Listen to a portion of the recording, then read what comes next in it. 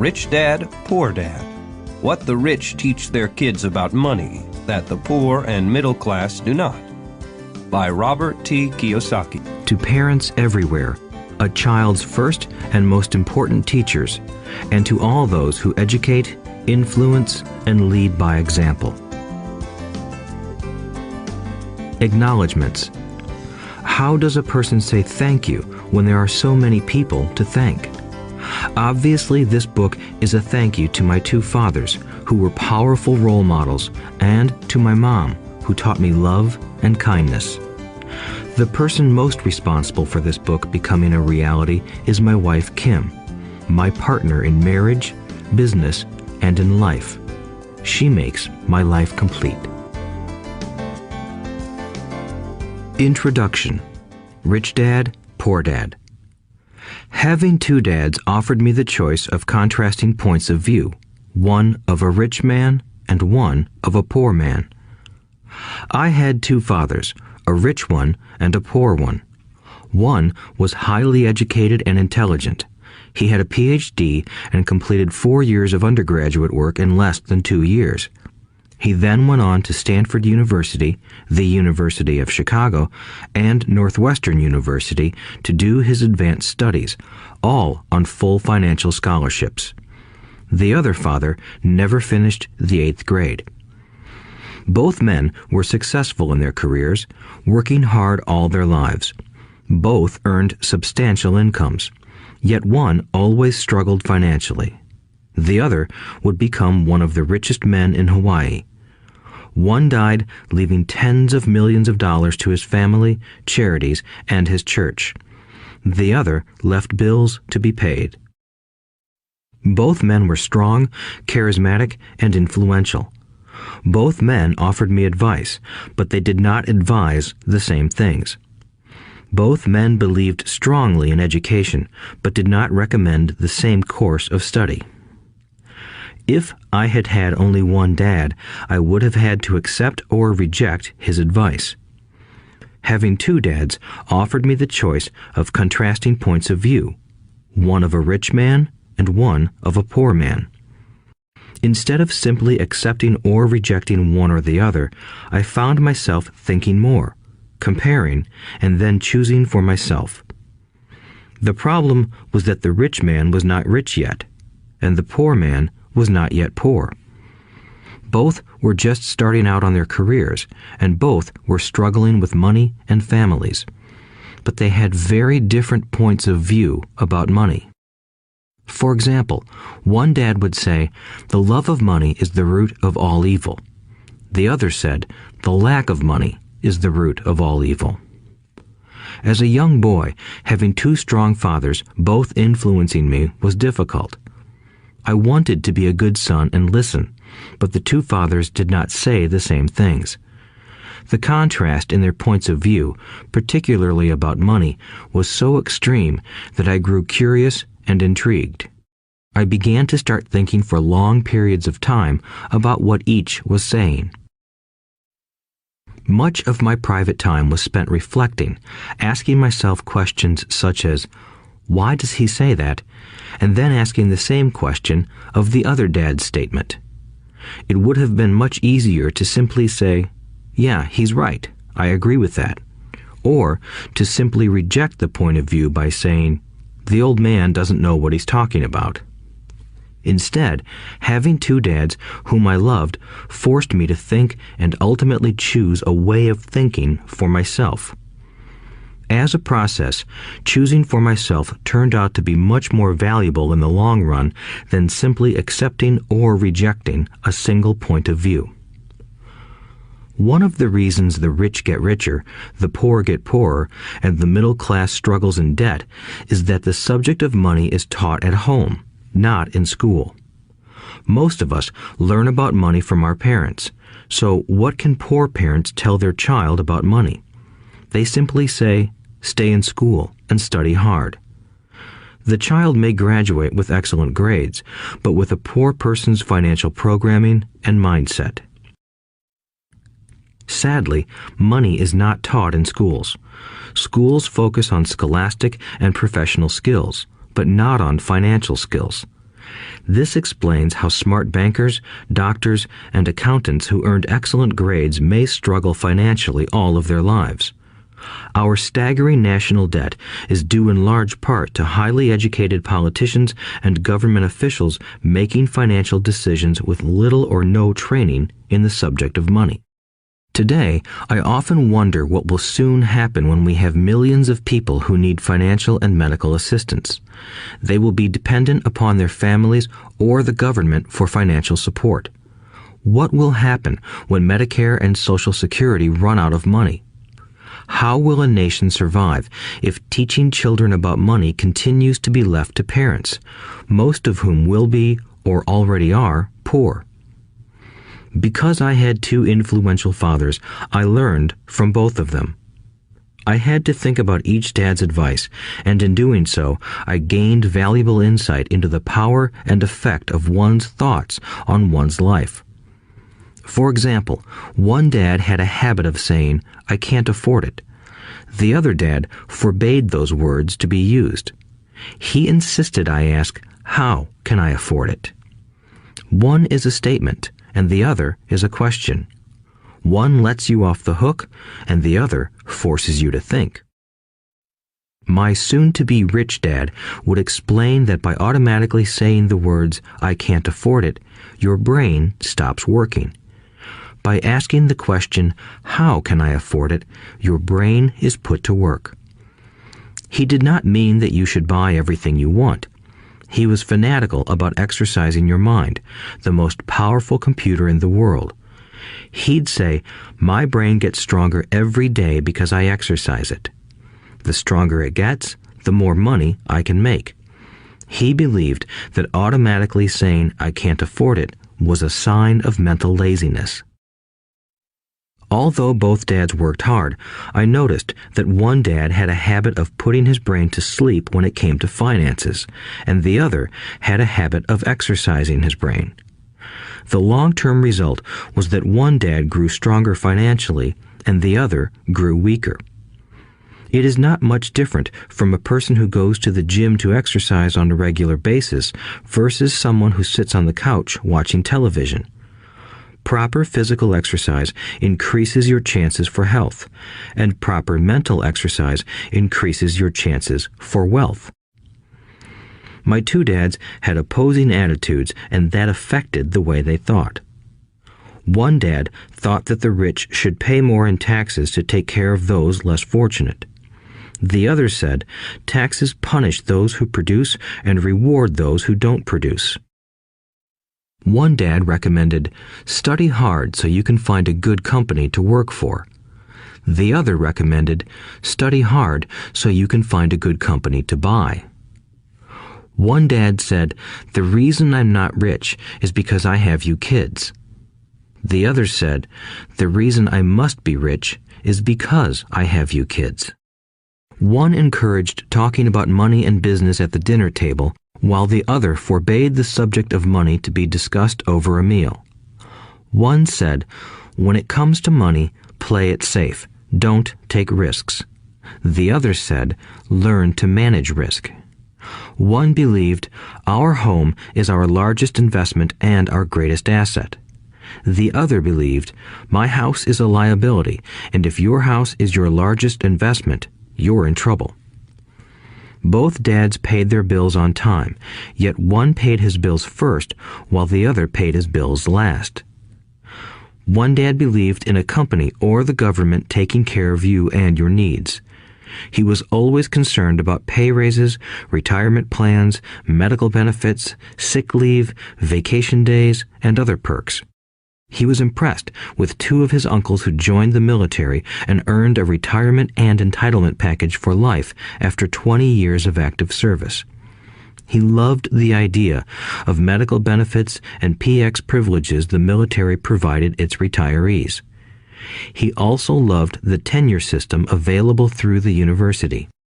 The idea of job protection for life and job benefits seemed more important at times than the job. He would often say, I've worked hard for the government and I'm entitled to these benefits. The other believed in total financial self-reliance. He spoke out against the entitlement mentality and how it created weak and financially needy people. He was emphatic about being financially competent.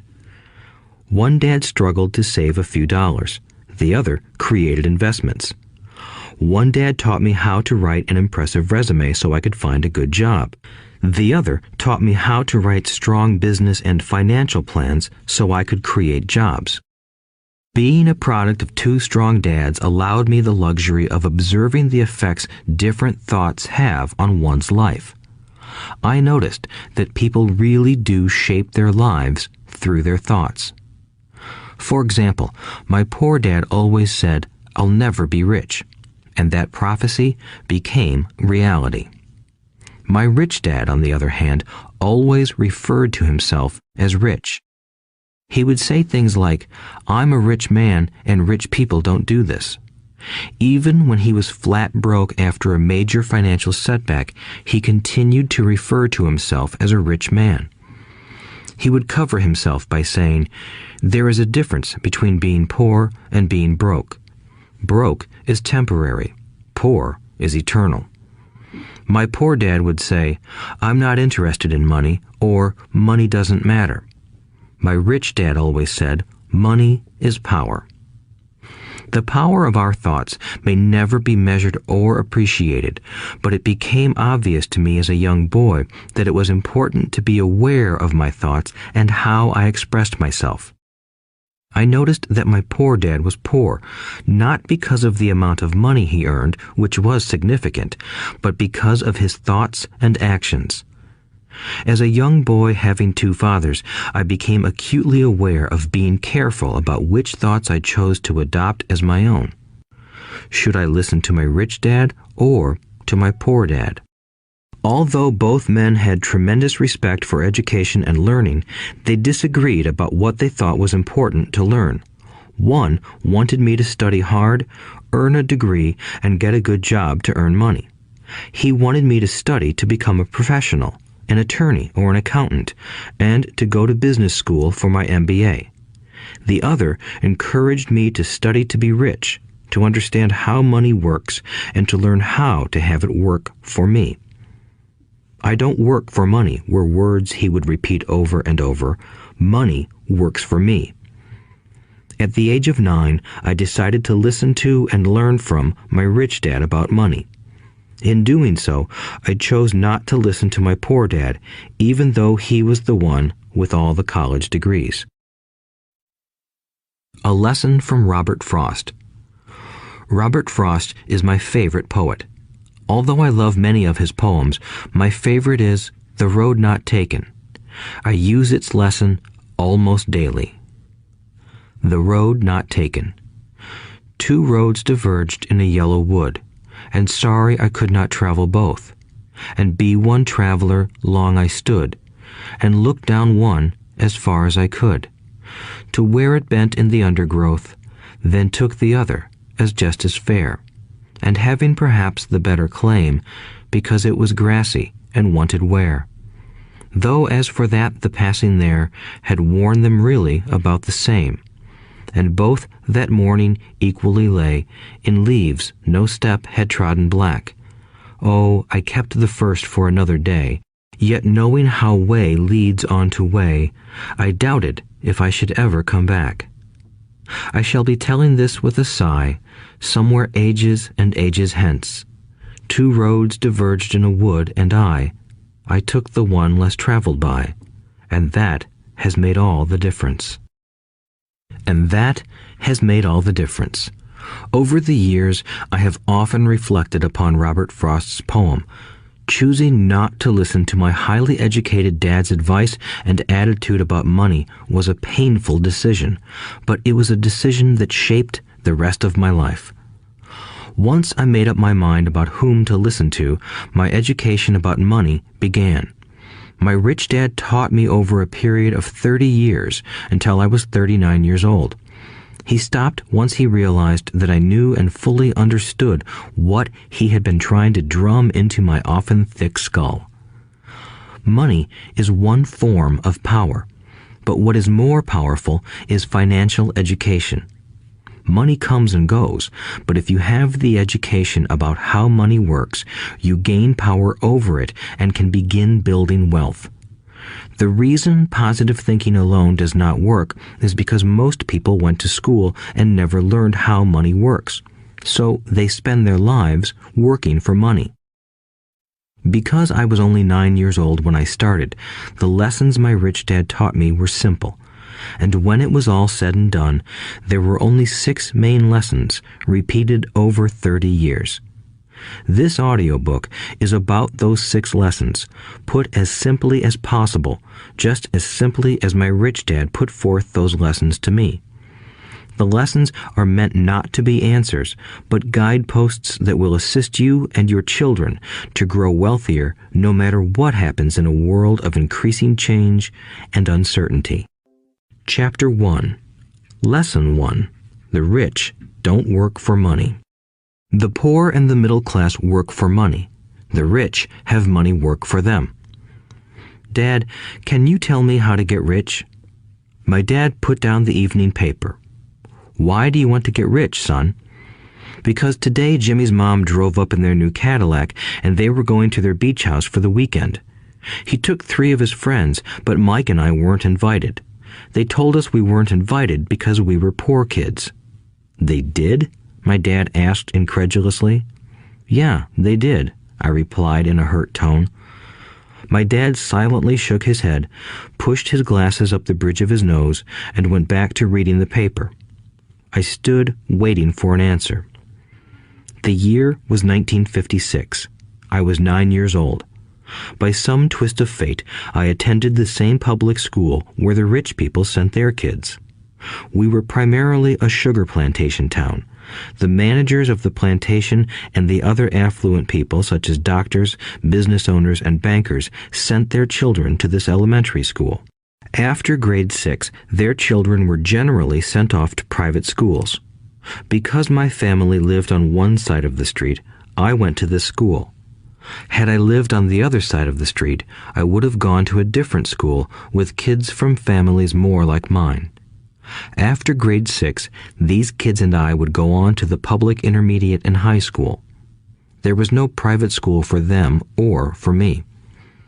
My dad finally put down the paper. I could tell he was thinking.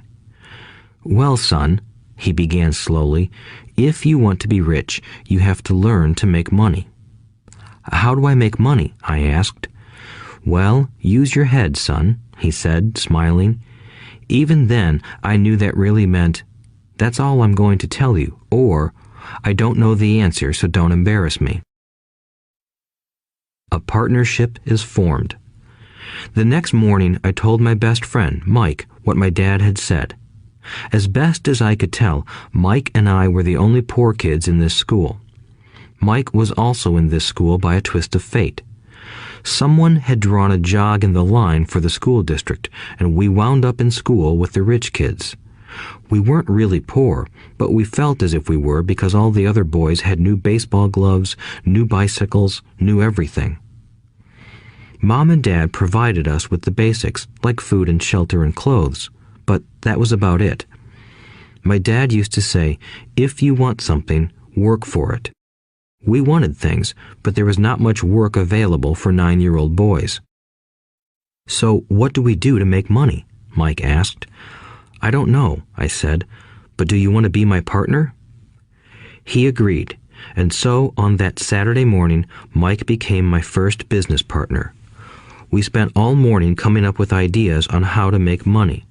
Occasionally, we talked about all the cool guys at Jimmy's beach house having fun. It hurt a little, but that hurt was good because it inspired us to keep thinking of a way to make money. Finally, that afternoon, a bolt of lightning struck. It was an idea Mike got from a science book he had read. Excitedly, we shook hands, and the partnership now had a business. For the next several weeks, Mike and I ran around our neighborhood, knocking on doors and asking our neighbors if they would save their toothpaste tubes for us. With puzzled looks, most adults consented with a smile. Some asked us what we were doing, to which we replied, "We can't tell you. It's a business secret." My mom grew distressed as the weeks wore on. We had selected a site next to her washing machine as the place we would stockpile our raw materials. In a brown cardboard box that at one time held ketchup bottles, our little pile of used toothpaste tubes began to grow. Finally, my mom put her foot down. The sight of her neighbor's messy, crumpled used toothpaste tubes had gotten to her. "What are you boys doing?" she asked, "and I don't want to hear again that it's a business secret. Do something with this mess or I'm going to throw it out." Mike and I pleaded and begged, explaining that we would soon have enough and then we would begin production. We informed her that we were waiting on a couple of neighbors to finish their toothpaste so we could have their tubes. Mom granted us a 1-week extension. The date to begin production was moved up, and the pressure was on.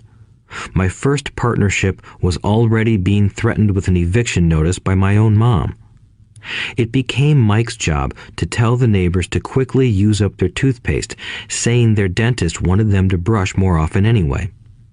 I began to put together the production line.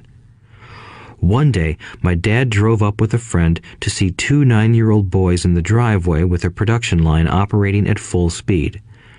There was fine white powder everywhere. On a long table were small milk cartons from school, and our family's hibachi grill was glowing with red-hot coals at maximum heat. Dad walked up cautiously, having to park the car at the base of the driveway since the production line blocked the carport. As he and his friend got closer, they saw a steel pot sitting on top of the coals in which the toothpaste tubes were being melted down. In those days, toothpaste did not come in plastic tubes. The tubes were made of lead, so once the paint was burned off, the tubes were dropped in the small steel pot.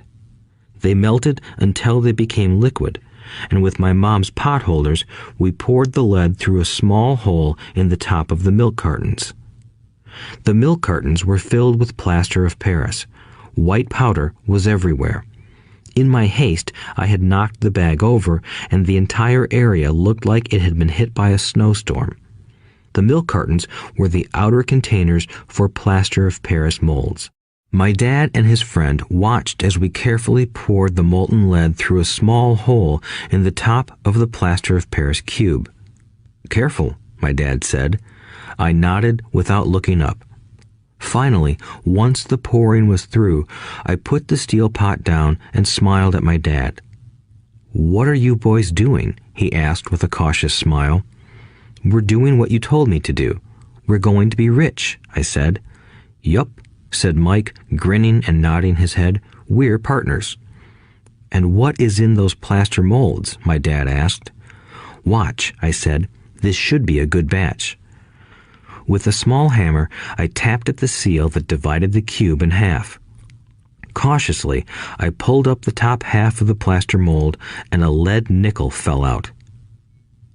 "Oh my God," my dad said, "you're casting nickels out of lead." "That's right," Mike said. "We're doing as you told us to do.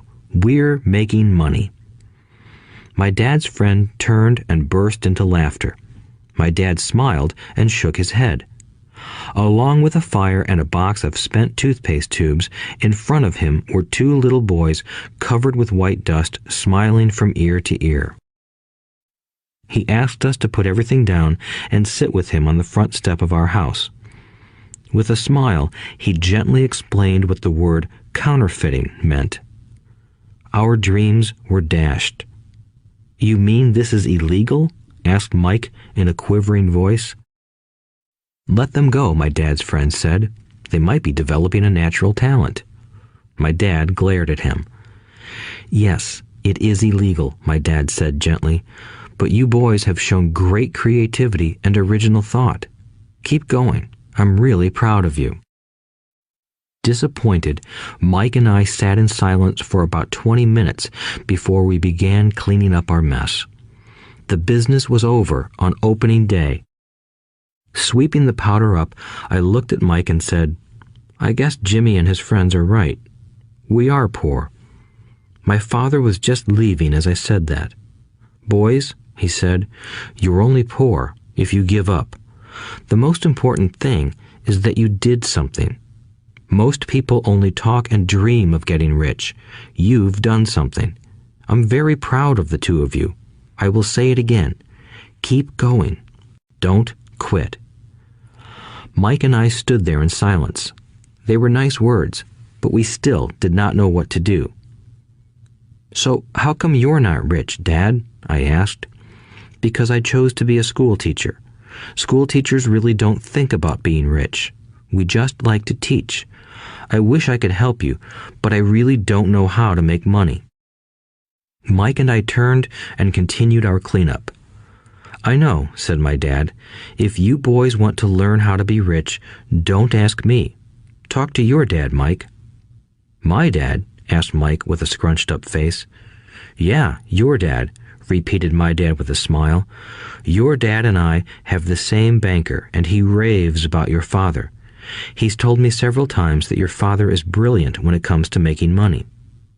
"My dad?" Mike asked again in disbelief. "Then how come we don't have a nice car and a nice house like the rich kids at school?" "A nice car and a nice house don't necessarily mean you're rich or you know how to make money," my dad replied. "Jimmy's dad works for the sugar plantation. He's not much different from me. He works for a company and I work for the government. The company buys the car for him. The sugar company is in financial trouble, and Jimmy's dad may soon have nothing. Your dad is different, Mike. He seems to be building an empire, and I suspect in a few years he will be a very rich man." With that, Mike and I got excited again. With new vigor, we began cleaning up the mess caused by our now defunct first business. As we were cleaning, we made plans for how and when to talk to Mike's dad. The problem was that Mike's dad worked long hours and often did not come home until late. His father owned warehouses, a construction company, a chain of stores, and 3 restaurants. It was the restaurants that kept him out late. Mike caught the bus home after we had finished cleaning up. He was going to talk to his dad when he got home that night and ask him if he would teach us how to become rich. Mike promised to call as soon as he had talked to his dad, even if it was late. The phone rang at 8:30 p.m. "Okay," I said, "next Saturday." I put the phone down. Mike's dad had agreed to meet with us. On Saturday, I caught the 7:30 a.m. bus to the poor side of town. The lessons begin. Mike and I met with his dad that morning at 8 o'clock. He was already busy, having been at work for more than an hour. His construction supervisor was just leaving in his pickup truck as I walked up to his simple, small, and tidy home. Mike met me at the door. "Dad's on the phone, and he said to wait on the back porch," Mike said as he opened the door. The old wooden floor creaked as I stepped across the threshold of the aging house. There was a cheap mat just inside the door. The mat was there to hide the years of wear from countless footsteps that the floor had supported. Although clean, it needed to be replaced. I felt claustrophobic as I entered the narrow living room that was filled with old, musty, overstuffed furniture that today would be collector's items. Sitting on the couch were 2 women, both a little older than my mom. Across from the women sat a man in workman's clothes. He wore khaki slacks and a khaki shirt, neatly pressed but without starch, and polished work boots. He was about 10 years older than my dad. They smiled as Mike and I walked past them toward the back porch. I smiled back shyly. "Who are those people?" I asked. "Oh, they work for my dad. The older man runs his warehouses, and the women are the managers of the restaurants. And as you arrived, you saw the construction supervisor who was working on a road project about 50 miles from here. His other supervisor, who was building a track of houses, left before you got here." "Does this go on all the time?" I asked. "Not always, but quite often," said Mike, smiling as he pulled up a chair to sit down next to me. "I asked my dad if he would teach us to make money," Mike said. "Oh, and what did he say to that?" I asked with cautious curiosity. "Well, he had a funny look on his face at first, and then he said he would make us an offer." "Oh," I said, rocking my chair back against the wall. I sat there, perched on two rear legs of the chair. Mike did the same thing. "Do you know what the offer is?" I asked. "No, but we'll soon find out." Suddenly, Mike's dad burst through the rickety screen door and onto the porch. Mike and I jumped to our feet, not out of respect, but because we were startled. "Ready, boys?" he asked as he pulled up a chair to sit down with us. We nodded our heads as we pulled our chairs away from the wall to sit in front of him. He was a big man, about 6 feet tall and 200 pounds. My dad was taller, about the same weight, and 5 years older than Mike's dad. They sort of looked alike, though not of the same ethnic makeup. Maybe their energy was similar. "Mike says you want to learn to make money. Is that correct, Robert?" I nodded my head quickly, but with a little trepidation. He had a lot of power behind his words and smile. "Okay, here's my offer. I'll teach you, but I won't do it classroom style. You work for me, I'll teach you. You don't work for me, I won't teach you. I can teach you faster if you work, and I'm wasting my time if you just want to sit and listen like you do in school. That's my offer. Take it or leave it." May I ask a question first?" I asked. "No. Take it or leave it. I've got too much work to do to waste my time. If you can't make up your mind decisively, then you'll never learn to make money anyway. Opportunities come and go. Being able to know when to make quick decisions is an important skill. You have the opportunity that you asked for. School is beginning, or it's over in 10 seconds, Mike's dad said with a teasing smile. "Take it," I said. "Take it," said Mike. "Good," said Mike's dad. "Mrs. Martin will be by in 10 minutes. After I'm through with her, you'll ride with her to my superette and you can begin working. I'll pay you 10 cents an hour and you'll work 3 hours every Saturday." "But I have a softball game today," I said. Mike's dad lowered his voice to a stern tone. "Take it or leave it," he said. "I'll take it," I replied, choosing to work and learn instead of playing. 30 cents later. By 9 a.m. that day, Mike and I were working for Mrs. Martin. She was a kind and patient woman. She always said that Mike and I reminded her of her 2 grown sons. Although kind, she believed in hard work and kept us moving. We spent 3 hours taking canned goods off the shelves, brushing each can with a feather duster to get the dust off, and then restacking them neatly. It was excruciatingly boring work. Mike's dad, whom I called my rich dad, owned 9 of these little superettes, each with a large parking lot. They were the early version of the 7-Eleven convenience stores, little neighborhood grocery stores where people bought items such as milk, bread, butter, and cigarettes. The problem was that this was Hawaii before air conditioning was widely used, and the stores could not close their doors because of the heat. On 2 sides of the store, the doors had to be wide open to the road and parking lot. Every time a car drove by or pulled into the parking lot, dust would swirl and settle in the store. We knew we had a job as long as there was no air conditioning.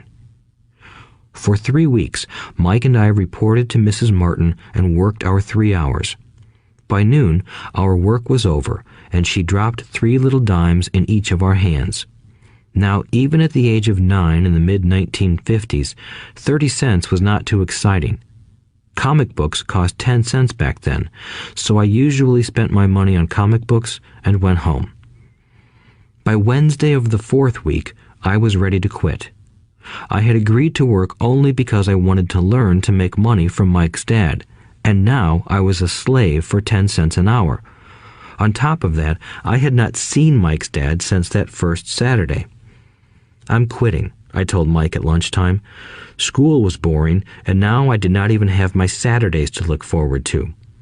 But it was the 30 cents that really got to me. This time, Mike smiled.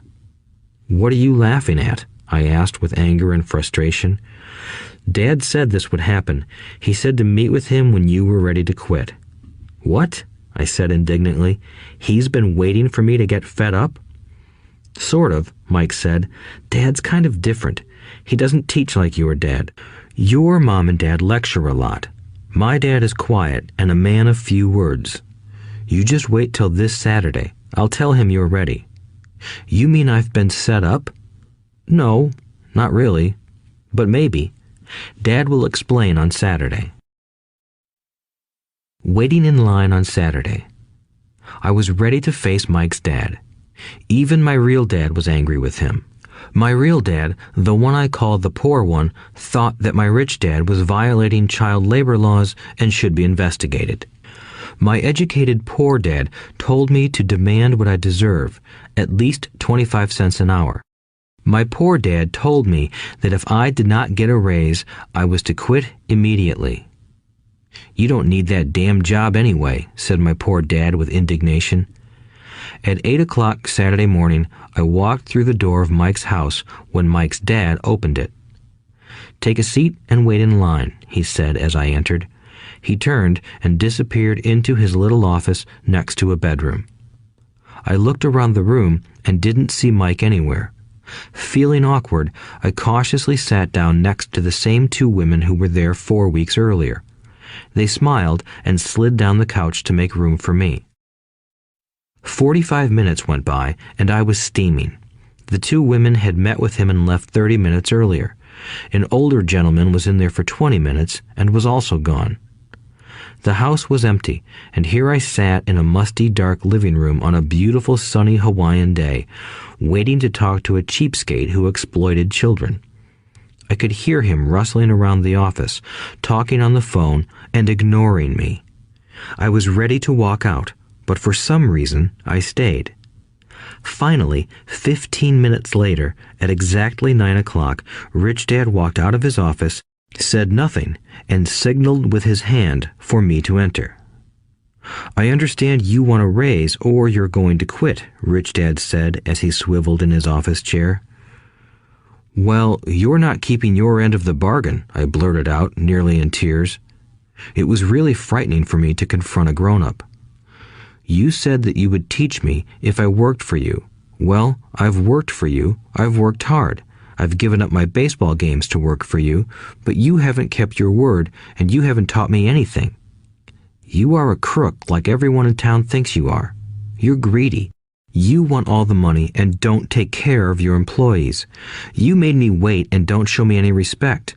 I'm only a little boy, but I deserve to be treated better. Rich Dad rocked back in his swivel chair, hands up to his chin, and stared at me.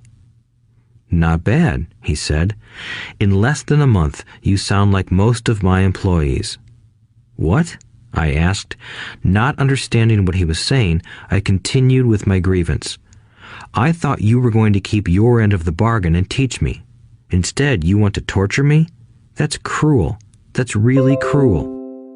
I am teaching you, Rich Dad said quietly. What have you taught me? Nothing, I said angrily. You haven't even talked to me once since I agreed to work for peanuts. 10 cents an hour. Ha! I should notify the government about you. We have child labor laws, you know. My dad works for the government, you know. Wow, said Rich Dad. Now you sound just like most of the people who used to work for me. People I've either fired or who have quit. So, what do you have to say? I demanded, feeling pretty brave for a little kid. You lied to me. I've worked for you, and you have not kept your word. You haven't taught me anything. How do you know that I've not taught you anything? Asked Rich Dad calmly. Well, you've never talked to me. I've worked for 3 weeks, and you have not taught me anything, I said with a pout. Does teaching mean talking or a lecture? Rich Dad asked. Well, yes, I replied. That's how they teach you in school, he said, smiling. But that is not how life teaches you, and I would say that life is the best teacher of all. Most of the time, life does not talk to you. It just sort of pushes you around.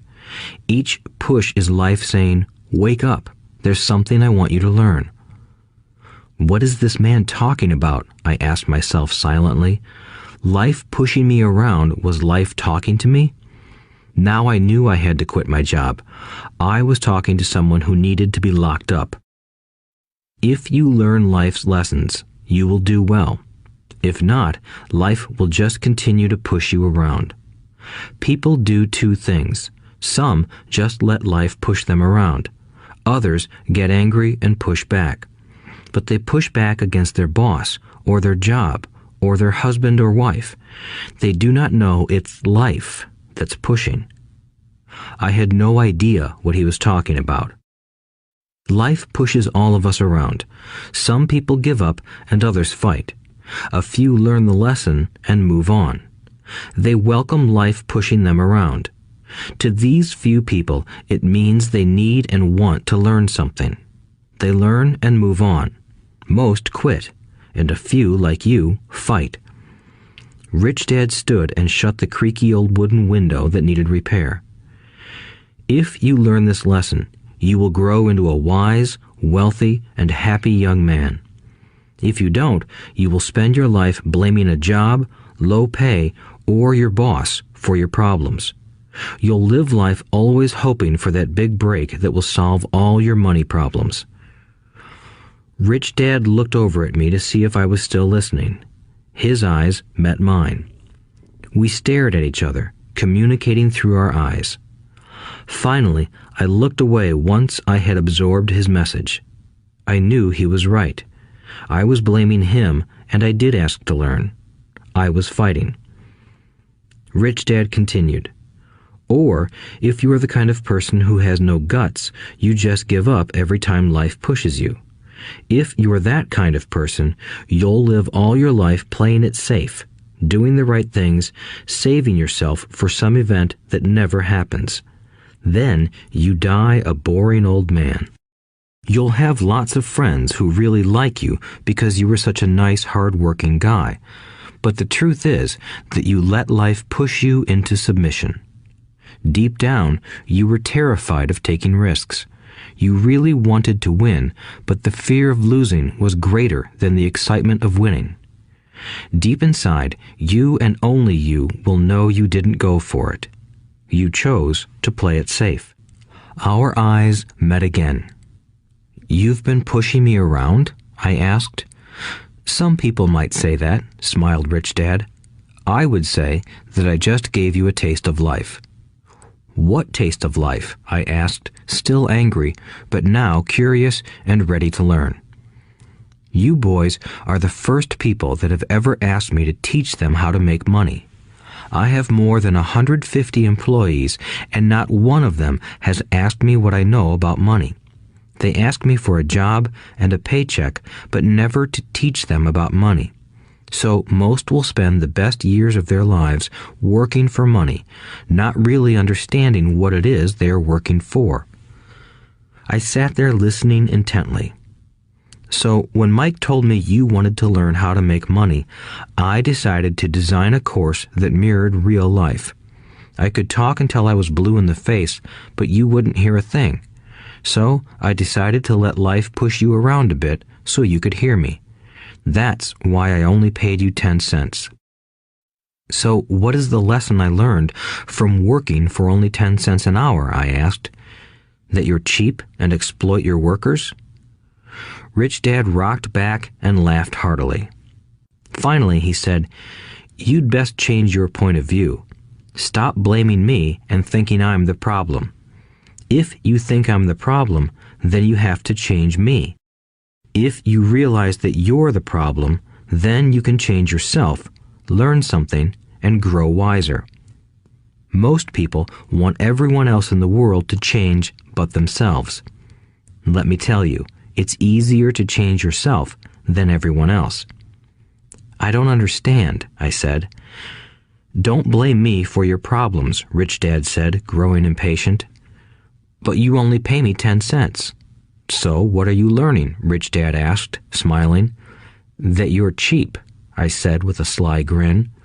"See, you think I'm the problem," said Rich Dad. "But you are. Well, keep that attitude and you'll learn nothing. Keep the attitude that I'm the problem, and what choices do you have?" "Well, if you don't pay me more or show me more respect and teach me, I'll quit." "Well put," Rich Dad said, "and that's exactly what most people do. They quit and go looking for another job, a better opportunity and higher pay, actually thinking that this will solve the problem.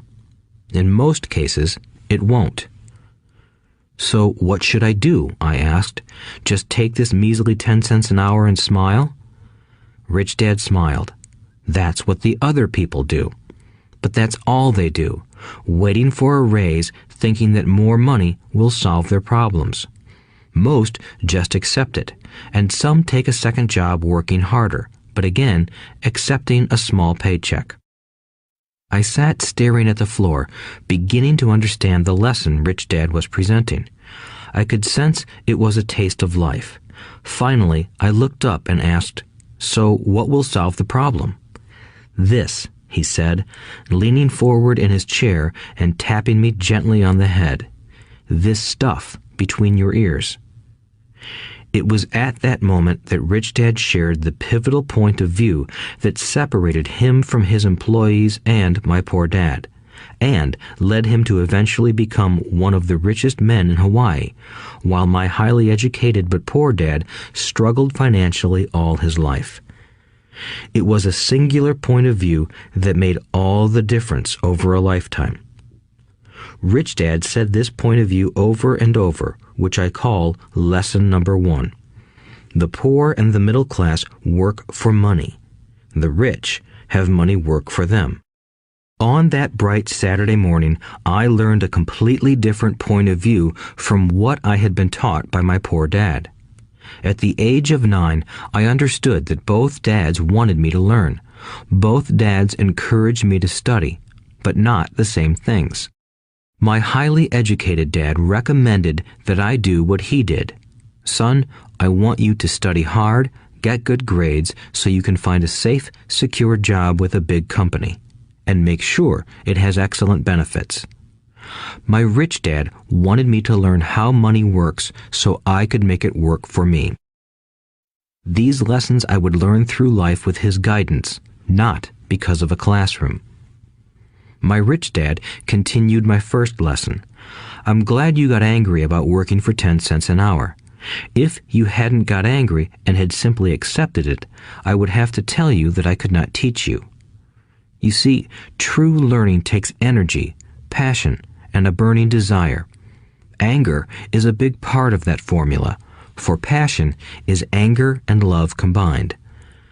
When it comes to money, most people want to play it safe and feel secure, so passion does not direct them. Fear does. So is that why they'll take jobs with low pay? I asked. Yes, said Rich Dad. Some people say I exploit people because I don't pay as much as the sugar plantation or the government. I say the people exploit themselves. It's their fear, not mine. But don't you feel you should pay them more? I asked. I don't have to. And besides, more money will not solve their problems. Just look at your dad. He makes a lot of money, and he still can't pay his bills. Most people, given more money, only get into more debt. So that's why the 10 cents an hour, I said, smiling. It's part of the lesson. That's right, smiled Rich Dad. You see, your dad went to school and got an excellent education so he could get a high-paying job. But he still has money problems because he never learned anything about money in school. On top of that, he believes in working for money. And you don't? I asked. No, not really, said Rich Dad. If you want to learn to work for money, then stay in school. That is a great place to learn to do that. But if you want to learn how to have money work for you, then I will teach you that. But only if you want to learn. Wouldn't everyone want to learn that? I asked. No, said Rich Dad, simply because it's easier to learn to work for money, especially if fear is your primary emotion when the subject of money is discussed. I don't understand, I said with a frown. Don't worry about that for now. Just know that it's fear that keeps most people working at a job. The fear of not paying their bills, the fear of being fired, the fear of not having enough money, and the fear of starting over. That's the price of studying to learn a profession or trade and then working for money. Most people become a slave to money and then get angry at their boss. Learning to have money work for you is a completely different course of study? I asked. Absolutely, Rich Dad answered. Absolutely. We sat in the silence on that beautiful Hawaiian Saturday morning. My friends had just started their Little League baseball game, but for some reason I was now thankful I had decided to work for 10 cents an hour. I sensed that I was about to learn something my friends wouldn't learn in school. Ready to learn? Asked Rich Dad. Absolutely, I said with a grin. I have kept my promise. I've been teaching you from afar, my Rich Dad said. At 9 years old, you've gotten a taste of what it feels like to work for money. Just multiply your last month by 50 years, and you will have an idea of what most people spend their life doing. I don't understand, I said. How did you feel waiting in line to see me, once to get hired and once to ask for more money? Terrible, I said. If you choose to work for money, that is what life will be like, said Rich Dad. And how did you feel when Mrs. Martin dropped 3 dimes in your hand for 3 hours of work? I felt like it wasn't enough. It seemed like nothing. I was disappointed, I said. And that is how most employees feel when they look at their paychecks, especially after all the tax and other deductions are taken out. At least you got 100%. You mean most workers don't get paid everything? I asked with amazement. Heavens no, said Rich Dad. The government always takes its share first. How do they do that? I asked. Taxes, said Rich Dad.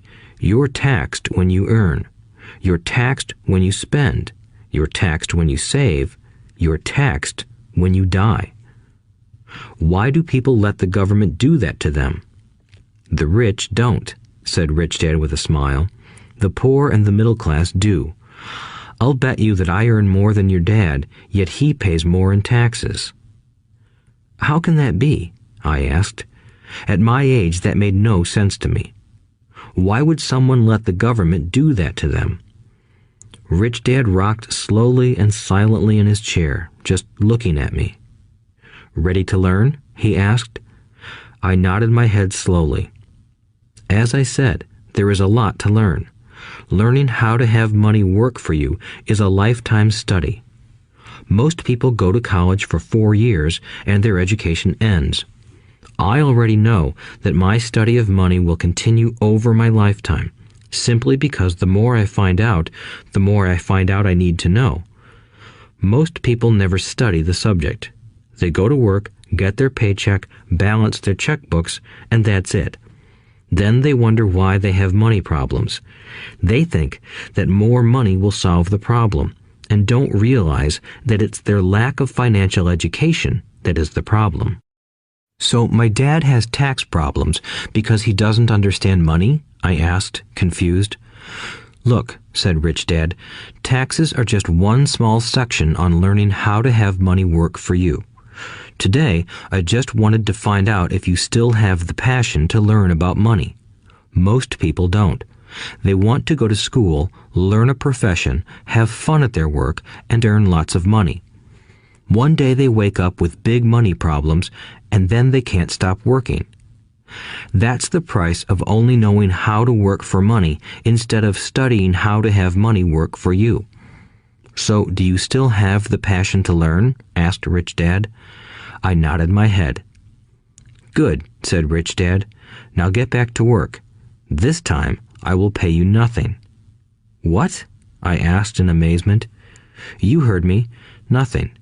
You will work the same 3 hours every Saturday, but this time you will not be paid 10 cents per hour. You said you wanted to learn to not work for money, so I'm not going to pay you anything. I couldn't believe what I was hearing. I've already had this conversation with Mike, and he's already working, dusting and stacking canned goods for free. You better hurry and get back there. That's not fair, I shouted. You've got to pay something. You said you wanted to learn. If you don't learn this now, you'll grow up to be like the two women and the older man sitting in my living room, working for money and hoping I don't fire them. Or, like your dad, earning lots of money only to be in debt up to his eyeballs, hoping more money will solve the problem. If that's what you want, I'll go back to our original deal of 10 cents an hour. Or you can do what most adults do. Complain that there is not enough pay, quit, and go looking for another job. But what do I do? I asked. Rich Dad tapped me on the head. Use this, he said. If you use it well, you will soon thank me for giving you an opportunity, and you will grow into a rich man. I stood there, still not believing what a raw deal I was handed. I came to ask for a raise, and somehow I was instead working for nothing. Rich Dad tapped me on the head again and said, "Use this. Now, get out of here and get back to work." Lesson number 1. The rich don't work for money. I didn't tell my poor dad I wasn't being paid. He wouldn't have understood, and I didn't want to try to explain something I didn't understand myself. For 3 more weeks, Mike and I worked 3 hours every Saturday for nothing. The work didn't bother me, and the routine got easier. But it was the missed baseball games and not being able to afford to buy a few comic books that got to me. Rich Dad stopped by at noon on the 3rd week. We heard his truck pull up in the parking lot and sputter when the engine was turned off. He entered the store and greeted Mrs. Martin with a hug. After finding out how things were going in the store, he reached into the ice cream freezer, pulled out 2 bars, paid for them, and signaled to Mike and me. "Let's go for a walk, boys." We crossed the street, dodging a few cars, and walked across a large grassy field where a few adults were playing softball.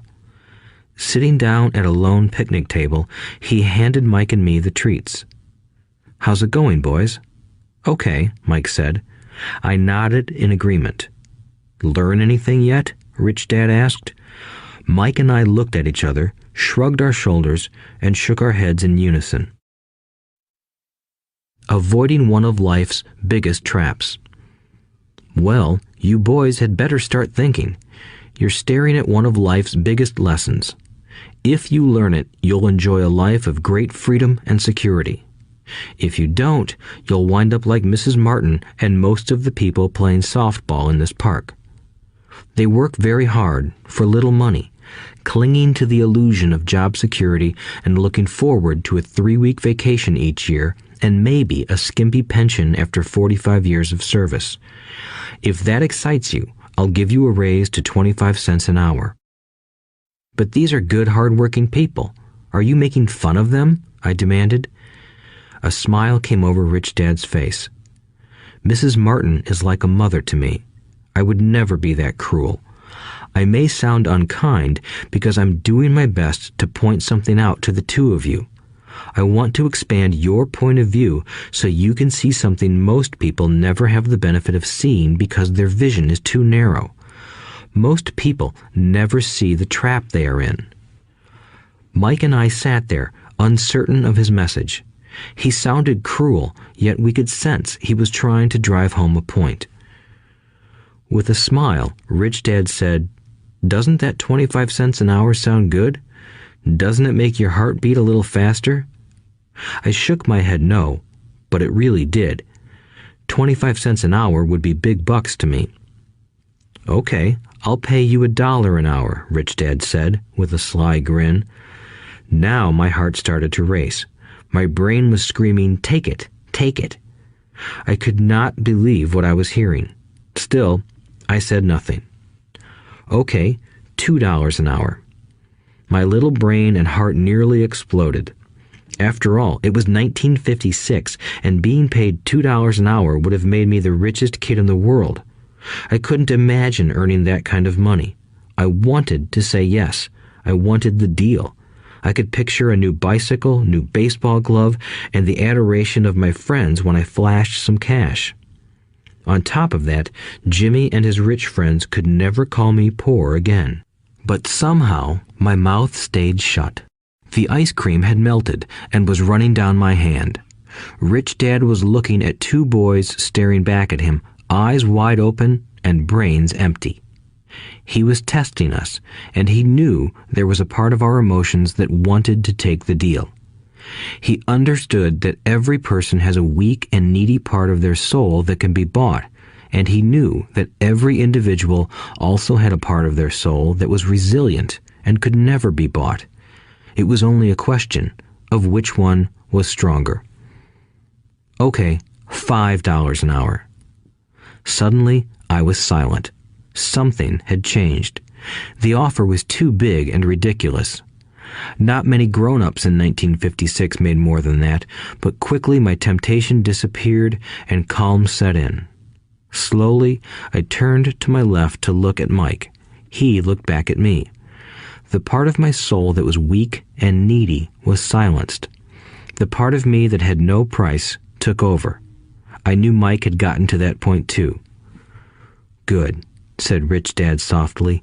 Most people have a price, and they have a price because of human emotions named fear and greed. First, the fear of being without money motivates us to work hard, and then, once we get that paycheck, greed or desire starts us thinking about all the wonderful things money can buy. The pattern is then set. What pattern? I asked. The pattern of get up, go to work, pay bills, get up, go to work, pay bills. People's lives are forever controlled by two emotions, fear and greed. Offer them more money, and they continue the cycle by increasing their spending. This is what I call the rat race. There is another way? Mike asked. Yes, said Rich Dad slowly, but only a few people find it. And what is that way? Mike asked. That's what I hope you boys will learn as you work and study with me. That is why I took away all forms of pay. Any hints? Mike asked. We're kind of tired of working hard, especially for nothing. Well, the first step is telling the truth, said Rich Dad. We haven't been lying, I said. I did not say you were lying. I said to tell the truth, Rich Dad retorted. The truth about what? I asked. How you're feeling, Rich Dad said. You don't have to say it to anyone else. Just admit it to yourself. You mean the people in this park, the people who work for you, Mrs. Martin, they don't do that? I asked. I doubt it, said Rich Dad. Instead, they feel the fear of not having money. They don't confront it logically. They react emotionally instead of using their heads, Rich Dad said. Then, they get a few bucks in their hands, and again, the emotions of joy, desire, and greed take over. And again they react instead of think. So their emotions control their brain, Mike said. That's correct, said Rich Dad. Instead of admitting the truth about how they feel, they react to their feelings and fail to think.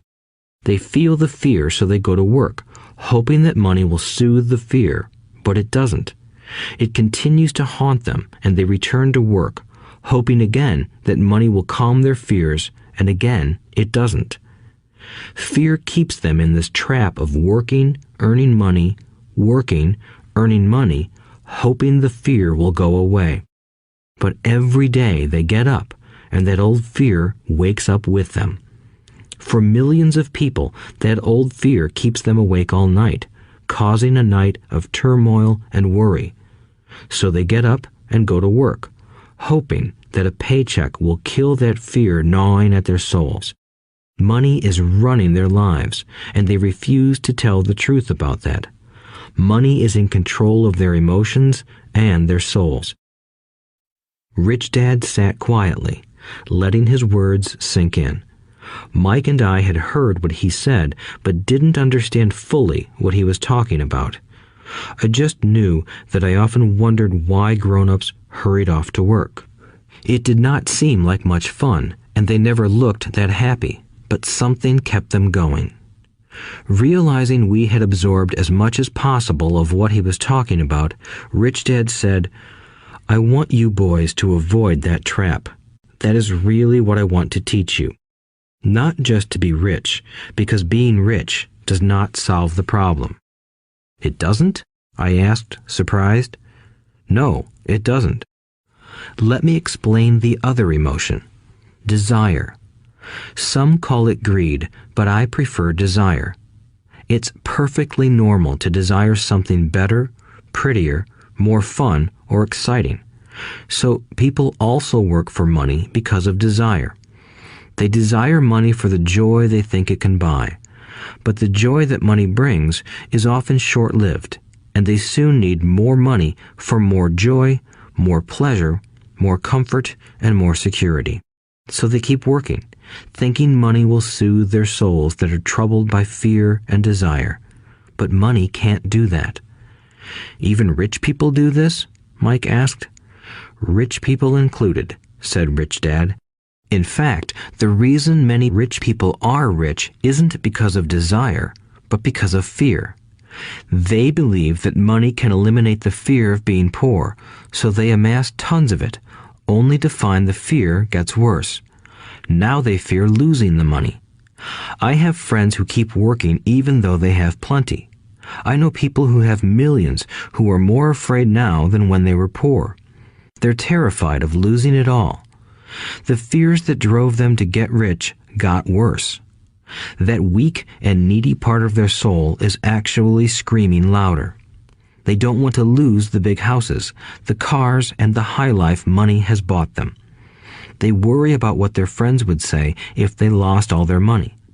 Many are emotionally desperate and neurotic, although they look rich and have more money. So, is a poor man happier? I asked. No, I don't think so, replied Rich Dad. The avoidance of money is just as psychotic as being attached to money. As if on cue, the town derelict went past our table, stopping by the large rubbish can and rummaging around in it. The three of us watched him with great interest, when before we probably would have just ignored him. Rich Dad pulled $1 out of his wallet and gestured to the older man.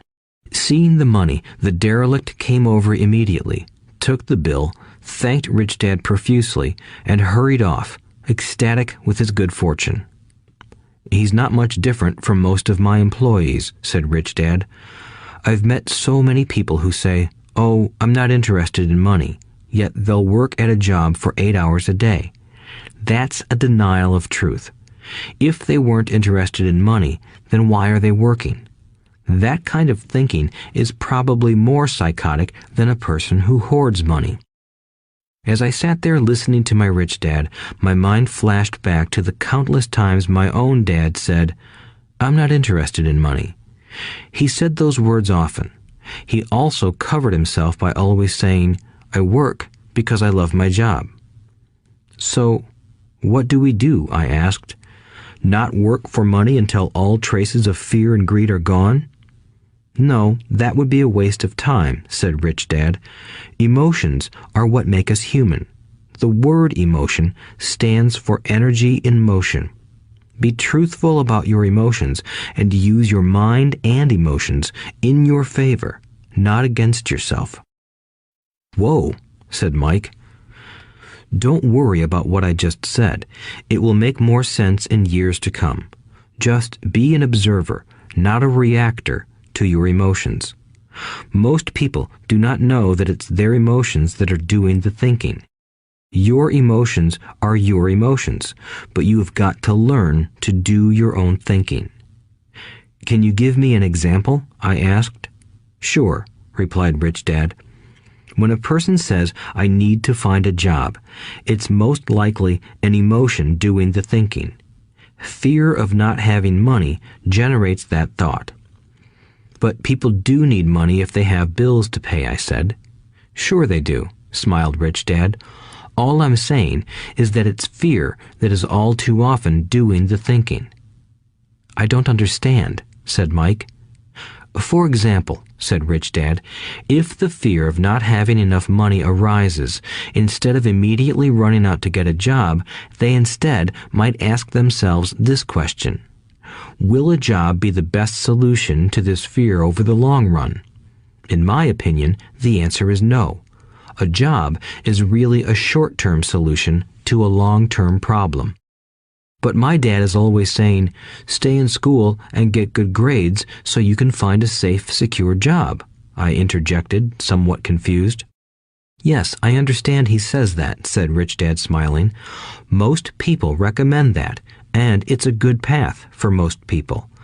But people make that recommendation primarily out of fear.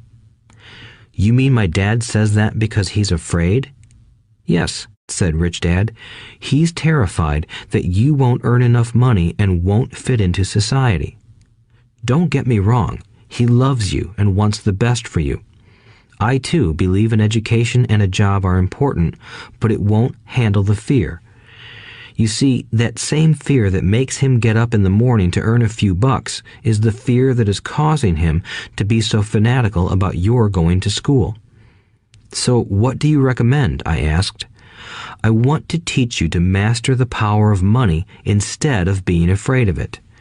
They don't teach that in school, and if you don't learn it, you become a slave to money. It was finally making sense. He wanted us to widen our views and to see what the Mrs. Martins of this world couldn't see. He used examples that sounded cruel at the time, but I've never forgotten them. My vision widened that day, and I began to see the trap that lay ahead for most people. You see, we're all employees ultimately. We just work at different levels, said Rich Dad. I just want you boys to have a chance to avoid the trap caused by those two emotions, fear and desire. Use them in your favor, not against you. That's what I want to teach you. I'm not interested in just teaching you to make a pile of money. That won't handle the fear or desire. If you don't first handle fear and desire, and you get rich, you'll only be a highly paid slave. So how do we avoid the trap? I asked. The main cause of poverty or financial struggle is fear and ignorance, not the economy or the government or the rich. It's self-inflicted fear and ignorance that keep people trapped. So you boys go to school and get your college degrees, and I'll teach you how to stay out of the trap. The pieces of the puzzle were appearing. My highly educated dad had a great education and a great career, but school never told him how to handle money or his fear of it.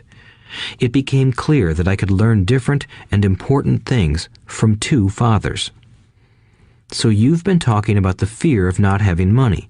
How does the desire for money affect our thinking? Mike asked. How did you feel when I tempted you with a pay raise? Did you notice your desires rising? We nodded our heads. By not giving in to your emotions, you were able to delay your reactions and think. That is important. We will always have emotions of fear and greed. From here on in, it's imperative for you to use those emotions to your advantage, and for the long term to not let your emotions control your thinking. Most people use fear and greed against themselves. That's the start of ignorance. Most people live their lives chasing paychecks, pay raises, and job security because of the emotions of desire and fear, not really questioning where those emotion-driven thoughts are leading them. It's just like the picture of a donkey dragging a cart with its owner dangling a carrot just in front of its nose. The donkey's owner may be going where he wants to, but the donkey is chasing an illusion. Tomorrow, there will only be another carrot for the donkey. You mean the moment I pictured a new baseball glove, candy, and toys, that's like a carrot to a donkey? Mike asked. Yes, and as you get older, your toys get more expensive. A new car, a boat, and a big house to impress your friends, said Rich Dad with a smile. Fear pushes you out the door, and desire calls to you. That's the trap. So what's the answer? Mike asked. What intensifies fear and desire is ignorance. That is why rich people with lots of money often have more fear the richer they get. Money is the carrot, the illusion. If the donkey could see the whole picture, it might rethink its choice to chase the carrot. Rich Dad went on to explain that a human's life is a struggle between ignorance and illumination. He explained that once a person stops searching for information and self-knowledge, ignorance sets in. That struggle is a moment-to-moment decision to learn to open or close one's mind. Look, school is very important. You go to school to learn a skill or profession to become a contributing member of society. Every culture needs teachers, doctors, mechanics, artists, cooks, business people, police officers, firefighters, and soldiers. Schools train them so society can thrive and flourish, said Rich Dad. Unfortunately, for many people, school is the end, not the beginning. There was a long silence. Rich Dad was smiling. I didn't comprehend everything he said that day, but as with most great teachers, his words continued to teach for years. I've been a little cruel today, said Rich Dad, but I want you to always remember this talk. I want you to always think of Mrs. Martin, and I want you always to remember that donkey. Never forget that fear and desire can lead you into life's biggest trap if you are not aware of them controlling your thinking. To spend your life living in fear, never exploring your dreams, is cruel.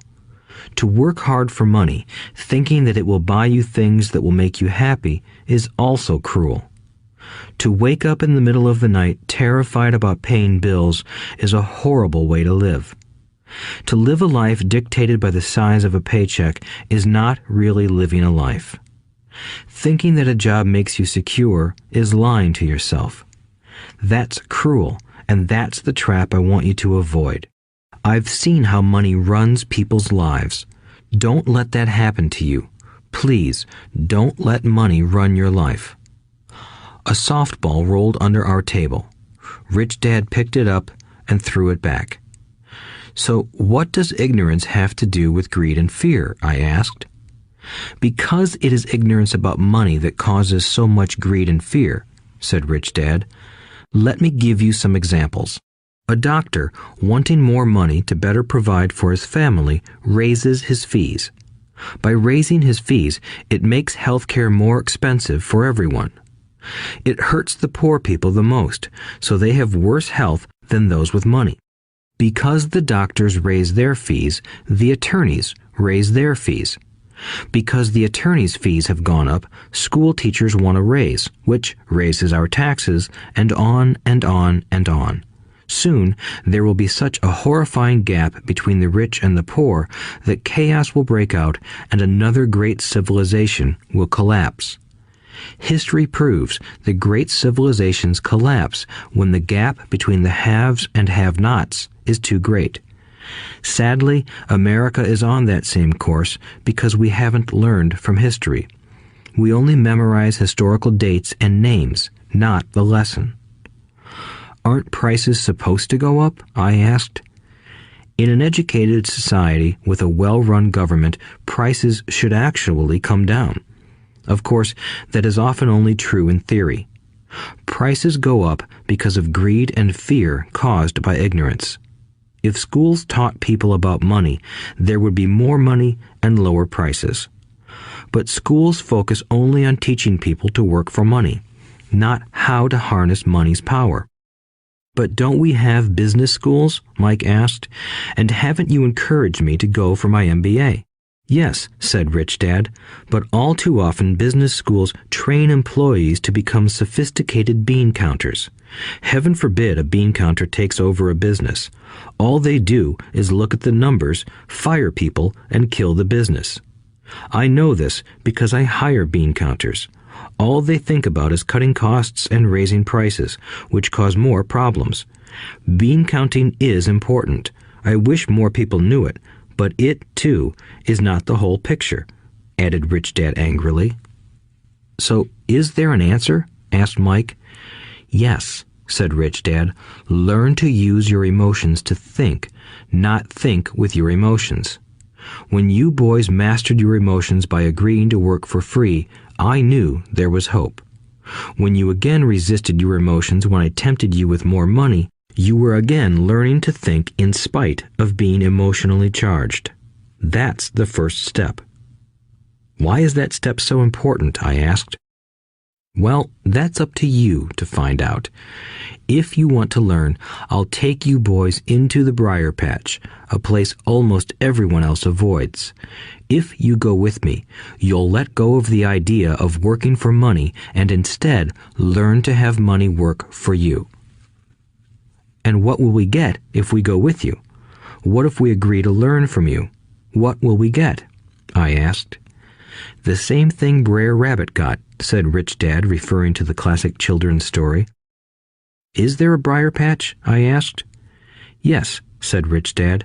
The briar patch is our fear and greed. Confronting fear, weaknesses, and neediness by choosing our own thoughts is the way out. Choosing our thoughts? Mike asked, puzzled.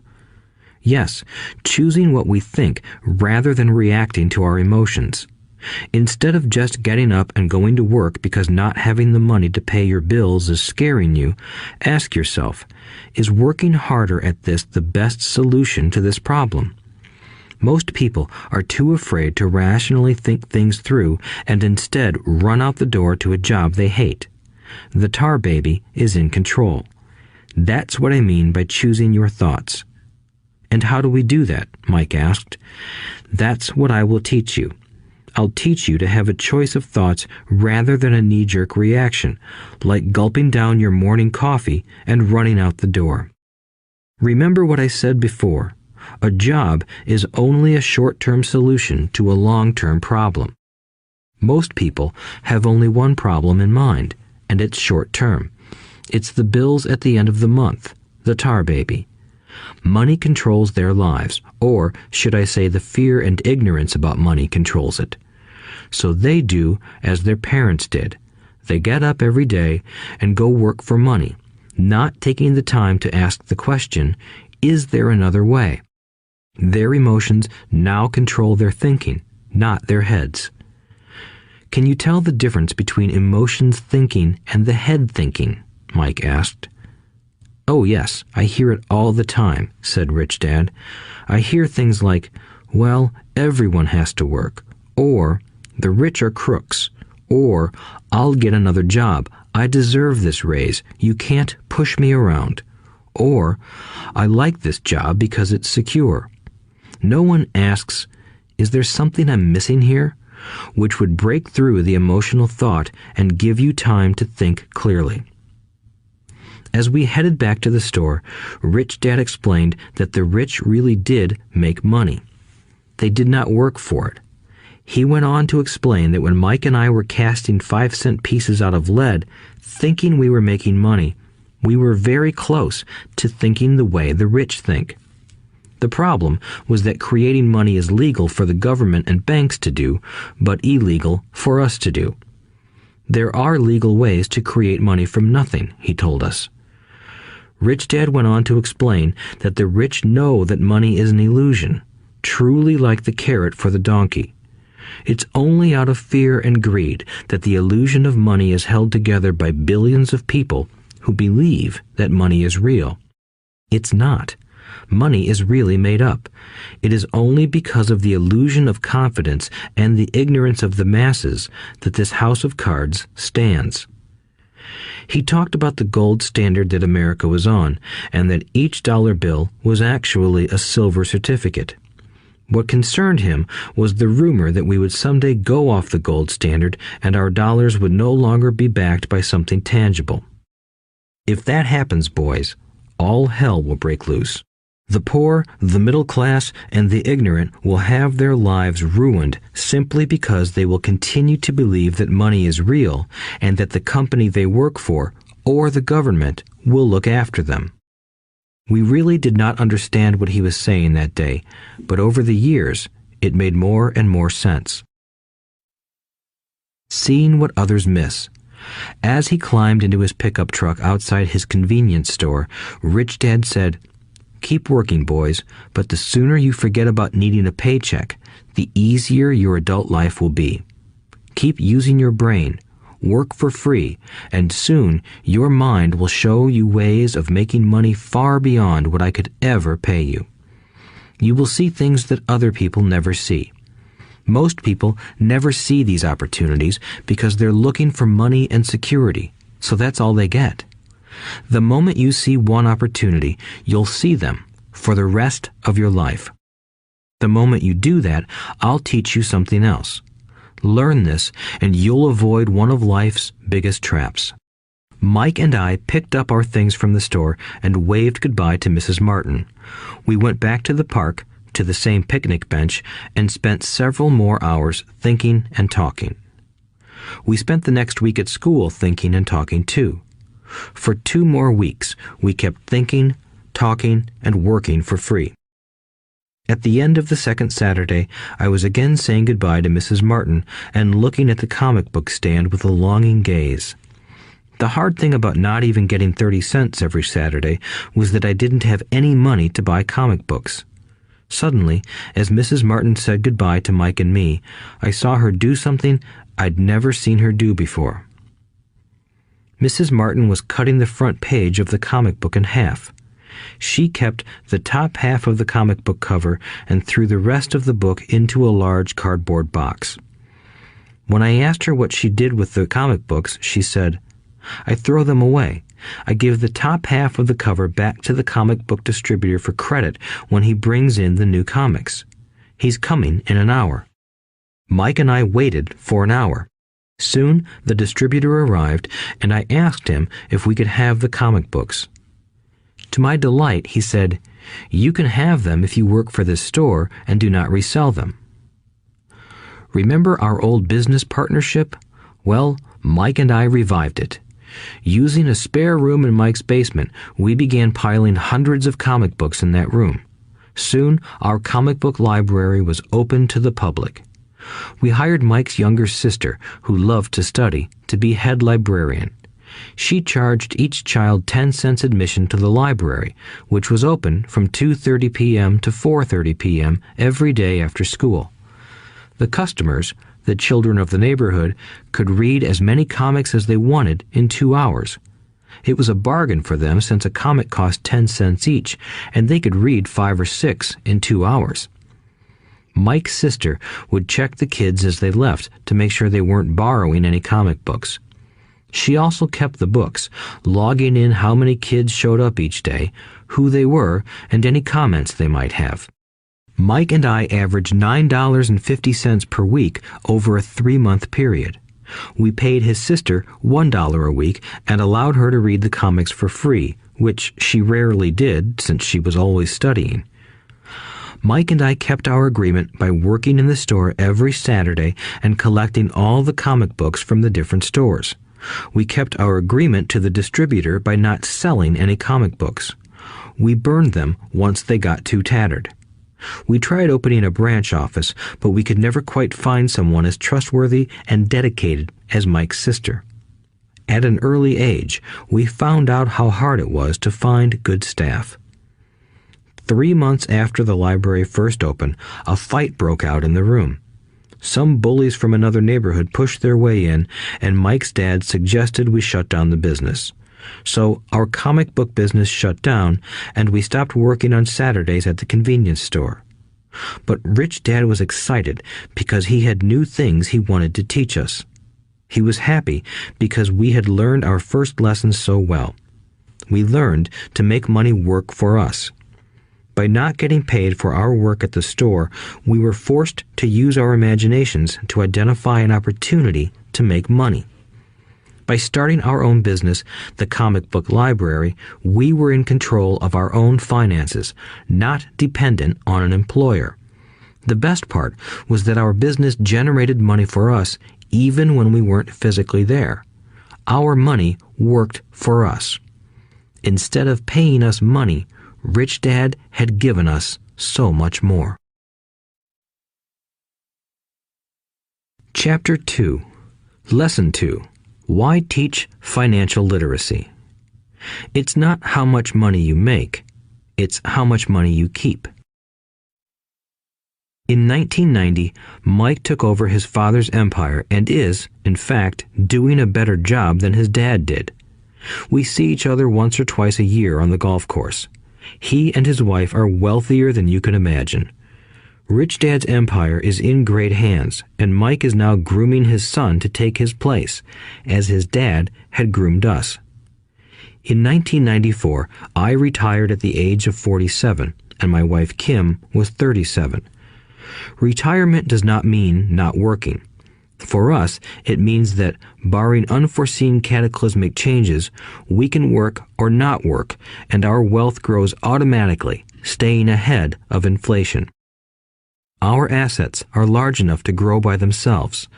It's like planting a tree. You water it for years, and then one day it doesn't need you anymore. Its roots are implanted deep enough. Then the tree provides shade for your enjoyment. Mike chose to run the empire, and I chose to retire. Whenever I speak to groups of people, they often ask what I would recommend that they do. How do I get started? Is there a book you would recommend? What should I do to prepare my children? What is your secret to success? How do I make millions? Whenever I hear one of these questions, I'm reminded of the following story. The Richest Businessmen. In 1923, a group of our greatest leaders and richest businessmen held a meeting at the Edgewater Beach Hotel in Chicago.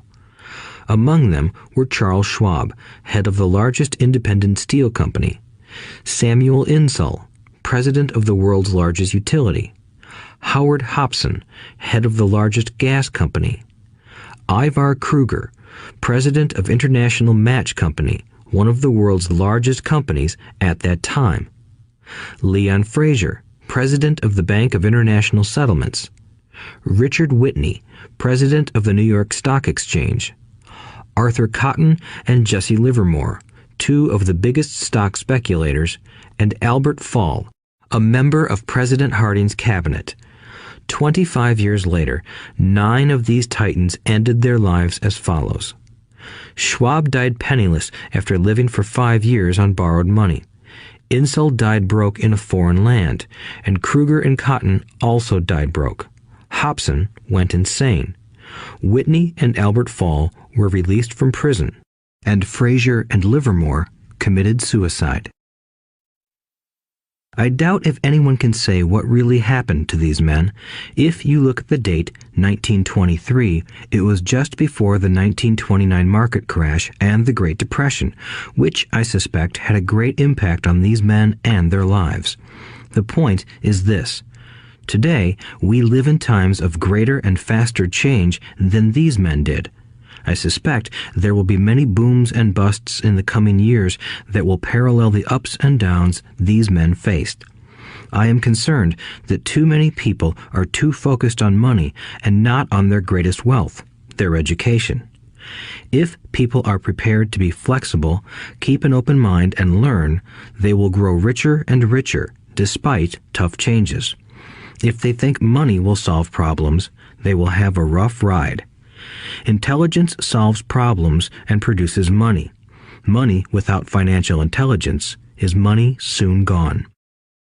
Most people fail to realize that in life, it's not how much money you make, it's how much money you keep. We've all heard stories of lottery winners who are poor, then suddenly rich, and then poor again. They win millions, yet are soon back where they started. Or stories of professional athletes who at the age of 24 are earning millions, but are sleeping under a bridge 10 years later. I remember a story of a young basketball player who a year ago had millions. Today, at just 29, he claims his friends, attorney, and accountant took his money and he was forced to work at a car wash for minimum wage. He was fired from the car wash because he refused to take off his championship ring as he was wiping off the cars.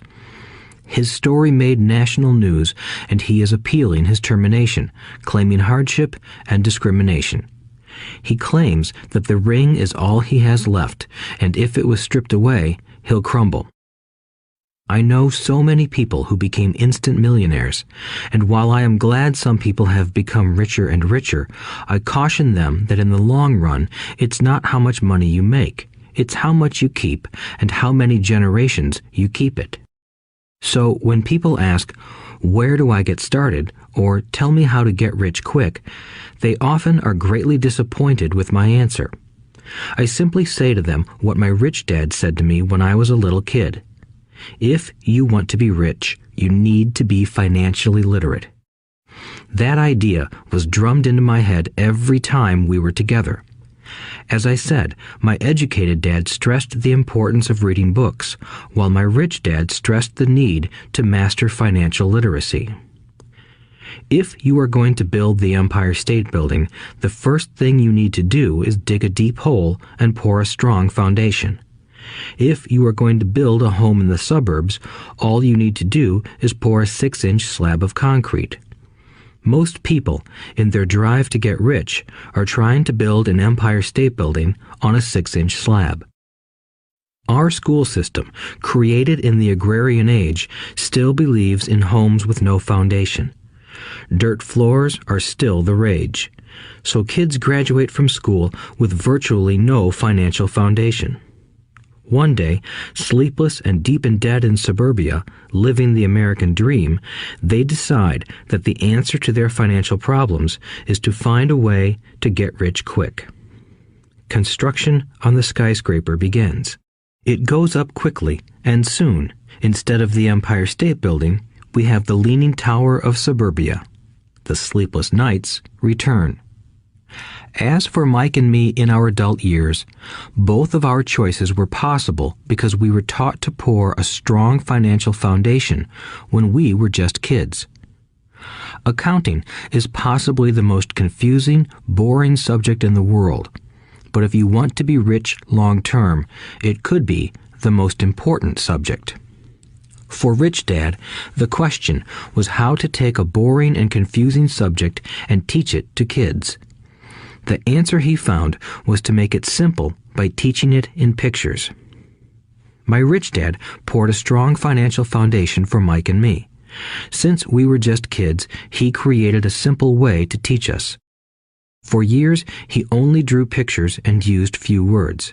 Mike and I understood the simple drawings, the jargon, the movement of money, and then in later years, Rich Dad began adding numbers. Today, Mike has gone on to master much more complex and sophisticated accounting analysis because he had to in order to run his empire. I am not as sophisticated because my empire is smaller, yet we come from the same simple foundation. Over the following pages, we will discuss those same simple line drawings Mike's dad created for us. Though basic, those drawings helped guide two little boys in building great sums of wealth on a solid and deep foundation. Rule number 1. You must know the difference between an asset and a liability, and buy assets. If you want to be rich, this is all you need to know. It is rule number 1. It is the only rule. This may sound absurdly simple, but most people have no idea how profound this rule is.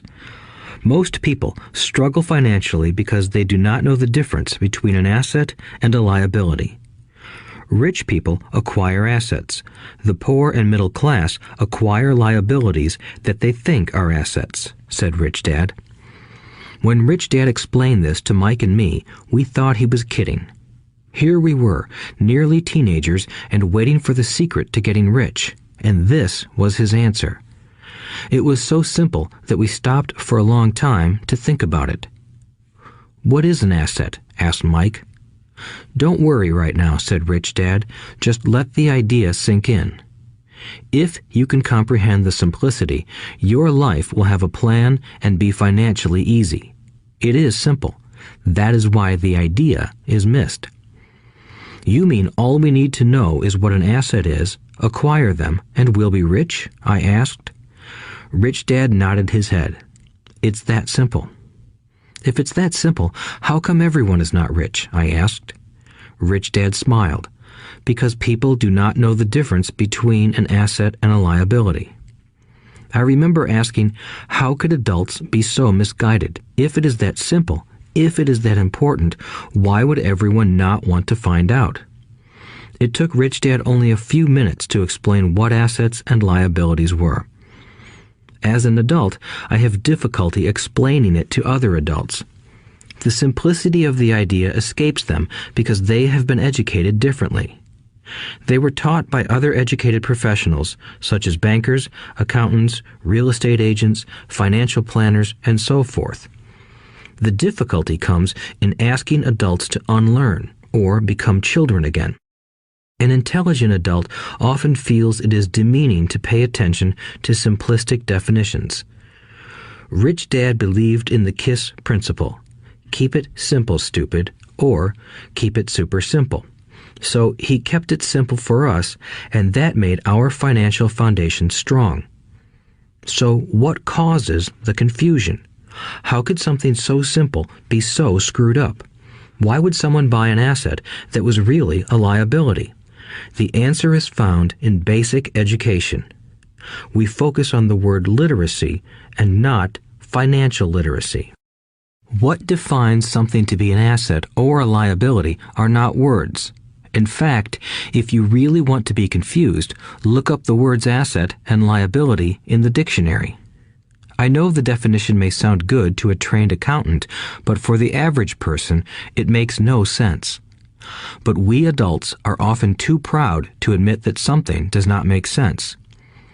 To us young boys, Rich Dad said, "What defines an asset are not words, but numbers. And if you can't read the numbers, you can't tell an asset from a hole in the ground." In accounting, Rich Dad would say, it's not the numbers, but what the numbers are telling you. It's just like words. It's not the words, but the story the words are telling you. If you want to be rich, you've got to read and understand numbers. If I heard that once, I heard it 1,000 times from my rich dad. And I also heard the rich acquire assets and the poor and middle class acquire liabilities. Here is how to tell the difference between an asset and a liability. Most accountants and financial professionals do not agree with the definitions, but these simple drawings were the start of strong financial foundations for two young boys. An asset is something that puts money in my pocket. A liability is something that takes money out of my pocket. This is really all you need to know.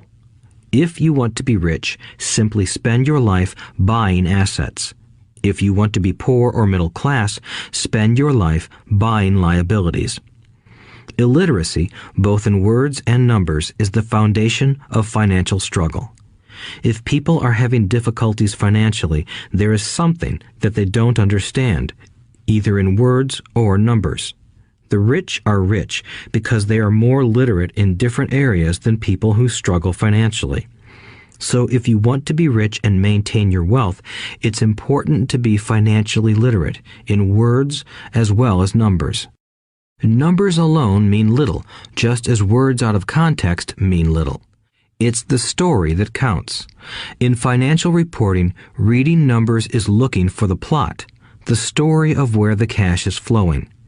In 80% of most families, the financial story paints a picture of hard work to get ahead. However, this effort is for naught because they spend their lives buying liabilities instead of assets. Everyone has living expenses, the need for food, shelter, and clothing. It is the cash flow that tells the story of how a person handles their money. The reason I started with the story of the richest men in America is to illustrate the flaw in believing that money will solve all problems. That is why I cringe whenever I hear people ask me how to get rich quicker or where they should start. I often hear, "I'm in debt, so I need to make more money." But more money will often not solve the problem. In fact, it may compound the problem. Money often makes obvious our tragic human flaws, putting a spotlight on what we don't know.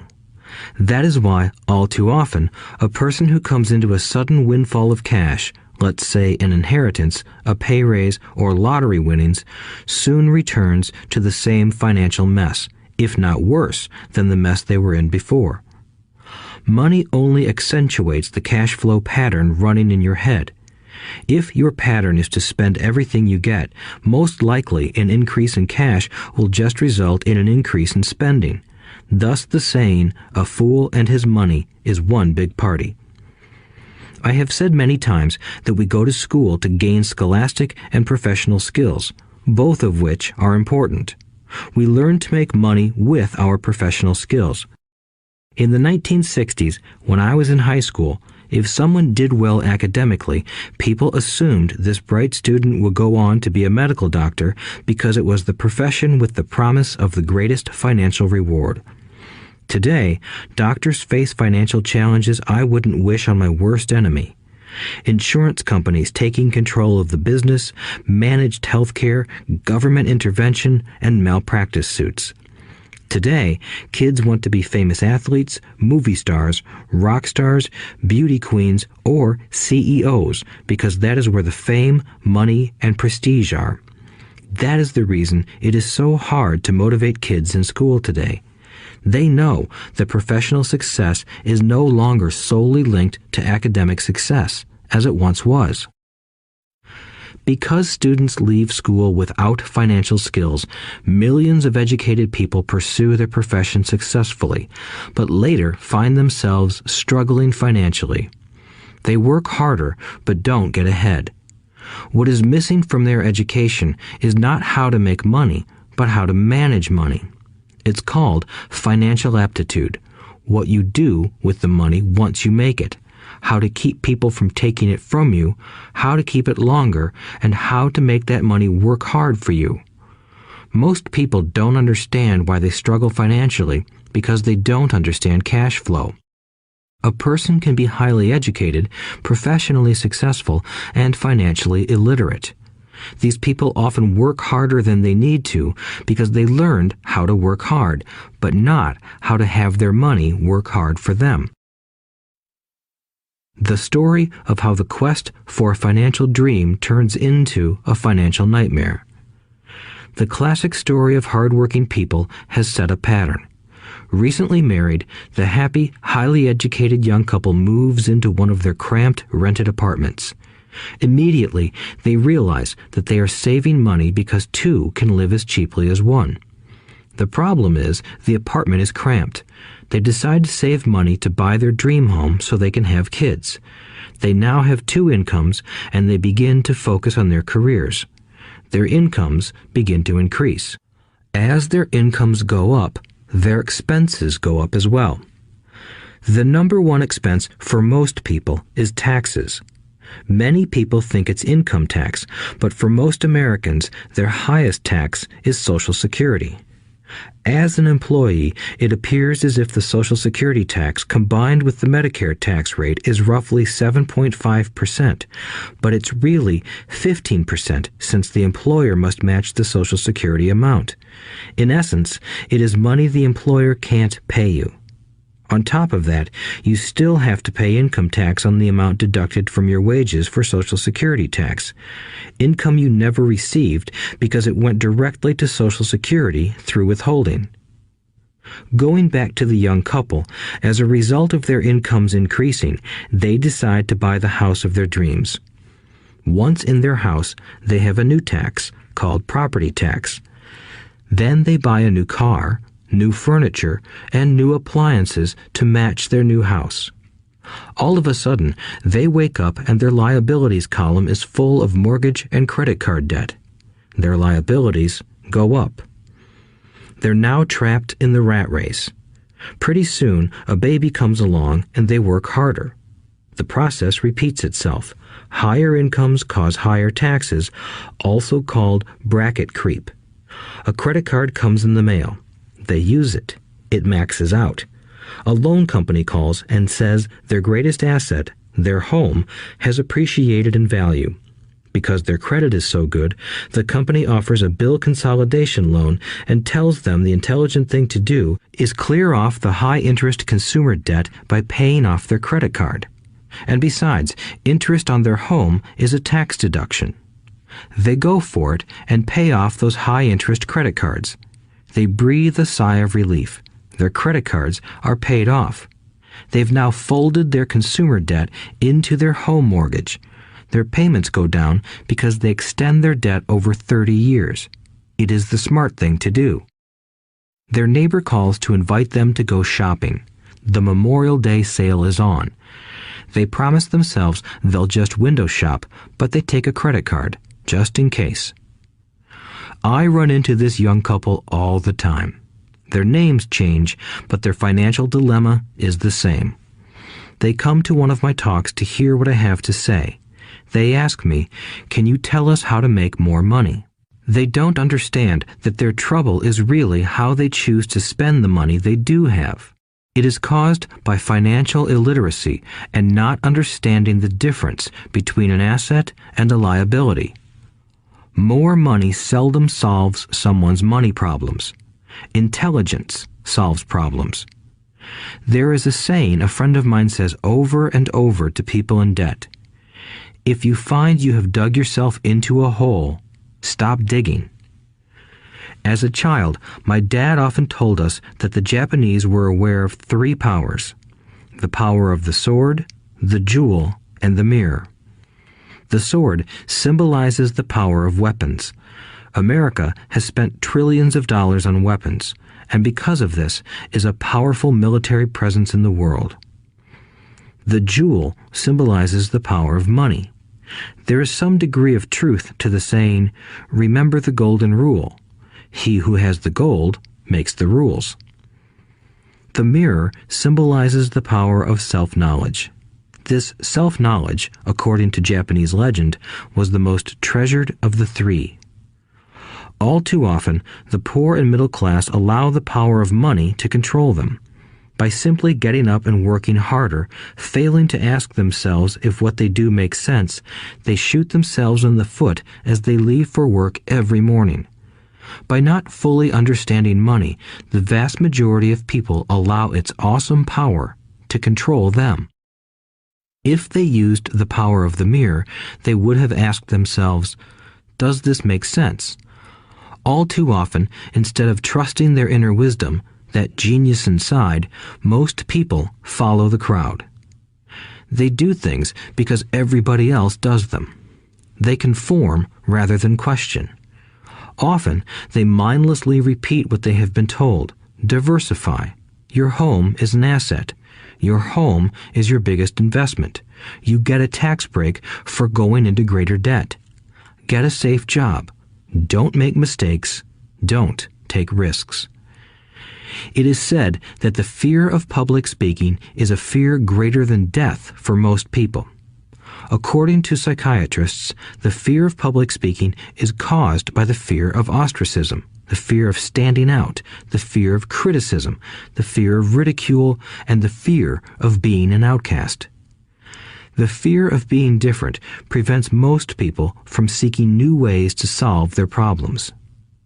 That is why my educated dad said the Japanese valued the power of the mirror the most, for it is only when we look into it that we find truth.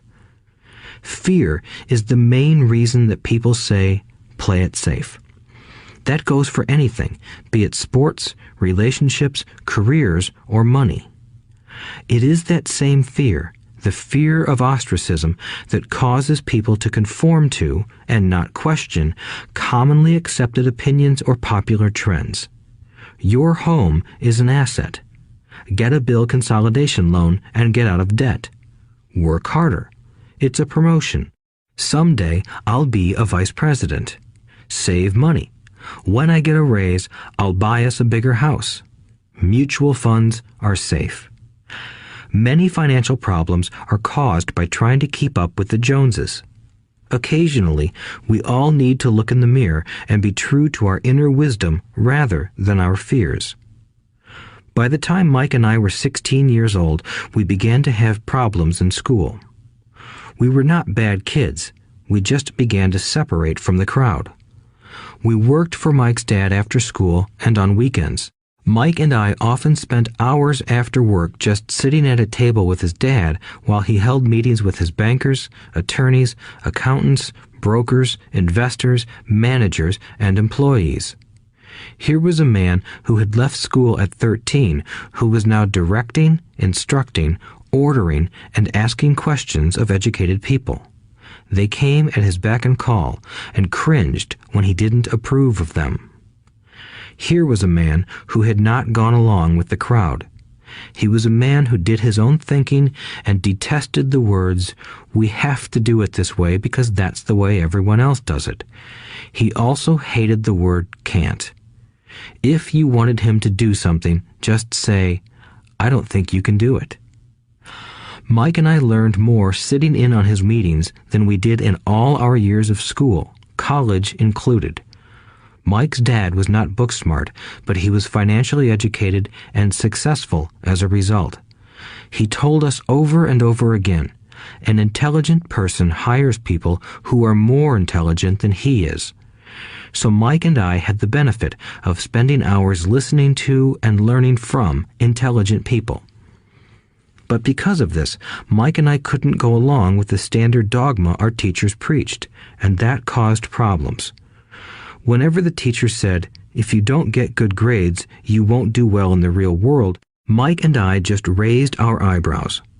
When we were told to follow set procedures and not deviate from the rules, we could see how school discouraged creativity. We started to understand why our rich dad told us that schools were designed to produce good employees instead of employers. Occasionally, Mike or I would ask our teachers how what we studied was applicable to the real world, or why we never studied money and how it worked. To the latter question, we often got the answer that money was not important, that if we excelled in our education, the money would follow. The more we knew about the power of money, the more distant we grew from the teachers and our classmates. My highly educated dad never pressured me about my grades, but we did begin to argue about money. By the time I was 16, I probably had a far better foundation with money than both my parents. I could keep books, I listened to tax accountants, corporate attorneys, bankers, real estate brokers, investors, and so forth. By contrast, my dad talked to other teachers. One day, my dad told me that our home was his greatest investment. A not-too-pleasant argument took place when I showed him why I thought a house was not a good investment. I showed him the ancillary expenses that went along with owning the home. A bigger home meant bigger expenses, and the cash flow kept going out through the expense column. Today, people still challenge me on the idea of a house not being an asset. I know that for many people, it is their dream as well as their largest investment. And owning your own home is better than nothing. I simply offer an alternative way of looking at this popular dogma. If my wife and I were to buy a bigger, flashier house, we realize it wouldn't be an asset. It would be a liability since it would take money out of our pocket. So here is the argument I put forth. I really don't expect most people to agree with it because your home is an emotional thing, and when it comes to money, high emotions tend to lower financial intelligence. I know from personal experience that money has a way of making every decision emotional. 1. When it comes to houses, most people work all their lives paying for a home they never own. In other words, most people buy a new house every few years, each time incurring a new 30-year loan to pay off the previous one. 2. Even though people receive a tax deduction for interest on mortgage payments, they pay for all their other expenses with after-tax dollars, even after they pay off their mortgage. 3. My wife's parents were shocked when the property taxes on their home increased to $1,000 a month. This was after they had retired, so the increase put a strain on their retirement budget and they felt forced to move. 4. Houses do not always go up in value. I have friends who owe $1 million for a home that today would sell for far less. 5. The greatest losses of all are those from missed opportunities. If all your money is tied up in your house, you may be forced to work harder because your money continues blowing out of the expense column instead of adding to the asset column, the classic middle-class cash flow pattern. If a young couple would put more money into their asset column early on, their later years would be easier. Their assets would have grown and would be available to help cover expenses. All too often, a house only serves as a vehicle for incurring a home equity loan to pay for mounting expenses. In summary, the end result in making a decision to own a house that is too expensive in lieu of starting an investment portfolio impacts an individual in at least the following 3 ways. 1. Loss of time during which other assets could have grown in value. 2. Loss of additional capital which could have been invested instead of paying for high maintenance expenses related directly to the home. 3. Loss of education. Too often, people count their house and savings and retirement plans as all they have in their asset column. Because they have no money to invest, they simply don't invest. This costs them investment experience. Most never become what the investment world calls a sophisticated investor. And the best investments are usually first sold to sophisticated investors, who then turn around and sell them to the people playing it safe. I am not saying don't buy a house. What I'm saying is that you should understand the difference between an asset and a liability. When I want a bigger house, I first buy assets that will generate the cash flow to pay for the house. My educated dad's personal financial statement best demonstrates the life of someone caught in the rat race. His expenses match his income, never allowing him enough left over to invest in assets. As a result, his liabilities are larger than his assets. Why the rich get richer. A review of my rich dad's financial statement shows why the rich get richer. The asset column generates more than enough income to cover expenses, with the balance reinvested into the asset column. The asset column continues to grow, and therefore the income it produces grows with it. The result is that the rich get richer. Why the middle class struggle. The middle class finds itself in a constant state of financial struggle. Their primary income is through their salary. As their wages increase, so do their taxes. Their expenses tend to increase in proportion to their salary increase, hence the phrase, the rat race. They treat their home as their primary asset instead of investing in income-producing assets. This pattern of treating your home as an investment and the philosophy that a pay raise means you can buy a larger home or spend more is the foundation of today's debt-ridden society. Increased spending throws families into greater debt and into more financial uncertainty, even though they may be advancing in their jobs and receiving raises on a regular basis. This is high-risk living caused by weak financial education. The massive loss of jobs in recent times proves how shaky the middle class really is financially. Company pension plans are being replaced by 401k plans. Social Security is obviously in trouble and can't be relied upon as a source for retirement. Panic has set in for the middle class. Today, mutual funds are popular because they supposedly represent safety. Average mutual fund buyers are too busy working to pay taxes and mortgages, save for their children's college, and pay off credit cards. They do not have time to study investing, so they rely on the expertise of the manager of a mutual fund. Also, because the mutual fund includes many different types of investments, they feel their money is safer because it is diversified. This educated middle class subscribes to the dogma put out by mutual fund brokers and financial planners. Play it safe, avoid risk. The real tragedy is that the lack of early financial education is what creates the risk faced by average middle class people. The reason they have to play it safe is because their financial positions are tenuous at best. Their balance sheets are not balanced. Instead, they are loaded with liabilities and have no real assets that generate income. Typically, their only source of income is their paycheck. Their livelihood becomes entirely dependent on their employer. So when genuine deals of a lifetime come along, these people can't take advantage of them because they are working so hard, are taxed to the max, and are loaded with debt.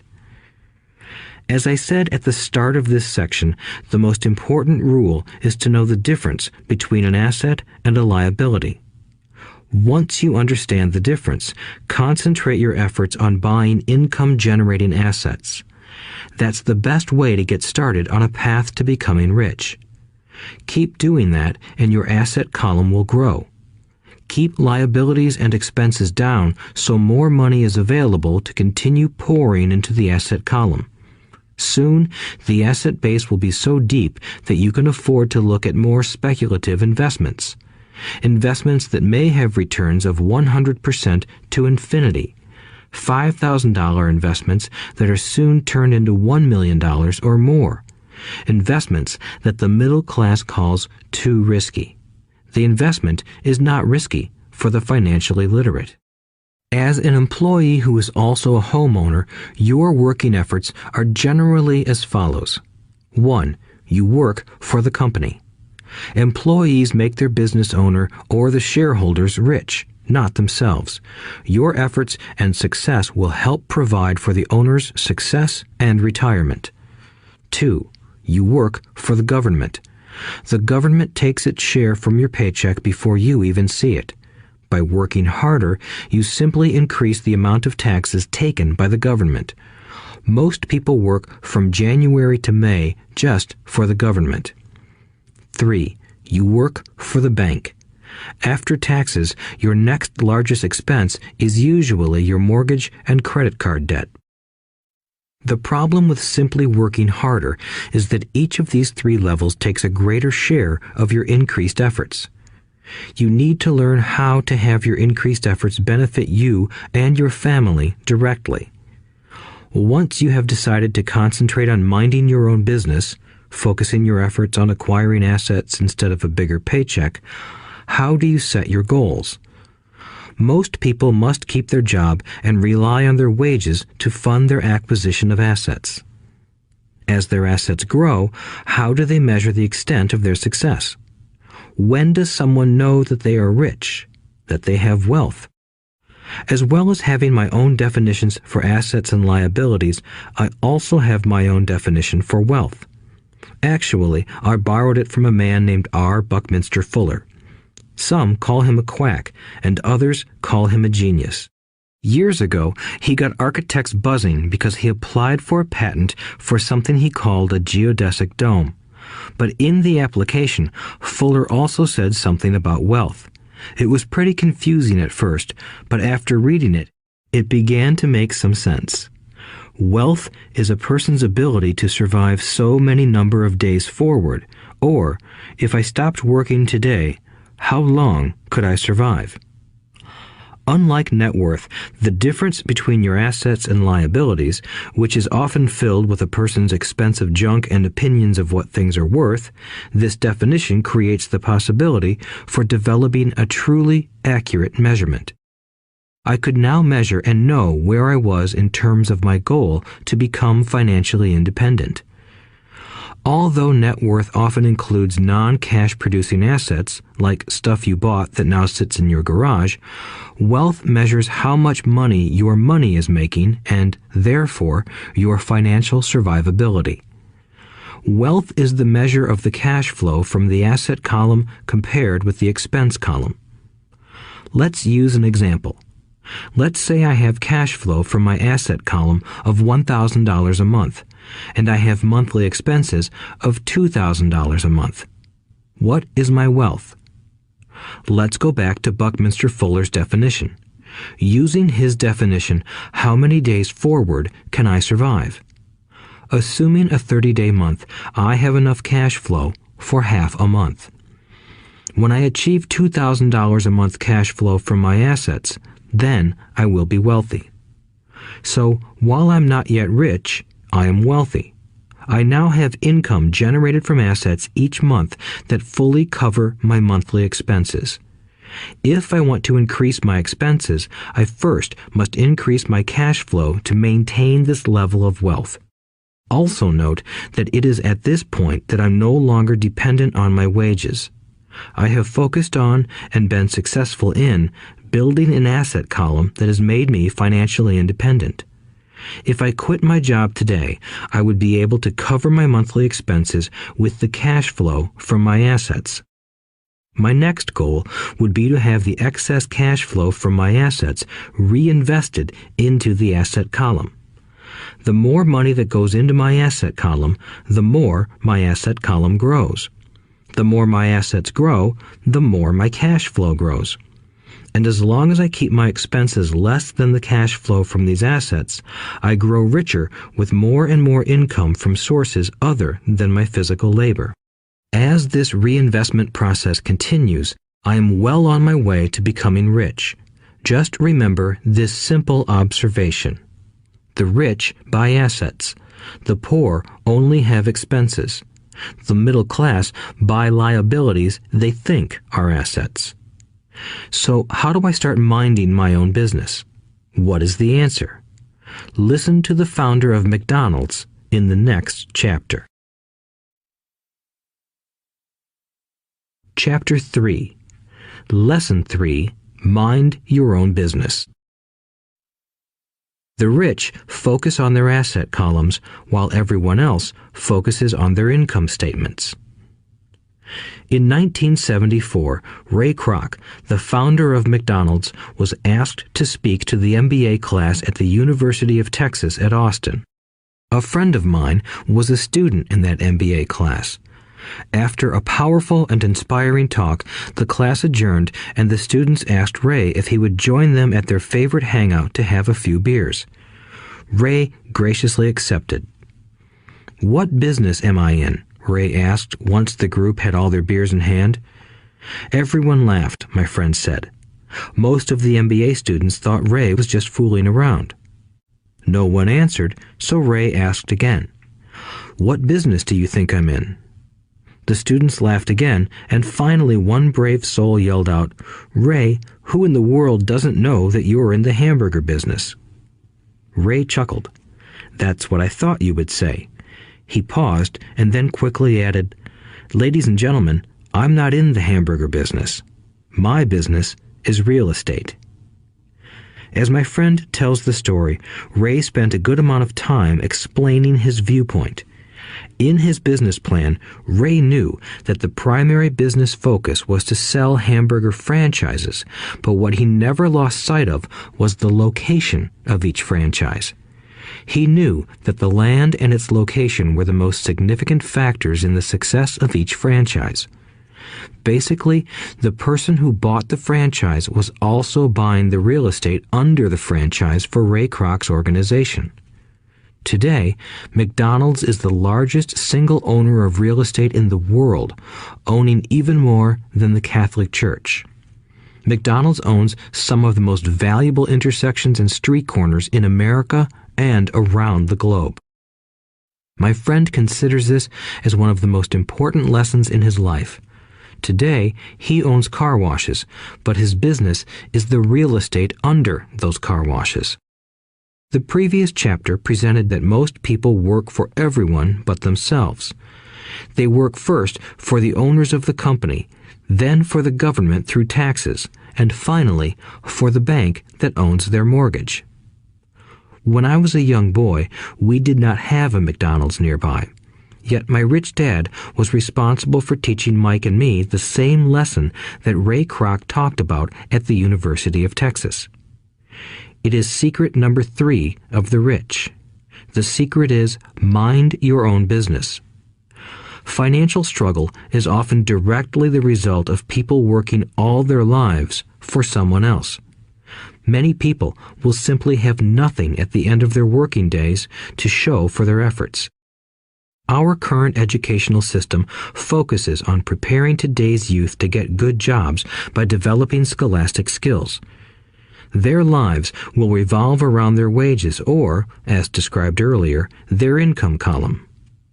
Many will study further to become engineers, scientists, cooks, police officers, artists, writers, and so on. These professional skills allow them to enter the workforce and work for money. But there is a big difference between your profession and your business. Often I ask people, "What is your business?" And they will say, "Oh, I'm a banker." Then I ask them if they own the bank, and they usually respond, "No, I work there." In that instance, they have confused their profession with their business. Their profession may be a banker, but they still need their own business. A problem with school is that you often become what you study. So if you study cooking, you become a chef. If you study the law, you become an attorney. And a study of auto mechanics makes you a mechanic. The mistake in becoming what you study is that too many people forget to mind their own business. They spend their lives minding someone else's business and making that person rich. To become financially secure, a person needs to mind their own business. Your business revolves around your asset column, not your income column. As stated earlier, the number one rule is to know the difference between an asset and a liability and to buy assets. The rich focus on their asset columns, while everyone else focuses on their income statements. That is why we hear so often, "I need a raise. If only I had a promotion. I am going back to school to get more training so I can get a better job. I am going to work overtime. Maybe I can get a second job." In some circles, these are sensible ideas, but you are still not minding your own business. These ideas all still focus on the income column and will only help a person become more financially secure if the additional money is used to purchase income-generating assets. The primary reason the majority of the poor and middle class are fiscally conservative, which means I can't afford to take risks, is that they have no financial foundation. They have to cling to their jobs and play it safe. When downsizing became the in thing to do, millions of workers found out their largest so-called asset, their home, was eating them alive. Their asset was costing them money every month. Their car, another asset, was eating them alive. The golf clubs in the garage that cost $1,000 were not worth $1,000 anymore. Without job security, they had nothing to fall back on. What they thought were assets could not help them survive in a time of financial crisis. I assume most of us have filled out a credit application to buy a house or a car. It's always interesting to look at the net worth section because of what accepted banking and accounting practices allow a person to count as assets. One day when I wanted a loan, my financial position did not look too good. So I added my new golf clubs, my art collection, books, electronics, Armani suits, wristwatches, shoes, and other personal effects to boost the number in the asset column. But I was turned down because I had too much investment real estate. The loan committee didn't like that I made so much money from rent. They wanted to know why I did not have a normal job with a salary. They did not question the Armani suits, golf clubs, or art collection. Life is sometimes tough when you do not fit the standard profile. I cringe every time I hear someone say to me that their net worth is $1 million or $100,000 or whatever. One of the main reasons net worth is not accurate is simply because the moment you begin selling your assets, you are taxed for any gains. So many people have put themselves in deep financial trouble when they run short of income. To raise cash, they sell their assets, but their personal assets can generally be sold for only a fraction of the value that is listed on their personal balance sheet. Or, if there is a gain on the sale of the assets, they are taxed on the gain. So again, the government takes its share, thus reducing the amount available to help them out of debt. That is why I say someone's net worth is often worth less than they think. Start minding your own business. Keep your daytime job, but start buying real assets, not liabilities or personal effects that have no real value once you get them home. A new car loses nearly 25% of the price you pay for it the moment you drive it off the lot. It is not a true asset even if your banker lets you list it as one. My $400 new titanium driver was worth $150 the moment I teed off. Keep expenses low, reduce liabilities, and diligently build a base of solid assets. For young people who have not yet left home, it is important for parents to teach them the difference between an asset and a liability. Get them to start building a solid asset column before they leave home, get married, buy a house, have kids, and get stuck in a risky financial position, clinging to a job and buying everything on credit. I see so many young couples who get married and trap themselves into a lifestyle that will not let them get out of debt for most of their working years. For many people, just as the last child leaves home, the parents realize they have not adequately prepared for retirement and they begin to scramble to put some money away. Then their own parents become ill and they find themselves with new responsibilities. So, what kind of assets am I suggesting that you or your children acquire? In my world, real assets fall into the following categories. Businesses that do not require my presence. I own them, but they are managed or run by other people. If I have to work there, it's not a business. It becomes my job. Stocks, bonds, income-generating real estate, notes, IOUs, royalties from intellectual property such as music, scripts, and patents. Anything else that has value, produces income, or appreciates, and has a ready market. As a young boy, my educated dad encouraged me to find a safe job, but my rich dad encouraged me to begin acquiring assets that I loved. If you don't love it, you won't take care of it. I collect real estate simply because I love buildings and land. I love shopping for them, and I could look at them all day long. When problems arise, the problems aren't so bad that it changes my love for real estate. For people who hate real estate, they shouldn't buy it. I also love stocks of small companies, especially startups, because I am an entrepreneur, not a corporate person. In my early years, I worked in large organizations such as Standard Oil of California, the U.S. Marine Corps, and Xerox Corporation. I enjoyed my time with those organizations and have fond memories, but I know deep down I am not a company man. I like starting companies, not running them. So my stock buys are usually of small companies. Sometimes I even start the company and take it public. Fortunes are made in new stock issues, and I love the game. Many people are afraid of small cap companies and call them risky, and they are. But that risk is diminished if you love what the investment is, understand it, and know the game. With small companies, my investment strategy is to be out of the stock in a year. On the other hand, my real estate strategy is to start small and keep trading up for bigger properties, and, therefore, delay paying taxes on the gain. This allows the value to increase dramatically. I generally hold real estate less than 7 years. For years, even while I was with the Marine Corps and Xerox, I did what my rich dad recommended. I kept my day job, but I still minded my own business. I was active in my asset column trading real estate and small stocks. Rich Dad always stressed the importance of financial literacy. The better I was at understanding the accounting and cash management, the better I would be at analyzing investments and eventually starting and building my own company. I don't encourage anyone to start a company unless they really want to. Knowing what I know about running a company, I wouldn't wish that task on anyone. There are times when people can't find employment and starting a company seems like the best solution. But the odds are against success. 9 out of 10 companies fail in 5 years. Of those that survive the first 5 years, 9 out of every 10 of those eventually fail as well.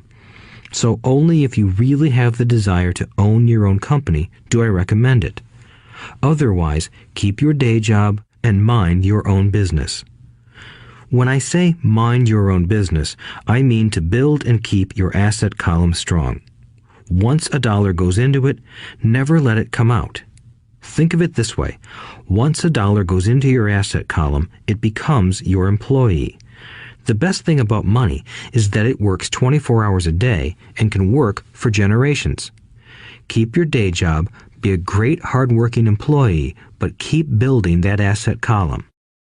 As your cash flow grows, you can indulge in some luxuries. An important distinction is that rich people buy luxuries last, while the poor and middle class tend to buy luxuries first. The poor and the middle class often buy luxury items like big houses, diamonds, furs, jewelry, or boats because they want to look rich. They look rich, but in reality they just get deeper in debt on credit. The old money people, the long-term rich, build their asset column first. Then the income generated from the asset column buys their luxuries. The poor and middle class buy luxuries with their own sweat, blood, and children's inheritance. A true luxury is a reward for investing in and developing a real asset. For example, when my wife Kim and I had extra money coming from our apartment houses, she went out and bought her Mercedes. It didn't take any extra work or risk on her part because the apartment house bought the car. She did, however, have to wait 4 years while the real estate investment portfolio grew and began generating enough extra cash flow to pay for the car. But the luxury, the Mercedes, was a true reward because she proved she knew how to grow her asset column. That car now means a lot more to her than simply another pretty car. It means she used her financial intelligence to afford it. Instead, most people impulsively go out and buy a new car or some other luxury on credit. They may feel bored and just want a new toy. Buying a luxury on credit often causes a person to eventually resent that luxury because the debt becomes a financial burden. After you've taken the time and invested in and built your own business, you are now ready to learn the biggest secret of the rich, the secret that puts the rich way ahead of the pack. Chapter 4. Lesson 4. The History of Taxes and the Power of Corporations. My rich dad just played the game smart, and he did it through corporations, the biggest secret of the rich. I remember in school being told the story of Robin Hood and his merry men.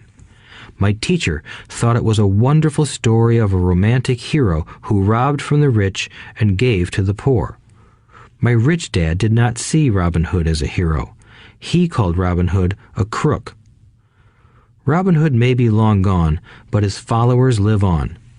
I often still hear people say, "Why don't the rich pay for it?" Or, "The rich should pay more in taxes and give it to the poor." It is this Robin Hood fantasy, or taking from the rich to give to the poor, that has caused the most pain for the poor and the middle class. The reason the middle class is so heavily taxed is because of the Robin Hood ideal. The reality is that the rich are not taxed. It's the middle class who pays for the poor, especially the educated, upper-income middle class. Again, to understand fully how things happen, we need to look at the history of taxes. Although my highly educated dad was an expert on the history of education, my rich dad fashioned himself an expert on the history of taxes. Rich Dad explained to Mike and me that originally in England and America, there were no taxes. Occasionally, there were temporary taxes levied in order to pay for wars. The king or the president would put the word out and ask everyone to chip in. Taxes were levied in Britain for the fight against Napoleon from 1799 to 1816, and in America to pay for the Civil War from 1861 to 1865. In 1874, England made income tax a permanent levy on its citizens. In 1913, an income tax became permanent in the United States with the adoption of the 16th Amendment to the U.S. Constitution. At one time, Americans were anti-tax. It had been the tax on tea that led to the famous Tea Party in Boston Harbor, an incident that helped ignite the Revolutionary War.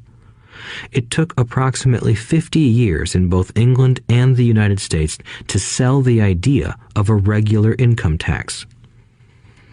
What these historical dates fail to reveal is that both of these taxes were initially levied against only the rich. It was this point that Rich Dad wanted Mike and me to understand. He explained that the idea of taxes was made popular and accepted by the majority by telling the poor and the middle class that taxes were created only to punish the rich. This is how the masses voted for the law, and it became constitutionally legal. Although it was intended to punish the rich, in reality it wound up punishing the very people who voted for it, the poor and middle class. Once government got a taste of money, its appetite grew, said Rich Dad. Your dad and I are exactly opposite. He's a government bureaucrat, and I am a capitalist. We get paid, and our success is measured on opposite behaviors. He gets paid to spend money and hire people.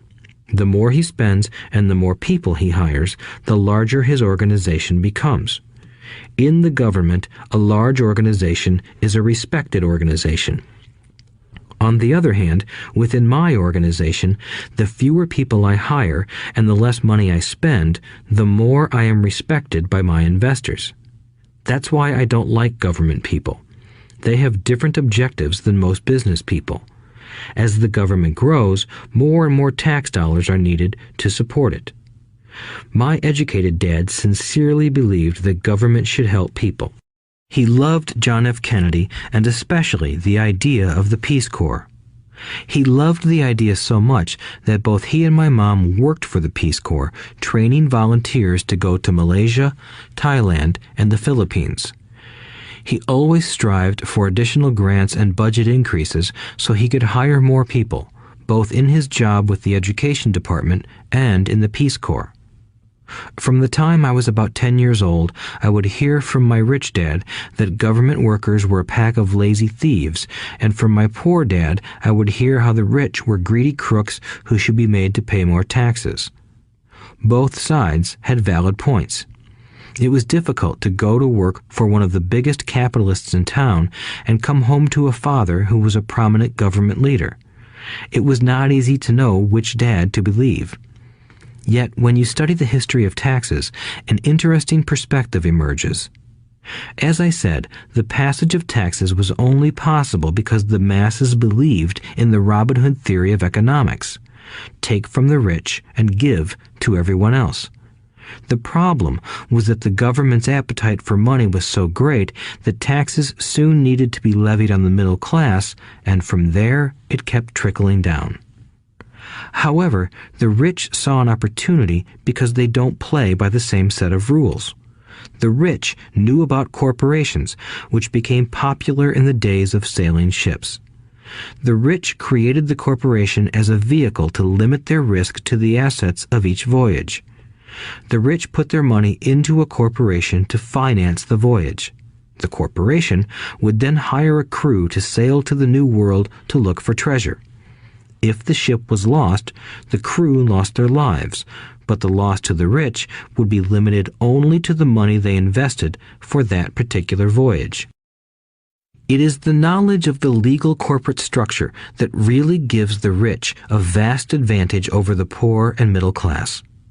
Having two fathers teaching me, one a socialist and the other a capitalist, I quickly began to realize that the philosophy of the capitalist made more financial sense to me. It seemed to me that the socialists ultimately penalized themselves due to their lack of financial education. No matter what the take from the rich crowd came up with, the rich always found a way to outsmart them. That is how taxes were eventually levied on the middle class. The rich outsmarted the intellectuals solely because they understood the power of money, a subject not taught in schools. How did the rich outsmart the intellectuals? Once the take from the rich tax was passed, cash started flowing into government coffers. Initially, people were happy. Money was handed out to government workers and the rich. It went to government workers in the form of jobs and pensions, and it went to the rich via their factories receiving government contracts. The government received a large pool of money, but the problem was the fiscal management of that money. The government ideal is to avoid having excess money. If you fail to spend your allotted funds, you risk losing it in the next budget. You would certainly not be recognized for being efficient. Business people, on the other hand, are rewarded for having excess money and are applauded for their efficiency. As this cycle of growing government spending continued, the demand for money increased, and the tax the rich idea was adjusted to include lower income levels down to the very people who voted it in, the poor and the middle class. True capitalists used their financial knowledge to simply find an escape. They headed back to the protection of a corporation. But what many people who have never formed a corporation don't know is that a corporation is not really a thing. A corporation is merely a file folder with some legal documents in it, sitting in some attorney's office and registered with a state government agency. It's not a big building or a factory or a group of people. A corporation is merely a legal document that creates a legal body without a soul. Using it, the wealth of the rich was once again protected. It was popular because the income tax rate of a corporation is less than the individual income tax rates. In addition, certain expenses could be paid by a corporation with pre-tax dollars. This war between the haves and have-nots has raged for hundreds of years. The battle is waged whenever and wherever laws are made, and it will go on forever. The problem is that the people who lose are the uninformed, the ones who get up every day and diligently go to work and pay taxes. If they only understood the way the rich play the game, they could play it too. Then they would be on their way to their own financial independence. This is why I cringe every time I hear a parent advise their children to go to school so they can find a safe, secure job. An employee with a safe, secure job without financial aptitude has no escape. Average Americans today work 5 to 6 months for the government just to cover their taxes. In my opinion, that is simply too long. The harder you work, the more you pay the government. That is why I believe that the idea of take from the rich backfired on the very people who voted it in. Every time people try to punish the rich don't simply comply. They react. They have the money, power, and intent to change things. They don't just sit there and voluntarily pay more taxes. Instead, they search for ways to minimize their tax burden. They hire smart attorneys and accountants and persuade politicians to change laws or create legal loopholes. They use their resources to effect change. The tax code of the United States also allows other ways to reduce taxes. Most of these vehicles are available to anyone, but it is the rich who find them because they are minding their own business. For example, 1031 is jargon for Section 1031 of the Internal Revenue Code, which allows a seller to delay paying taxes on a piece of real estate that is sold for a capital gain through an exchange for a more expensive piece of real estate. Real estate is one investment vehicle that has a great tax advantage. As long as you keep trading up in value, you will not be taxed on the gains until you liquidate. People who don't take advantage of these legal tax savings are missing a great opportunity to build their asset columns. The poor and middle class don't have the same resources. They sit there and let the government's needles enter their arm and allow the blood donation to begin. Today, I am constantly shocked at the number of people who pay more taxes or take fewer deductions simply because they are afraid of the government. I have friends who have had their businesses shut down and destroyed, only to find out it was a mistake on the part of the government. I realize all that, but the price of working from January to May is a high price to pay for that intimidation. My poor dad never fought back. My rich dad didn't either. He just played the game smarter, and he did it through corporations, the biggest secret of the rich. You may remember the first lesson I learned from my rich dad. I was a little boy of 9 who had to sit and wait for him to choose to talk to me. I sat in his office waiting for him to get to me. He was ignoring me on purpose. He wanted me to recognize his power and to desire to have that power for myself one day. During all the years I studied and learned from him, he always reminded me that knowledge is power. And with money comes great power that requires the right knowledge to keep it and make it multiply. Without that knowledge, the world pushes you around. Rich Dad constantly reminded Mike and me that the biggest bully was not the boss or the supervisor, but the tax man. The tax man will always take more if you let him. The first lesson of having money work for you, as opposed to you working for money, is all about power. If you work for money, you give the power to your employer. If money works for you, you keep the power and control it. Once we had this knowledge of the power of money working for us, he wanted us to be financially smart and not let anyone or anything push us around. If you're ignorant, it's easy to be bullied. If you know what you're talking about, you have a fighting chance. That is why he paid so much for smart tax accountants and attorneys. It was less expensive to pay them than to pay the government. His best lesson to me was, be smart and you won't be pushed around as much. He knew the law because he was a law-abiding citizen and because it was expensive to not know the law. If you know you're right, you're not afraid of fighting back, even if you are taking on Robin Hood and his band of merry men. My highly educated dad always encouraged me to land a good job with a strong corporation. He spoke of the virtues of working your way up the corporate ladder. He didn't understand that, by relying solely on a paycheck from a corporate employer, I would be a docile cow ready for milking. When I told my rich dad of my father's advice, he only chuckled. "Why not own the ladder?" was all he said. As a young boy, I did not understand what Rich Dad meant by owning my own corporation. It was an idea that seemed impossible and intimidating. Although I was excited by the idea, my inexperience wouldn't let me envision the possibility that grown-ups would someday work for a company I would own. The point is that, if not for my rich dad, I would have probably followed my educated dad's advice. It was merely the occasional reminder of my rich dad that kept the idea of owning my own corporation alive and kept me on a different path. By the time I was 15 or 16, I knew I wasn't going to continue down the path my educated dad recommended. I didn't know how I was going to do it, but I was determined not to head in the direction most of my classmates were heading. That decision changed my life. It was not until my mid-20s that my rich dad's advice began to make more sense to me.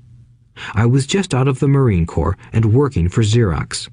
I was making a lot of money, but every time I looked at my paycheck, I was disappointed. The deductions were so large, and the more I worked, the greater they became. As I became more successful, my bosses talked about promotions and raises. It was flattering, but I could hear my rich dad asking in my ear, "Who are you working for? Who are you making rich?" In 1974, while still an employee for Xerox, I formed my first corporation and began minding my own business.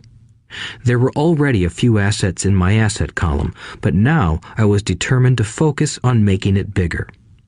Those paychecks, with all the deductions, made all the years of my rich dad's advice make total sense. I could see the future if I followed my educated dad's advice. Many employers feel that advising their workers to mind their own business is bad for business. But for me, focusing on my own business and developing assets made me a better employee because I now had a purpose. I came in early and worked diligently, amassing as much money as possible so I could invest in real estate. Hawaii was just set to boom, and there were fortunes to be made.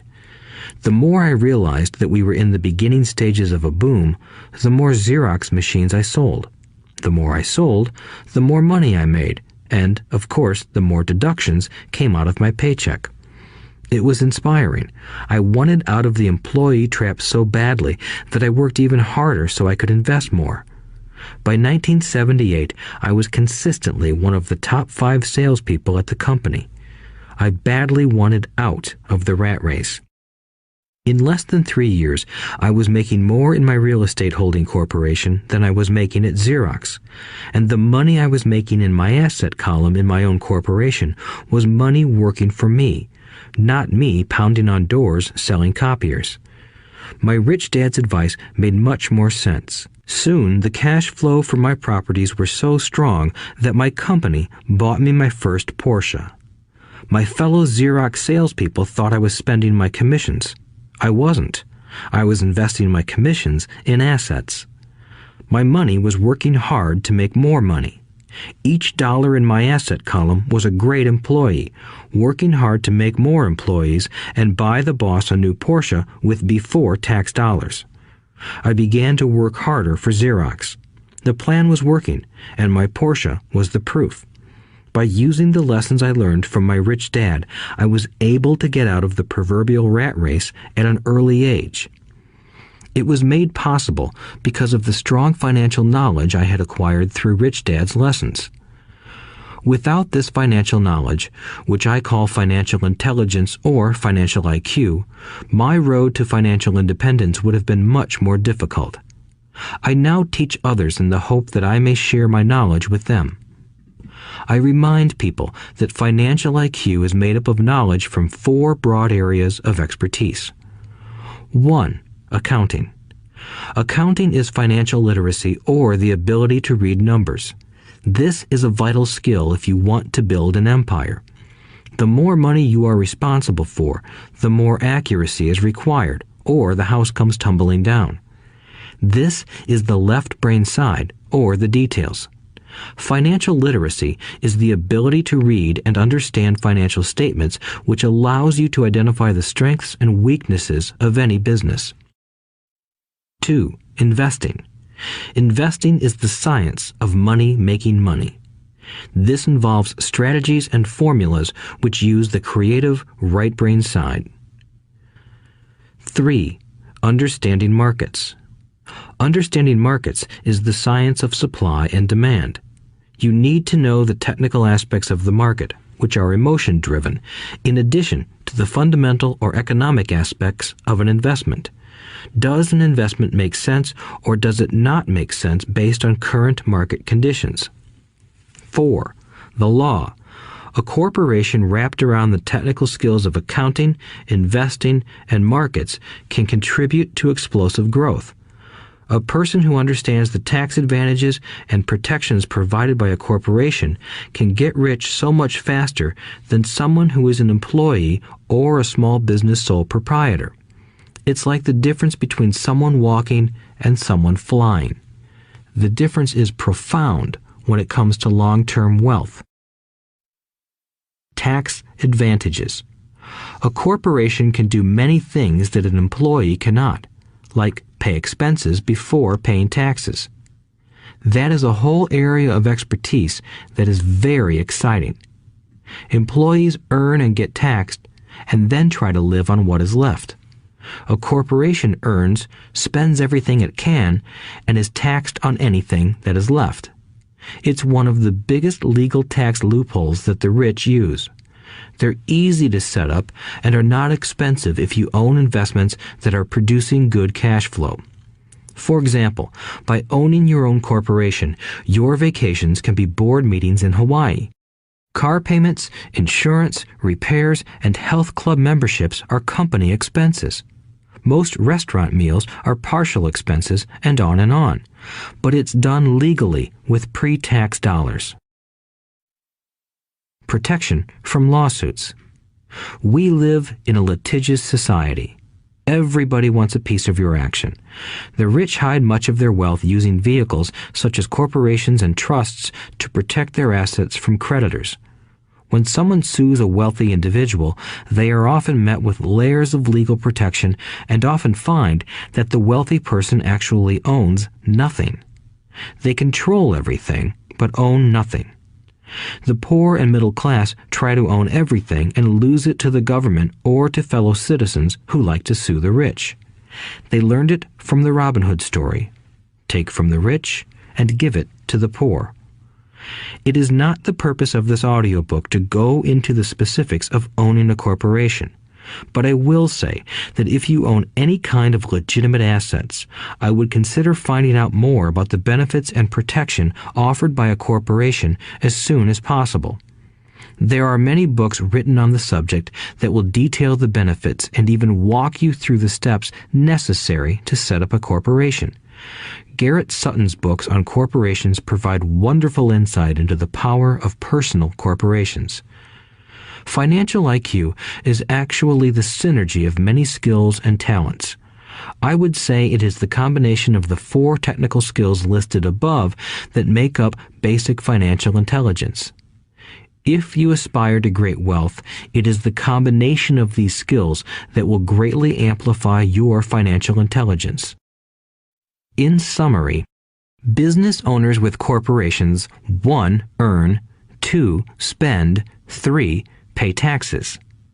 Employees who work for corporations 1. Earn, 2. Pay taxes, 3. Spend.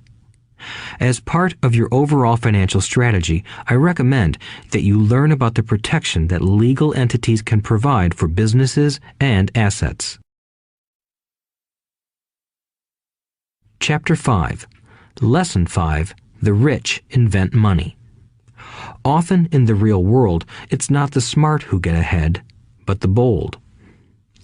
Last night, I took a break from writing and watched a TV program on the history of a young man named Alexander Graham Bell. Bell had just patented his telephone and was having growing pains because the demand for his new invention was so strong. Needing a bigger company, he then went to the giant at that time, Western Union, and asked them if they would buy his patent and his tiny company. He wanted $100,000 for the whole package. The president of Western Union scoffed at him and turned him down, saying the price was ridiculous. The rest is history. A multi-billion-dollar industry emerged, and AT&T was born. The evening news came on right after the story of Alexander Graham Bell. On the news was a story of another downsizing at a local company. The workers were angry and complained that the company ownership was unfair. A terminated manager of about 45 years of age had his wife and 2 babies at the plant and was begging the guards to let him talk to the owners to ask if they would reconsider his termination. He had just bought a house and was afraid of losing it. The camera focused in on his pleading for all the world to see. Needless to say, it held my attention. I have been teaching professionally since 1984. It has been a great experience and a rewarding one. It is also a disturbing profession, for I have taught thousands of individuals and I see one thing in common in all of us, myself included. We all have tremendous potential, and we all are blessed with gifts. Yet the one thing that holds all of us back is some degree of self-doubt. It is not so much the lack of technical information that holds us back, but more the lack of self-confidence. Some are more affected than others. Once we leave school, most of us know that it is not so much a matter of college degrees or good grades that count. In the real world, outside of academics, something more than just grades is required. I have heard it called many things: guts, chutzpah, balls, audacity, bravado, cunning, daring, tenacity, and brilliance. This factor, whatever it is labeled, ultimately decides one's future much more than school grades do. Inside each of us is one of these brave, brilliant, and daring characters. There is also the flip side of that character, people who could get down on their knees and beg if necessary. After a year in Vietnam as a Marine Corps pilot, I got to know both of those characters inside of me intimately. One is not better than the other. Yet, as a teacher, I recognized that it was excessive fear and self-doubt that were the greatest detractors of personal genius. It broke my heart to see students know the answers, yet lack the courage to act on the answer. Often in the real world, it's not the smart who get ahead, but the bold. In my personal experience, your financial genius requires both technical knowledge as well as courage. If fear is too strong, the genius is suppressed. In my classes, I strongly urge students to learn to take risks, to be bold, and to let their genius convert that fear into power and brilliance. It works for some and just terrifies others. I have come to realize that for most people, when it comes to the subject of money, they would rather play it safe. I have had to field questions such as, why take risks? Why should I bother developing my financial IQ? Why should I become financially literate? And I answer, just to have more options. There are huge changes up ahead. In the coming years, there will be more people just like the young inventor Alexander Graham Bell. There will be 100 people like Bill Gates and hugely successful companies like Microsoft created every year all over the world. And there will also be many more bankruptcies, layoffs, and downsizings. So why bother developing your financial IQ? No one can answer that but you. Yet I can tell you why I myself do it. I do it because it is the most exciting time to be alive. I'd rather be welcoming change than dreading change. I'd rather be excited about making millions than worrying about not getting a raise. This period we are in now is a most exciting time, unprecedented in our world's history. Generations from now, people will look back at this period of time and remark at what an exciting era it must have been. It was the death of the old and birth of the new. It was full of turmoil, and it was exciting. So why bother developing your financial IQ? Because if you do, you will prosper greatly. And if you don't, this period of time will be a frightening one. It will be a time of watching some people move boldly forward while others cling to worn-out life preservers. Land was wealth 300 years ago, so the person who owned the land owned the wealth. Later, wealth was in factories and production, and America rose to dominance. The industrialist owned the wealth. Today, wealth is in information, and the person who has the most timely information owns the wealth. The problem is that information flies around the world at the speed of light. The new wealth cannot be contained by boundaries and borders as land and factories were. The changes will be faster and more dramatic. There will be a dramatic increase in the number of new multimillionaires. There also will be those who are left behind. I find so many people struggling today, often working harder, simply because they cling to old ideas. They want things to be the way they were, and they resist change. I know people who are losing their jobs or their houses, and they blame technology or the economy or their boss. Sadly, they fail to realize that they might be the problem.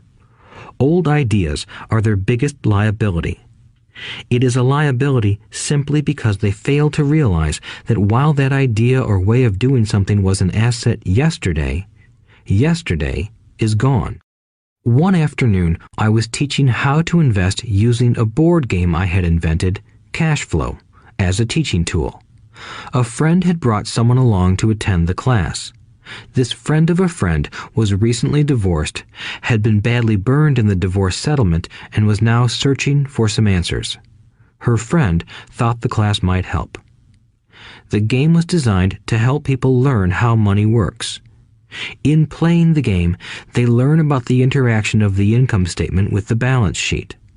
They learn how cash flows between the two and how the road to wealth is through striving to increase your monthly cash flow from the asset column to the point that it exceeds your monthly expenses.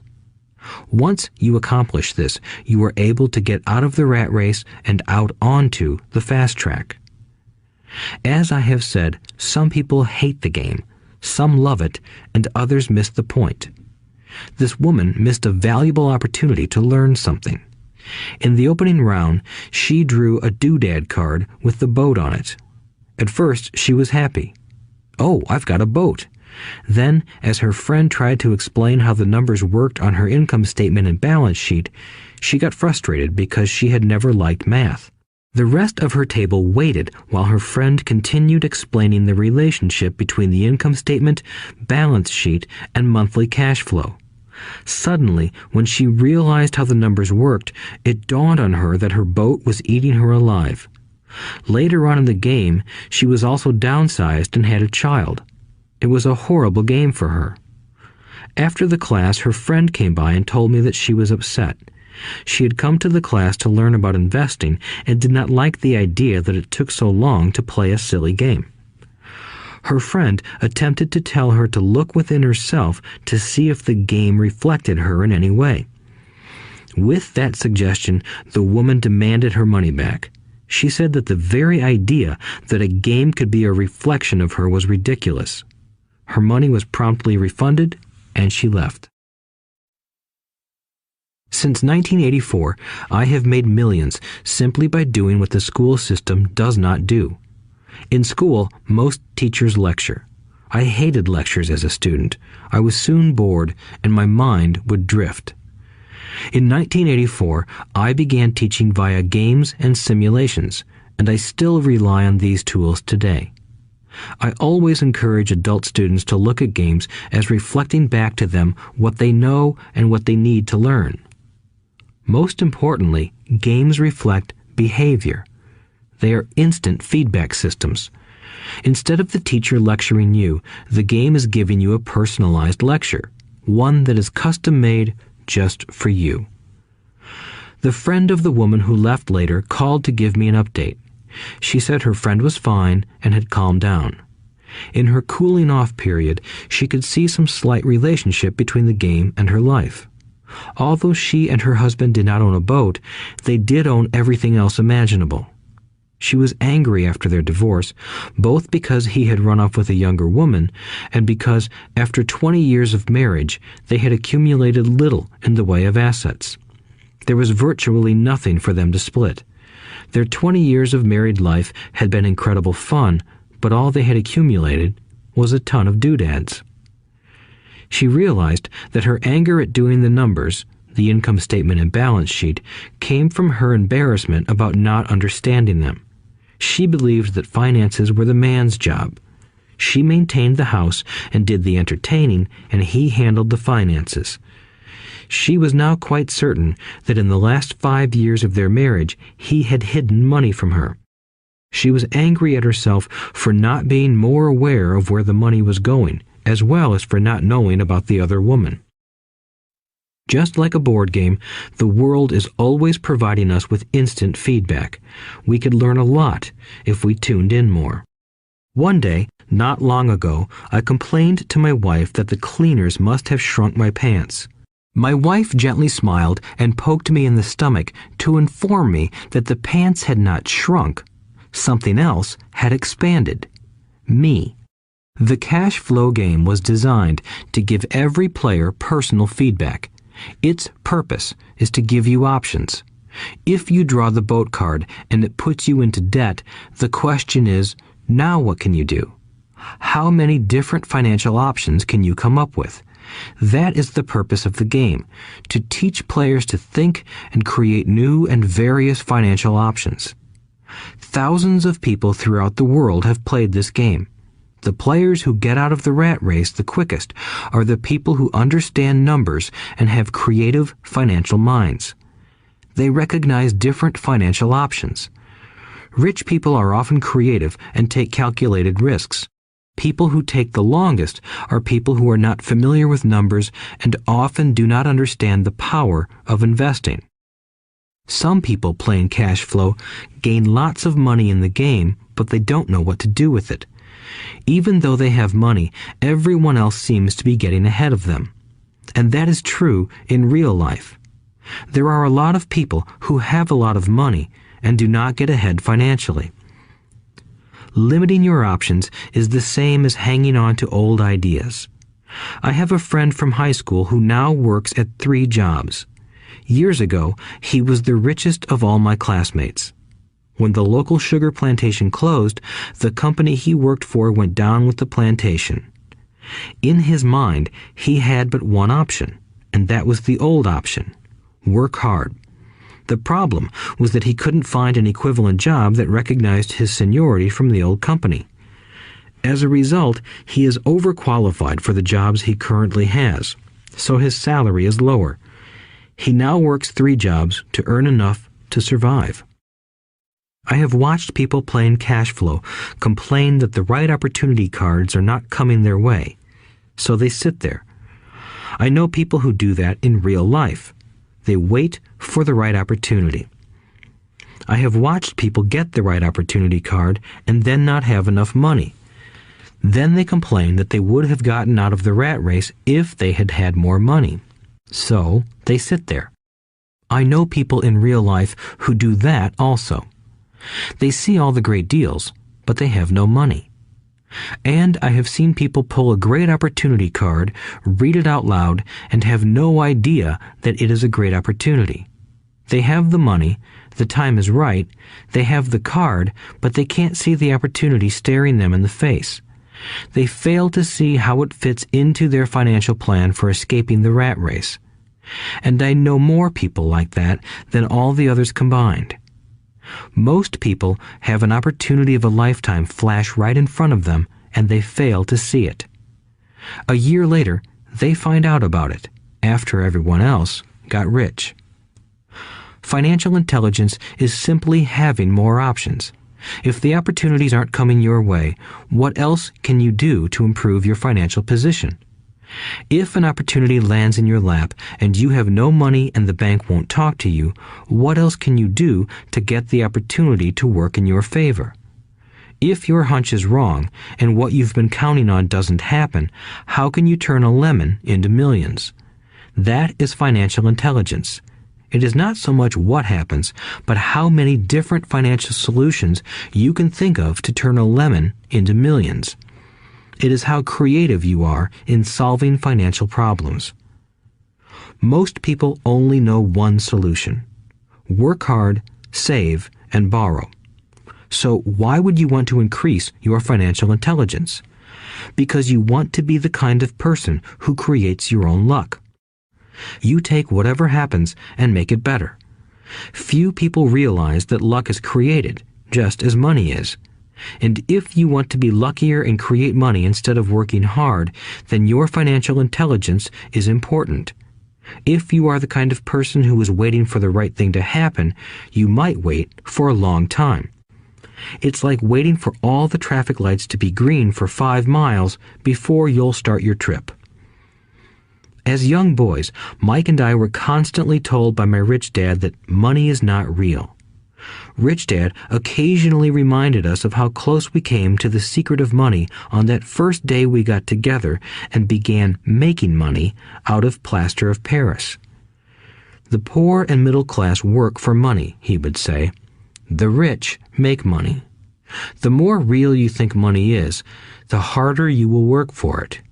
If you can grasp the idea that money is not real, you will grow richer faster. What is it? Was a question Mike and I often came back with. What is money if it is not real? What we agree it is, was all Rich Dad would say. The single most powerful asset we all have is our mind. If it is trained well, it can create enormous wealth seemingly instantaneously. An untrained mind can also create extreme poverty that can crush a family for generations. In the information age, money is increasing exponentially. A few individuals are getting ridiculously rich from nothing, just ideas and agreements. If you ask many people who trade stocks or other investments for a living, they see it done all the time. Often, millions can be made instantaneously from nothing. And by nothing, I mean no money was exchanged. It is done via agreement, a hand signal in a trading pit, a blip on a trader's screen in Lisbon from a trader's screen in Toronto and back to Lisbon, a call to my broker to buy and a moment later to sell. Money did not change hands. Agreements did. So why develop your financial genius? Only you can answer that. I can tell you why I have been developing this area of my intelligence. I do it because I want to make money fast. Not because I need to, but because I want to. It is a fascinating learning process. I develop my financial IQ because I want to participate in the fastest game and biggest game in the world. And, in my own small way, I would like to be part of this unprecedented evolution of humanity, the era where humans work purely with their minds and not with their bodies. Besides, it is where the action is. It is what is happening. It's hip, it's scary, and it's fun. That is why I invest in my financial intelligence, developing the most powerful asset I have. I want to be with people moving boldly forward. I do not want to be with those left behind. I will give you a simple example of creating money. In the early 1990s, the economy of Phoenix, Arizona was horrible. I was watching a TV show when a financial planner came on and began forecasting doom and gloom. His advice was to save money. Put $100 away every month, he said. In 40 years, you will be a multimillionaire. Well, putting money away every month is a sound idea. It is one option, the option most people subscribe to. The problem is this. It blinds the person to what is really going on. It causes them to miss major opportunities for much more significant growth of their money. The world is passing them by. As I said, the economy was terrible at that time. For investors, this is the perfect market condition. A chunk of my money was in the stock market and in apartment houses. I was short of cash. Because people were giving properties away, I was buying. I was not saving money. I was investing. Kim and I had more than $1 million in cash working in a market that was rising fast. It was the best opportunity to invest. The economy was terrible. I just could not pass up these small deals. Houses that were once $100,000 were now $75,000. But instead of shopping with local real estate agents, I began shopping at the bankruptcy attorney's office or the courthouse steps. In these shopping places, a $75,000 house could sometimes be bought for $20,000 or less. For $2,000, which was loaned to me from a friend for 90 days for $200, I gave an attorney a cashier's check as a down payment. While the acquisition was being processed, I ran an ad advertising a $75,000 house for only $60,000 and no money down. The phone rang hard and heavy. Prospective buyers were screened, and once the property was legally mine, all the prospective buyers were allowed to look at the house. It was a feeding frenzy. The house sold in a few minutes. I asked for a $2,500 processing fee, which they gladly handed over, and the escrow and title company took over from there. I returned the $2,000 to my friend with an additional $200. He was happy, the homebuyer was happy, the attorney was happy, and I was happy. I had sold a house for $60,000 that cost me $20,000. The $40,000 was created from money in my asset column in the form of a promissory note from the buyer. Total working time, 5 hours. So, now that you are on your way to becoming more financially literate and skilled at reading numbers, I will tell you why this is an example of money being invented. During this depressed market, Kim and I were able to do 6 of these simple transactions in our spare time. While the bulk of our money was in larger properties and the stock market, we were able to create more than $190,000 in assets, notes at 10% interest, in those 6 buy, create, and sell transactions. That comes to approximately $19,000 a year income, much of it sheltered through our private corporation. Much of that $19,000 a year goes to pay for our company cars, gas, trips, insurance, dinners with clients, and other things. By the time the government gets a chance to tax that income, it's been spent on legally allowed pre-tax expenses. This was a simple example of how money is invented, created, and protected using financial intelligence. Ask yourself, how long would it take to save $190,000? Would the bank pay you 10% interest on your money? And the promissory note is good for 30 years. I hope they never pay me the $190,000. I have to pay a tax if they pay me the principal, and besides, $19,000 paid over 30 years is a little over $500,000 in income. I have people ask what happens if the person doesn't pay. That does happen, and it's good news. That $60,000 home could be taken back and resold for $70,000 and another $2,500 collected as a loan processing fee. It would still be a zero-down transaction in the mind of the new buyer, and the process would go on.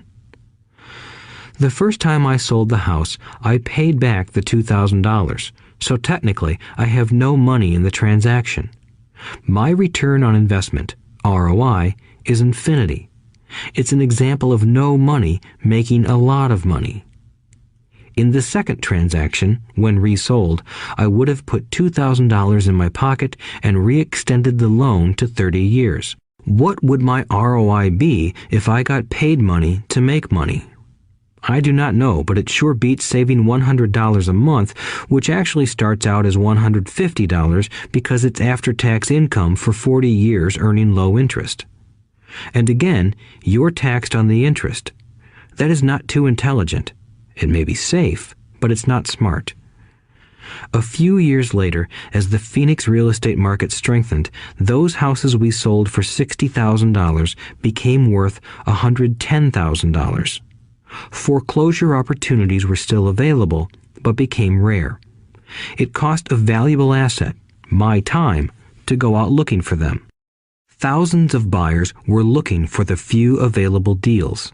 The market had changed. It was time to move on and look for other opportunities to put in the asset column. You cannot do that here. That is against the law. You're lying. I hear those comments much more often than, "Can you show me how to do that?" The math is simple. You do not need algebra or calculus, and the escrow company handles the legal transaction and the servicing of the payments. I have no roofs to fix or toilets to unplug because the owners do that. It's their house.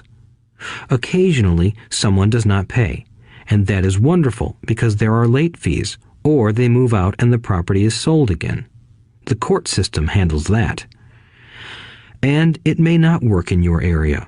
The market conditions may be different, but the example illustrates how a simple financial process can create hundreds of thousands of dollars with little money and low risk. It is an example of money being only an agreement. Anyone with a high school education can do it. Yet most people won't. Most people listen to the standard advice of work hard and save money. For about 30 hours of work, approximately $190,000 was created in the asset column, and no taxes were paid. Which one sounds harder to you? 1. Work hard, pay 50% in taxes, save what is left, your savings, then earn 5%, which is also taxed. Or 2. Take the time to develop your financial intelligence, harness the power of your brain and the asset column. If you use option number 1, be sure to factor in how much time it takes you to save $190,000. Time is one of your greatest assets. Now, you may understand why I silently shake my head when I hear parents say, "My child is doing well in school and receiving a good education." It may be good, but is it adequate? I know the above investment strategy is a small one.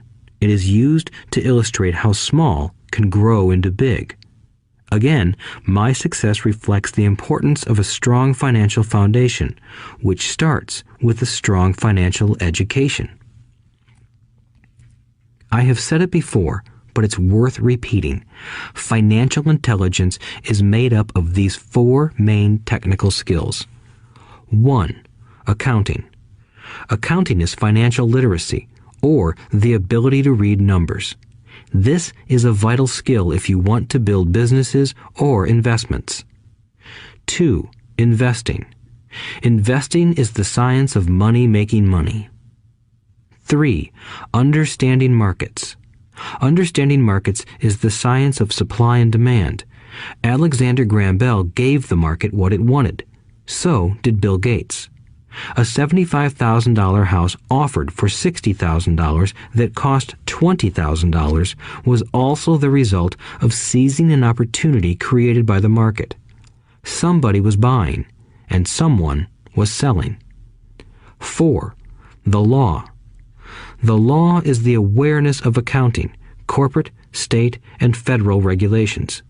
I recommend playing by the rules.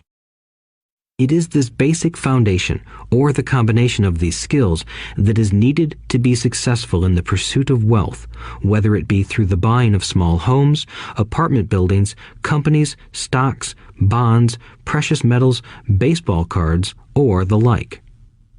A few years later, the real estate market rebounded and everyone else was getting in. The stock market was booming and everyone was getting in.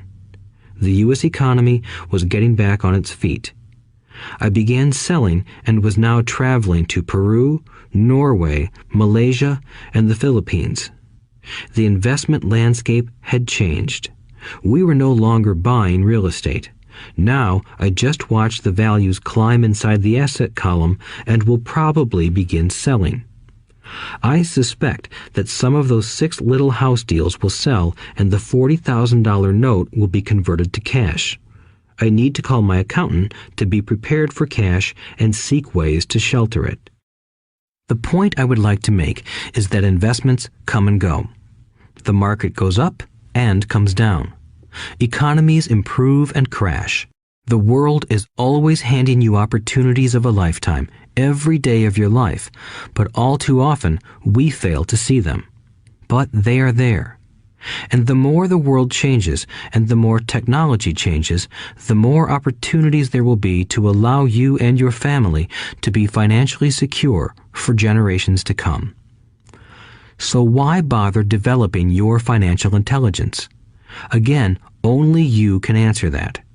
I know why I continue to learn and develop. I do it because I know there are changes coming. I'd rather welcome change than cling to the past. I know there will be market booms and market crashes.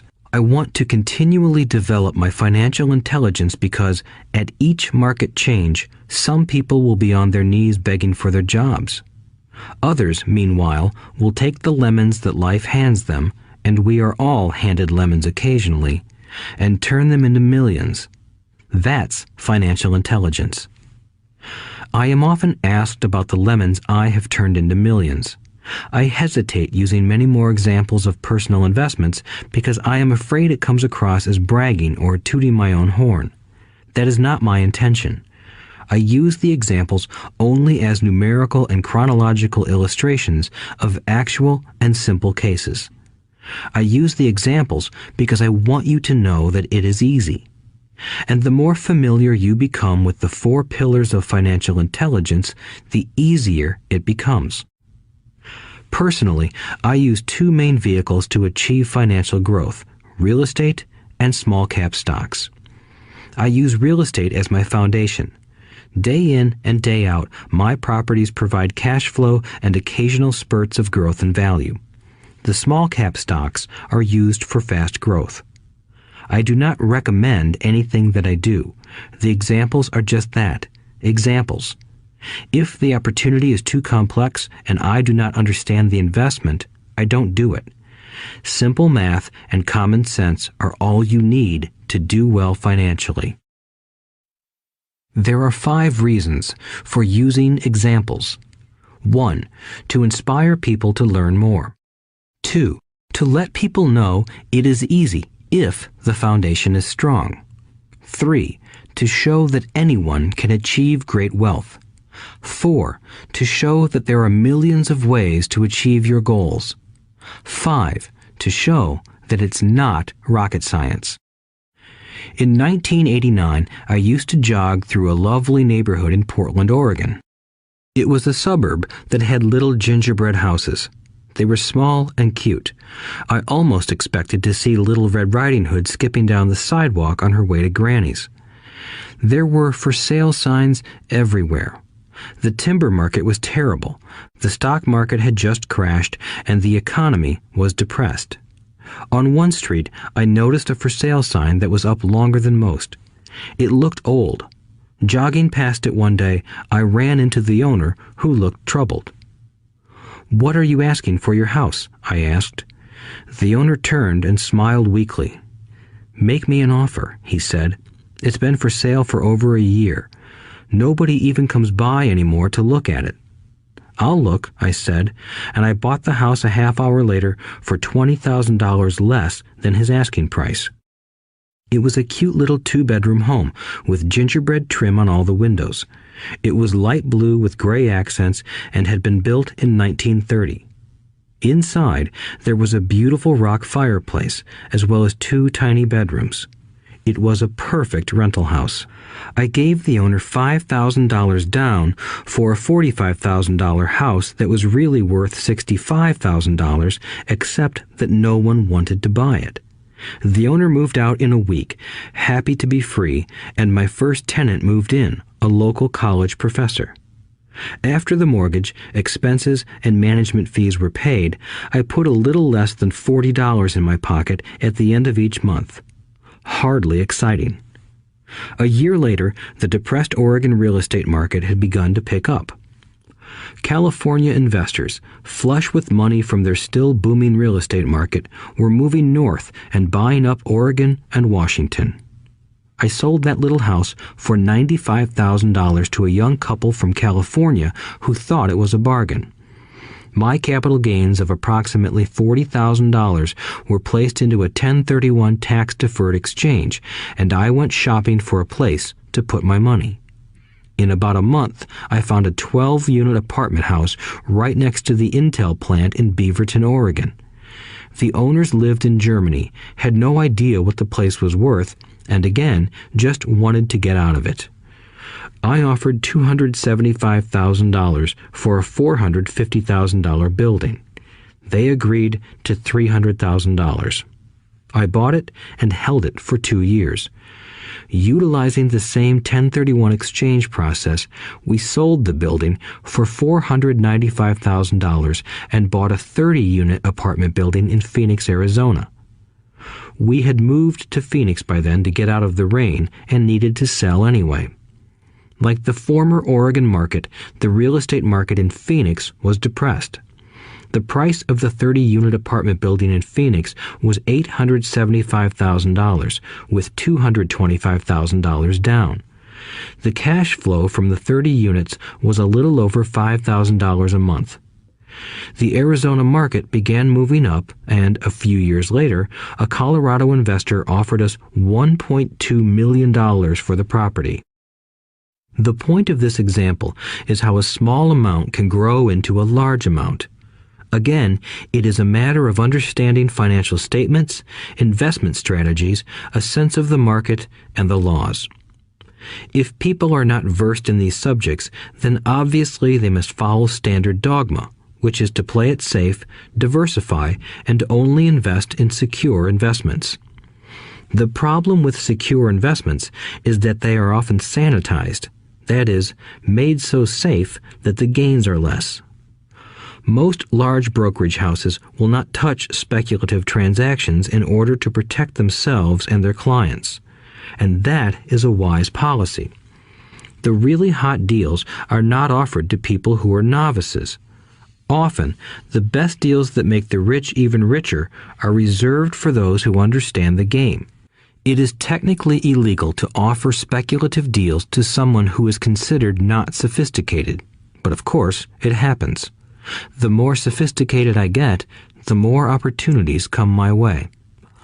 Another case for developing your financial intelligence over a lifetime is simply that more opportunities are presented to you. And the greater your financial intelligence, the easier it is to tell whether a deal is good. It's your intelligence that can spot a bad deal or make a bad deal good. The more I learn, and there is a lot to learn, the more money I make simply because I gain experience and wisdom as the years go on. I have friends who are playing it safe, working hard at their profession and failing to gain financial wisdom, which does take time to develop. My overall philosophy is to plant seeds inside my asset column. That is my formula. I start small and plant seeds. Some grow, some don't. Inside our real estate corporation, we have property worth several $million. It is our own right, or real estate investment trust. The point I'm making is that most of those millions started out as little $5,000 to $10,000 investments. All of those down payments were fortunate to catch a fast-rising market and increase tax-free. We traded in and out several times over a number of years. We also own a stock portfolio, surrounded by a corporation that Kim and I call our personal mutual fund.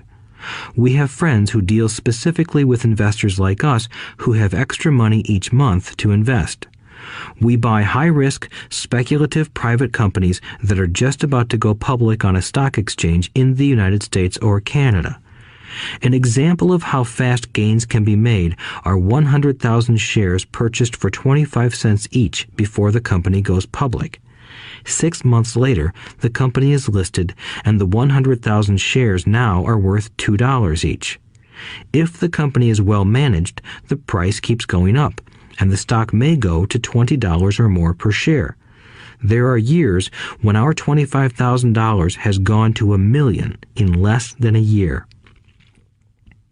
It is not gambling if you know what you're doing. It is gambling if you're just throwing money into a deal and praying. The idea in anything is to use your technical knowledge, wisdom, and love of the game to cut the odds down, to lower the risk. Of course, there is always risk.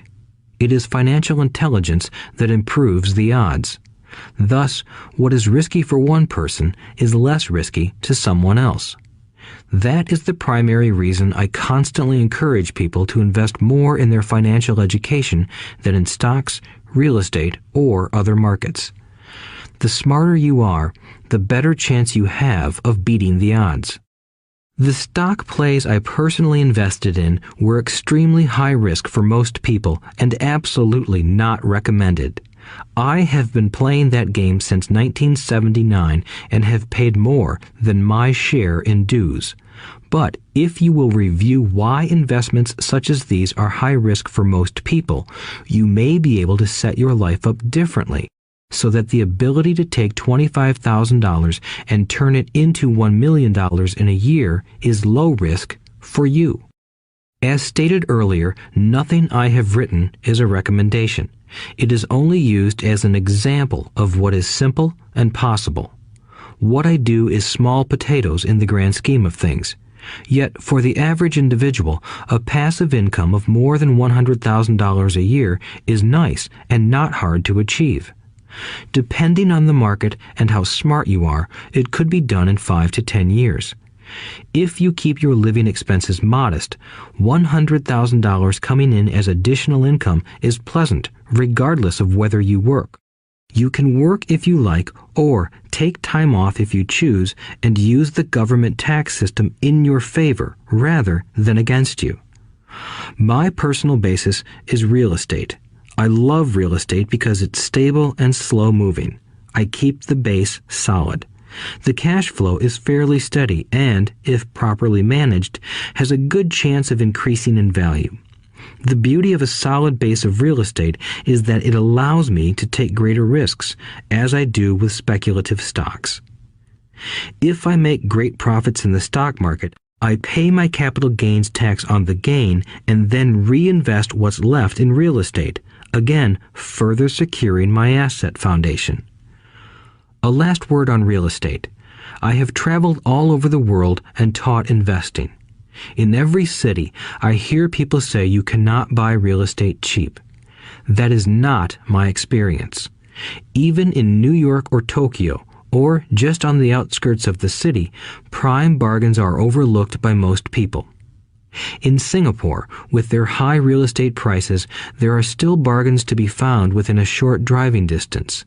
So whenever I hear someone say, "You can't do that here," pointing at me, I remind them that maybe the real statement is, "I don't know how to do that here. Yet." Great opportunities are not seen with your eyes. They are seen with your mind. Most people never get wealthy simply because they are not trained financially to recognize opportunities right in front of them. I am often asked, how do I start? In the final chapter of this audiobook, I offer 10 steps that I followed on the road to my financial freedom. But always remember to have fun. When you learn the rules and the vocabulary of investing and begin to build your asset column, I think you'll find that it's as fun a game as you've ever played. Sometimes you win, and sometimes you learn. But have fun. Most people never win because they're more afraid of losing. That is why I found school so silly. In school, we learn that mistakes are bad, and we are punished for making them. Yet if you look at the way humans are designed to learn, we learn by making mistakes. We learn to walk by falling down. If we never fell down, we would never walk. The same is true for learning to ride a bike. I still have scars on my knees, but today I can ride a bike without thinking. The same is true for getting rich. Unfortunately, the main reason most people are not rich is because they are terrified of losing. Winners are not afraid of losing, but losers are. Failure is part of the process of success. People who avoid failure also avoid success. I look at money much like my game of tennis. I play hard, make mistakes, correct, make more mistakes, correct, and I get better. If I lose the game, I reach across the net, shake my opponent's hand, smile, and say, "See you next Saturday." There are two kinds of investors. One, the first and most common type is a person who buys a packaged investment. They call a retail outlet, such as a real estate company, a stockbroker, or a financial planner, and they buy something. It could be a mutual fund, a right, a stock, or bond. It is a clean and simple way of investing. An analogy would be a shopper who goes to a computer store and buys a computer right off the shelf. 2. The second type is an investor who creates investments. This investor usually assembles a deal in the same way a person who buys components builds a computer. I do not know the first thing about putting components of a computer together, but I do know how to put pieces of opportunities together, or know people who know how.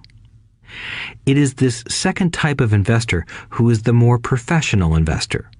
Sometimes it may take years for all the pieces to come together. And sometimes they never do. It is this second type of investor that my rich dad encouraged me to be. It is important to learn how to put the pieces together, because that is where the huge wins reside, and sometimes some huge losses if the tide goes against you. If you want to be the second type of investor, you need to develop 3 main skills. These skills are in addition to those required to become financially intelligent. 1. Find an opportunity that everyone else missed.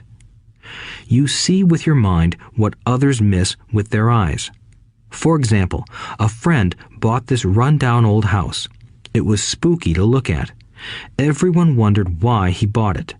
What he saw that we did not was that the house came with 4 extra empty lots. He discovered that after going to the title company. After buying the house, he tore the house down and sold the 5 lots to a builder for 3 times what he paid for the entire package. He made $75,000 for 2 months of work. It's not a lot of money, but it sure beats minimum wage, and it's not technically difficult. 2. Raise money. The average person only goes to the bank. This second type of investor needs to know how to raise capital, and there are many ways that don't require a bank. To get started, I learned how to buy houses without a bank. It was the learned skill of raising money more than the houses themselves that was priceless. All too often, I hear people say, "The bank won't lend me money," or "I don't have the money to buy it." If you want to be a Type 2 investor, you need to learn how to do that which stops most people. In other words, a majority of people let their lack of money stop them from making a deal.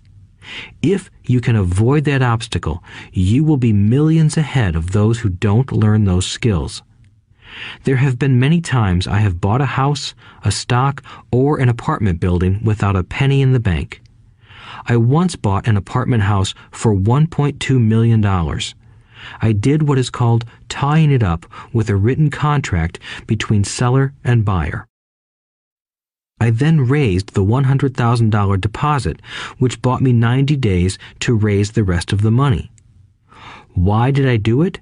Simply because I knew it was worth $2 million. I never raised the money. Instead, the person who put up the $100,000 gave me $50,000 for finding the deal, took over my position, and I walked away. Total working time? 3 days. Again, it's what you know more than what you buy. Investing is not buying. It's more a case of knowing. 3. Organize smart people. Intelligent people are those who work with or hire a person who is more intelligent than they are. When you need advice, make sure you choose your advisor wisely. There is a lot to learn, but the rewards can be astronomical. If you do not want to learn those skills, then being a Type 1 investor is highly recommended. It is what you know that is your greatest wealth. It is what you do not know that is your greatest risk. There is always risk, so learn to manage risk instead of avoiding it. Chapter 6. Lesson 6. Work to learn, don't work for money. Job security meant everything to my educated dad. Learning meant everything to my rich dad. A few years ago, I granted an interview with a newspaper in Singapore. The young female reporter was on time, and the interview got underway immediately. We sat in the lobby of a luxurious hotel, sipping coffee and discussing the purpose of my visit to Singapore. I was to share the platform with Zig Ziglar. He was speaking on motivation, and I was speaking on the secrets of the rich. Someday, I would like to be a best-selling author like you, she said. I had seen some of the articles she had written for the paper, and I was impressed. She had a tough, clear style of writing. Her articles held a reader's interest. You have a great style, I said in reply. What holds you back from achieving your dream?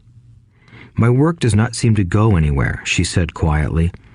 Everyone says that my novels are excellent, but nothing happens. So I keep my job with the paper. At least it pays the bills. Do you have any suggestions? Yes, I do, I said brightly. A friend of mine here in Singapore runs a school that trains people to sell.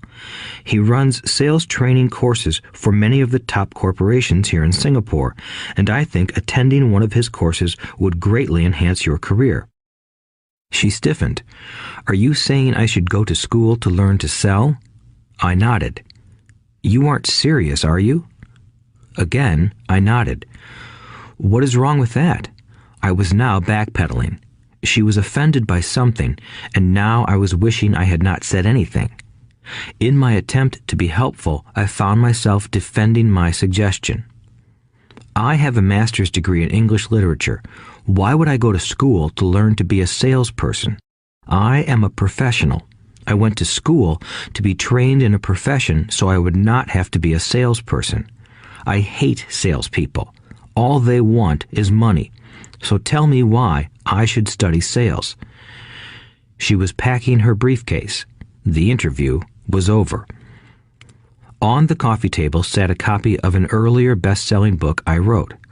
I picked it up as well as the notes she had jotted down on her legal pad.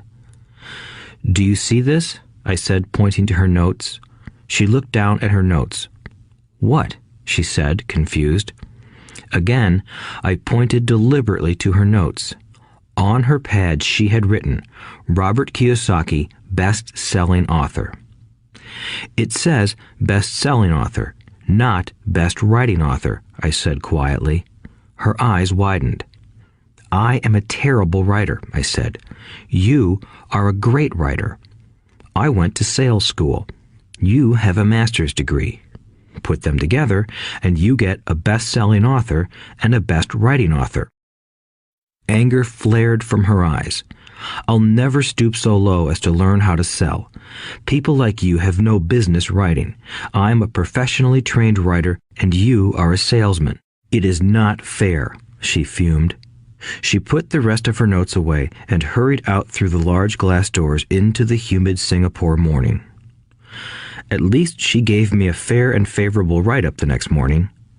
The world is filled with smart, talented, educated, and gifted people. We meet them every day. They are all around us. A few days ago, my car was not running well. I pulled into a garage, and the young mechanic had it fixed in just a few minutes. He knew what was wrong by simply listening to the engine. I was amazed. I am constantly shocked at how little talented people earn. I have met brilliant, highly educated people who earn less than $20,000 a year. A business consultant who specializes in the medical trade was telling me how many doctors, dentists, and chiropractors struggle financially. All this time, I thought that when they graduated, the dollars would pour in. It was this business consultant who gave me the phrase, "They are one skill away from great wealth." What this phrase means is that most people need only to learn and master one more skill, and their income would jump exponentially. I have mentioned before that financial intelligence is a synergy of accounting, investing, marketing, and law. Combine those 4 technical skills, and making money with money is easier than most people would believe. When it comes to money, the only skill most people know is to work hard. The classic example of a synergy of skills was that young writer for the newspaper. If she diligently learned the skills of sales and marketing, her income would jump dramatically. If I were her, I would take some courses in advertising copywriting as well as sales. Then, instead of working at the newspaper, I would seek a job at an advertising agency. Even if it were a cut in pay, she would learn how to communicate in shortcuts that are used in successful advertising. She also would spend time learning public relations, an important skill. She would learn how to get millions in free publicity. Then, at night and on weekends, she could be writing her great novel. When it was finished, she would be better able to sell her book. Then, in a short while, she could be a best-selling author. When I came out with my first book, If You Want to Be Rich and Happy, Don't Go to School, a publisher suggested I change the title to The Economics of Education. I told the publisher that, with a title like that, I would sell 2 books, one to my family and one to my best friend. The problem is that they would expect it for free. The obnoxious title, If You Want to Be Rich and Happy, Don't Go to School, was chosen because we knew it would get tons of publicity. I am pro-education and believe in education reform. If I were not pro-education, why would I continue to press for changing our antiquated educational system?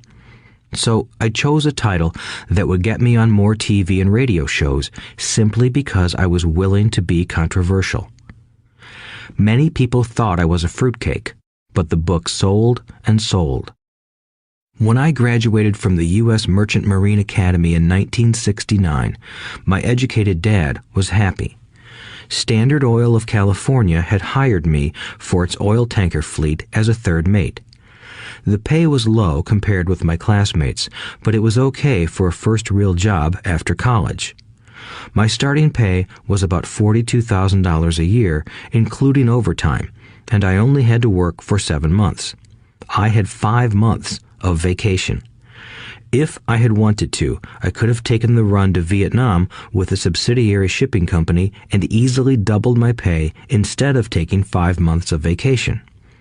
I had a great career ahead of me, yet I resigned after 6 months with the company and joined the Marine Corps to learn how to fly.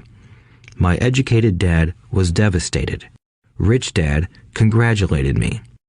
In school and in the workplace, the popular opinion is the idea of specialization. That is, in order to make more money or get promoted, you need to specialize.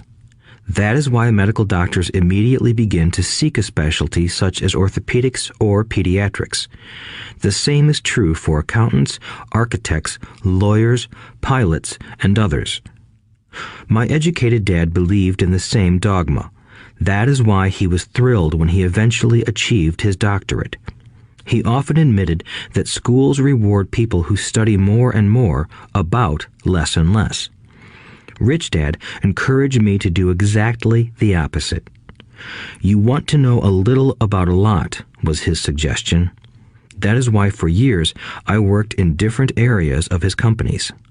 For a while, I worked in his accounting department. Although I would probably never have been an accountant, he wanted me to learn via osmosis. Rich Dad knew I would pick up jargon and a sense of what is important and what is not. I also worked as a busboy and construction worker as well as in sales, reservations, and marketing. He was grooming Mike and me. That is why he insisted we sit in on the meetings with his bankers, lawyers, accountants, and brokers. He wanted us to know a little about every aspect of his empire. When I quit my high-paying job with Standard Oil, my educated dad had a heart-to-heart talk with me. He was bewildered. He could not understand my decision to resign from a career that offered high pay, great benefits, lots of time off, and opportunity for promotion. When he asked me one evening, "Why did you quit?" I could not explain it to him, though I tried hard to. My logic did not fit his logic. The big problem was that my logic was my rich dad's logic. Job security meant everything to my educated dad. Learning meant everything to my rich dad. Educated dad thought I went to school to learn to be a ship's officer. Rich dad knew that I went to school to study international trade. So as a student, I made cargo runs, navigating large freighters, oil tankers, and passenger ships to the Far East and the South Pacific. Rich Dad emphasized that I should stay in the Pacific instead of taking ships to Europe because he knew that the emerging nations were in Asia, not Europe. While most of my classmates, including Mike, were partying at their fraternity houses, I was studying trade, people, business styles, and cultures in Japan, Taiwan, Thailand, Singapore, Hong Kong, Vietnam, Korea, Tahiti, Samoa, and the Philippines. I was partying also, but it was not in any frat house. I grew up rapidly. Educated Dad just could not understand why I decided to quit and join the Marine Corps. I told him I wanted to learn to fly, but really I wanted to learn to lead troops. Rich Dad explained to me that the hardest part of running a company is managing people. He had spent 3 years in the Army. My educated dad was draft exempt. Rich Dad valued learning to lead men into dangerous situations. Leadership is what you need to learn next, he said. If you are not a good leader, you'll get shot in the back, just like they do in business. Returning from Vietnam in 1973, I resigned my commission, even though I loved flying. I found a job with Xerox Corporation. I joined it for one reason, and it was not for the benefits. I was a shy person, and the thought of selling was the most frightening subject in the world. Xerox has one of the best sales trainings programs in America. Rich Dad was proud of me. My educated dad was ashamed. Being an intellectual, he thought that salespeople were below him.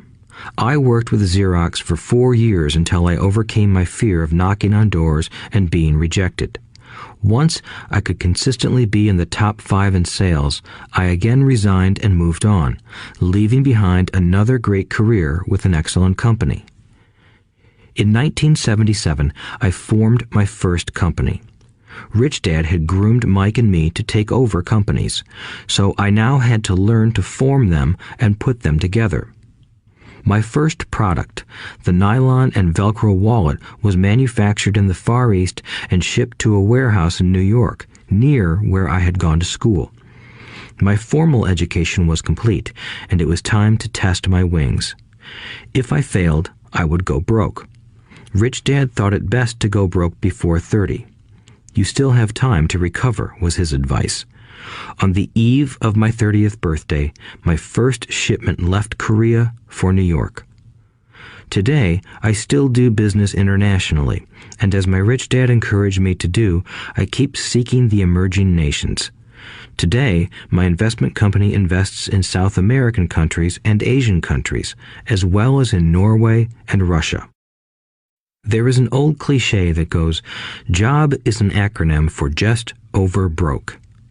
Unfortunately, I would say that applies to millions of people.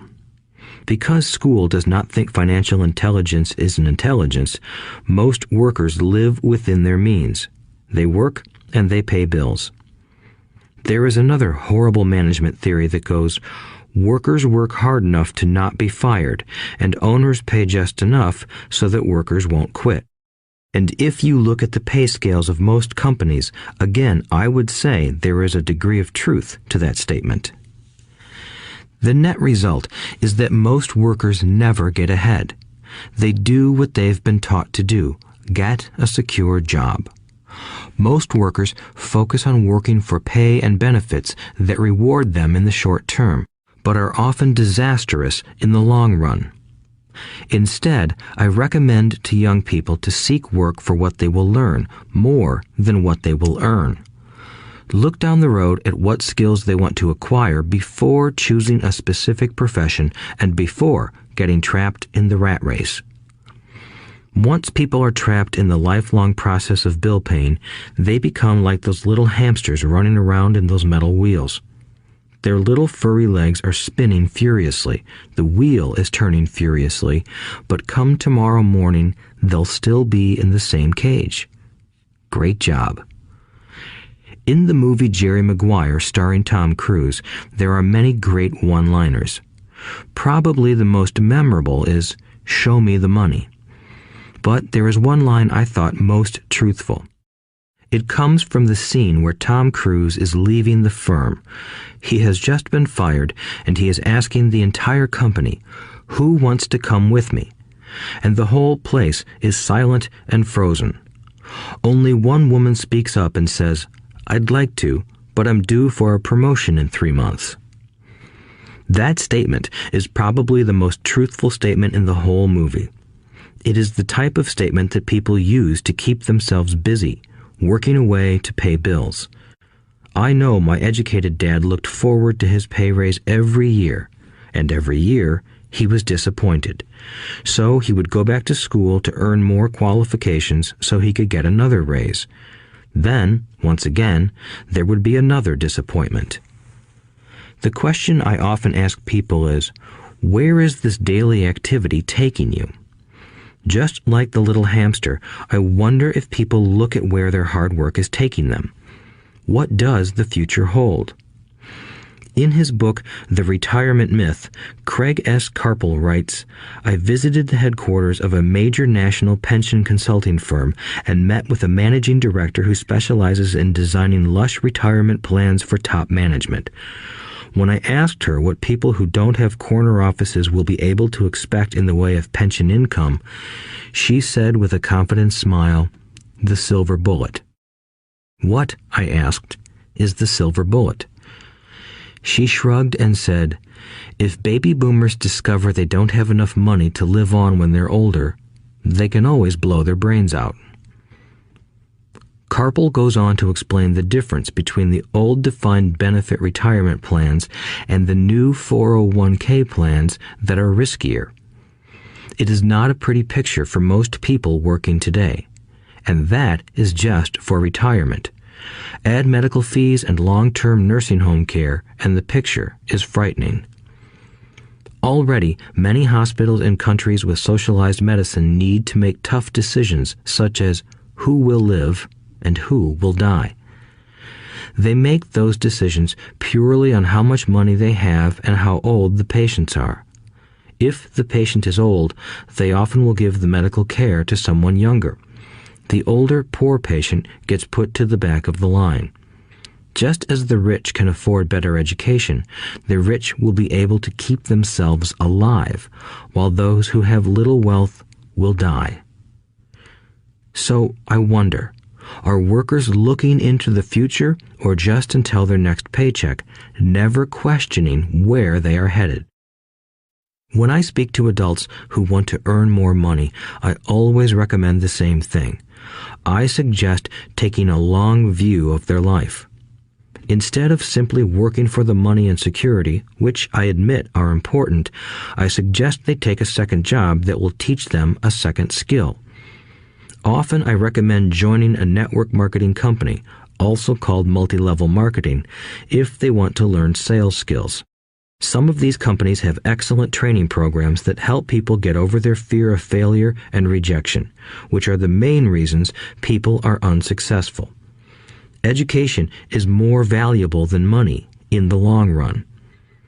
When I offer this suggestion, I often hear in response, "Oh, that is too much hassle," or "I only want to do what I am interested in." If they say it's too much of a hassle, I ask, so you would rather work all your life giving 50% of what you earn to the government?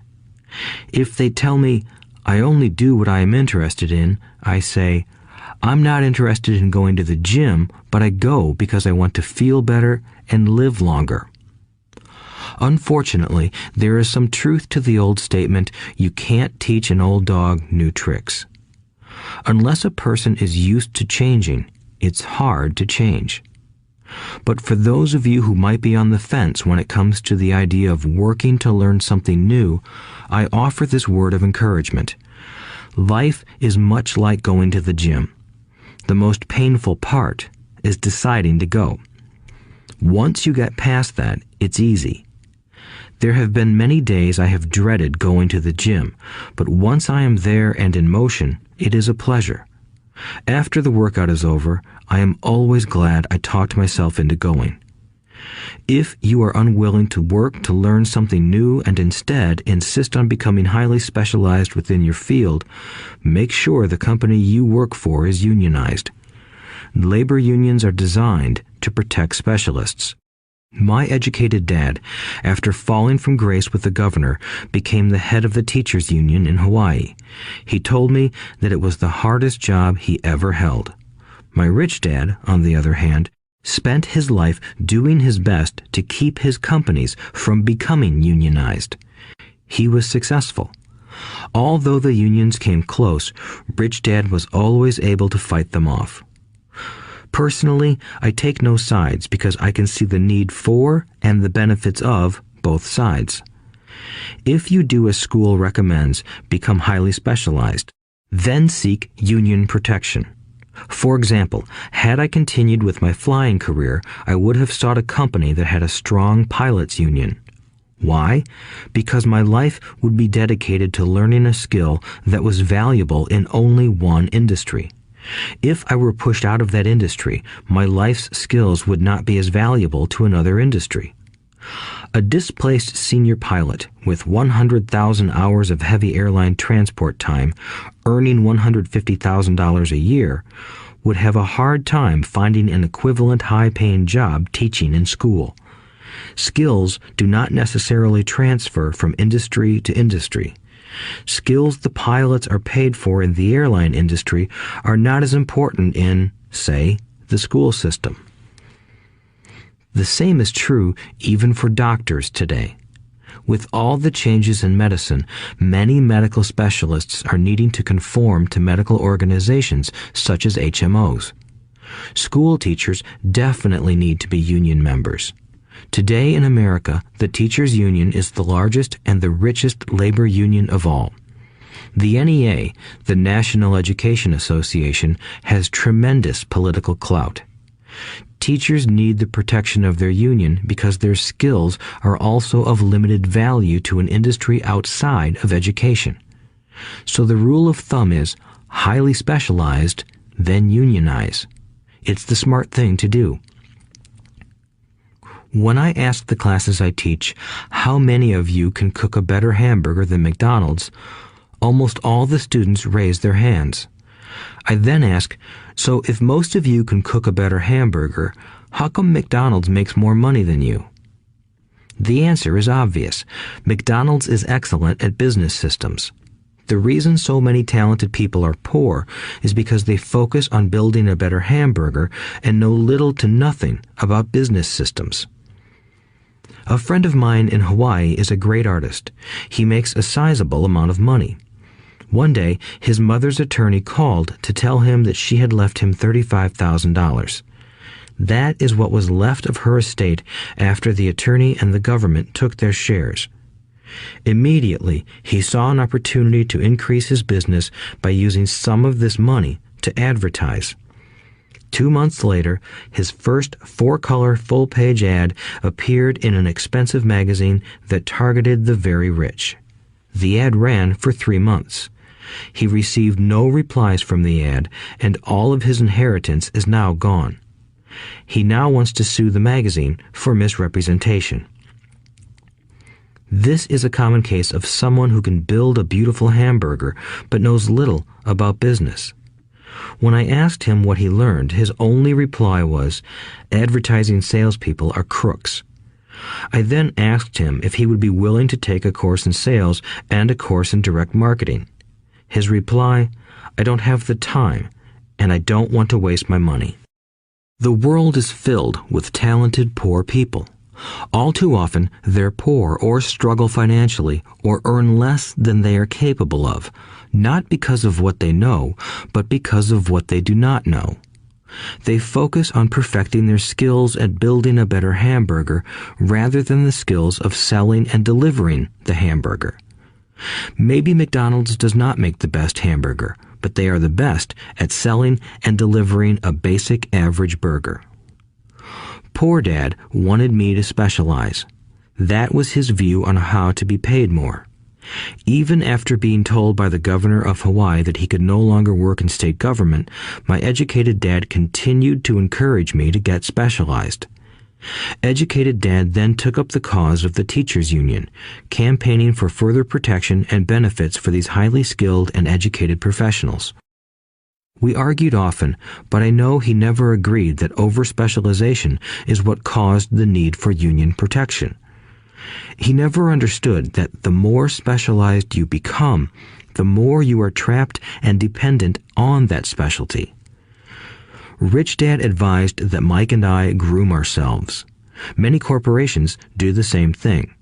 They find a young, bright student just out of business school and begin grooming that person to someday take over the company. So these bright young employees do not specialize in one department. They are moved from department to department to learn all the aspects of business systems. The rich often groom their children or the children of others.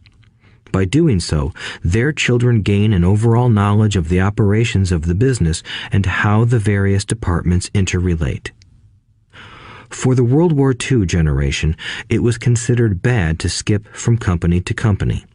Today, it is considered smart. Since people will skip from company to company rather than seek greater specialization in skills, why not seek to learn more than to earn? In the short term, it may earn you less, but it will pay dividends in the long term.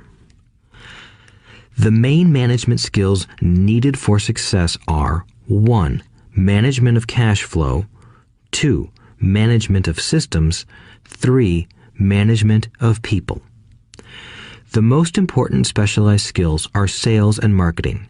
The ability to sell, to communicate to another human being, be it a customer, employee, boss, spouse, or child, is the base skill of personal success. Communication skills such as writing, speaking, and negotiating are crucial to a life of success. These are skills I work on constantly, attending courses or buying educational resources to expand my knowledge. As I have mentioned, my educated dad worked harder and harder the more competent he became. He also became more trapped the more specialized he got. Although his salary went up, his choices diminished. Soon after he was locked out of government work, he found out how vulnerable he really was professionally. It is like professional athletes who suddenly are injured or are too old to play. Their once high-paying position is gone, and they have limited skills to fall back on. I think that is why my educated dad sided so much with the unions after that. He realized how much a union would have benefited him. Rich Dad encouraged Mike and me to know a little about a lot. He encouraged us to work with people smarter than we were and to bring smart people together to work as a team. Today, it would be called a synergy of professional specialties. Today, I meet ex-school teachers earning hundreds of thousands of dollars a year. They earn that much because they have specialized skills in their field as well as other skills. They can teach as well as sell and market. I know of no other skills to be more important than selling and marketing. The skills of selling and marketing are difficult for most people, primarily due to their fear of rejection. The better you are at communicating, negotiating, and handling your fear of rejection, the easier life is. Just as I advise that newspaper writer who wanted to become a best-selling author, I advise anyone else today. Being technically specialized has its strengths as well as its weaknesses. I have friends who are geniuses, but they cannot communicate effectively with other human beings, and, as a result, their earnings are pitiful. I advise them to just spend a year learning to sell. Even if they earn nothing, their communication skills will improve, and that is priceless. In addition to being good learners, sellers, and marketers, we need to be good teachers as well as good students.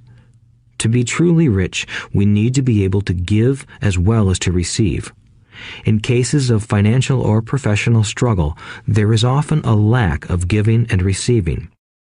I know many people who are poor because they are neither good students nor good teachers. Both of my dads were generous men. Both made it a practice to give first. Teaching was one of their ways of giving. The more they gave, the more they received. One glaring difference was in the giving of money. My rich dad gave lots of money away. He gave to his church, to charities, and to his foundation. He knew that to receive money, you had to give money. Giving money is the secret to most great wealthy families. That is why there are organizations like the Rockefeller Foundation and the Ford Foundation. These are organizations designed to take their wealth and increase it, as well as give it away in perpetuity. My educated dad always said, "When I have some extra money, I'll give it." The problem was that there was never any extra. So he worked harder to draw more money in rather than focus on the most important law of money. Give and you shall receive. Instead, he believed in receive and then you give. In conclusion, I became both dads. One part of me is a hardcore capitalist who loves the game of money making money. The other part is a socially responsible teacher who is deeply concerned with this ever-widening gap between the haves and have-nots. I personally hold the archaic educational system primarily responsible for this growing gap. Chapter 7. Overcoming Obstacles. The primary difference between a rich person and a poor person is how they manage fear. Once people have studied and become financially literate, they may still face roadblocks to becoming financially independent. There are 5 main reasons why financially literate people may still not develop abundant asset columns that could produce a large cash flow. The 5 reasons are: 1. Fear. 2. Cynicism. 3. Laziness. 4. Bad habits. 5. Arrogance. Overcoming fear. I have never met anyone who really likes losing money. And in all my years, I have never met a rich person who has never lost money. But I have met a lot of poor people who have never lost a dime. Investing, that is. The fear of losing money is real. Everyone has it, even the rich. But it's not having fear that is the problem. It's how you handle fear. It's how you handle losing. It's how you handle failure that makes the difference in one's life. The primary difference between a rich person and a poor person is how they manage that fear. It's okay to be fearful. It's okay to be a coward when it comes to money. You can still be rich. We're all heroes at something and cowards at something else. My friend's wife is an emergency room nurse. When she sees blood, she flies into action. When I mention investing, she runs away. When I see blood, I don't run. I pass out. My rich dad understood phobias about money. Some people are terrified of snakes. Some people are terrified about losing money. Both are phobias, he would say.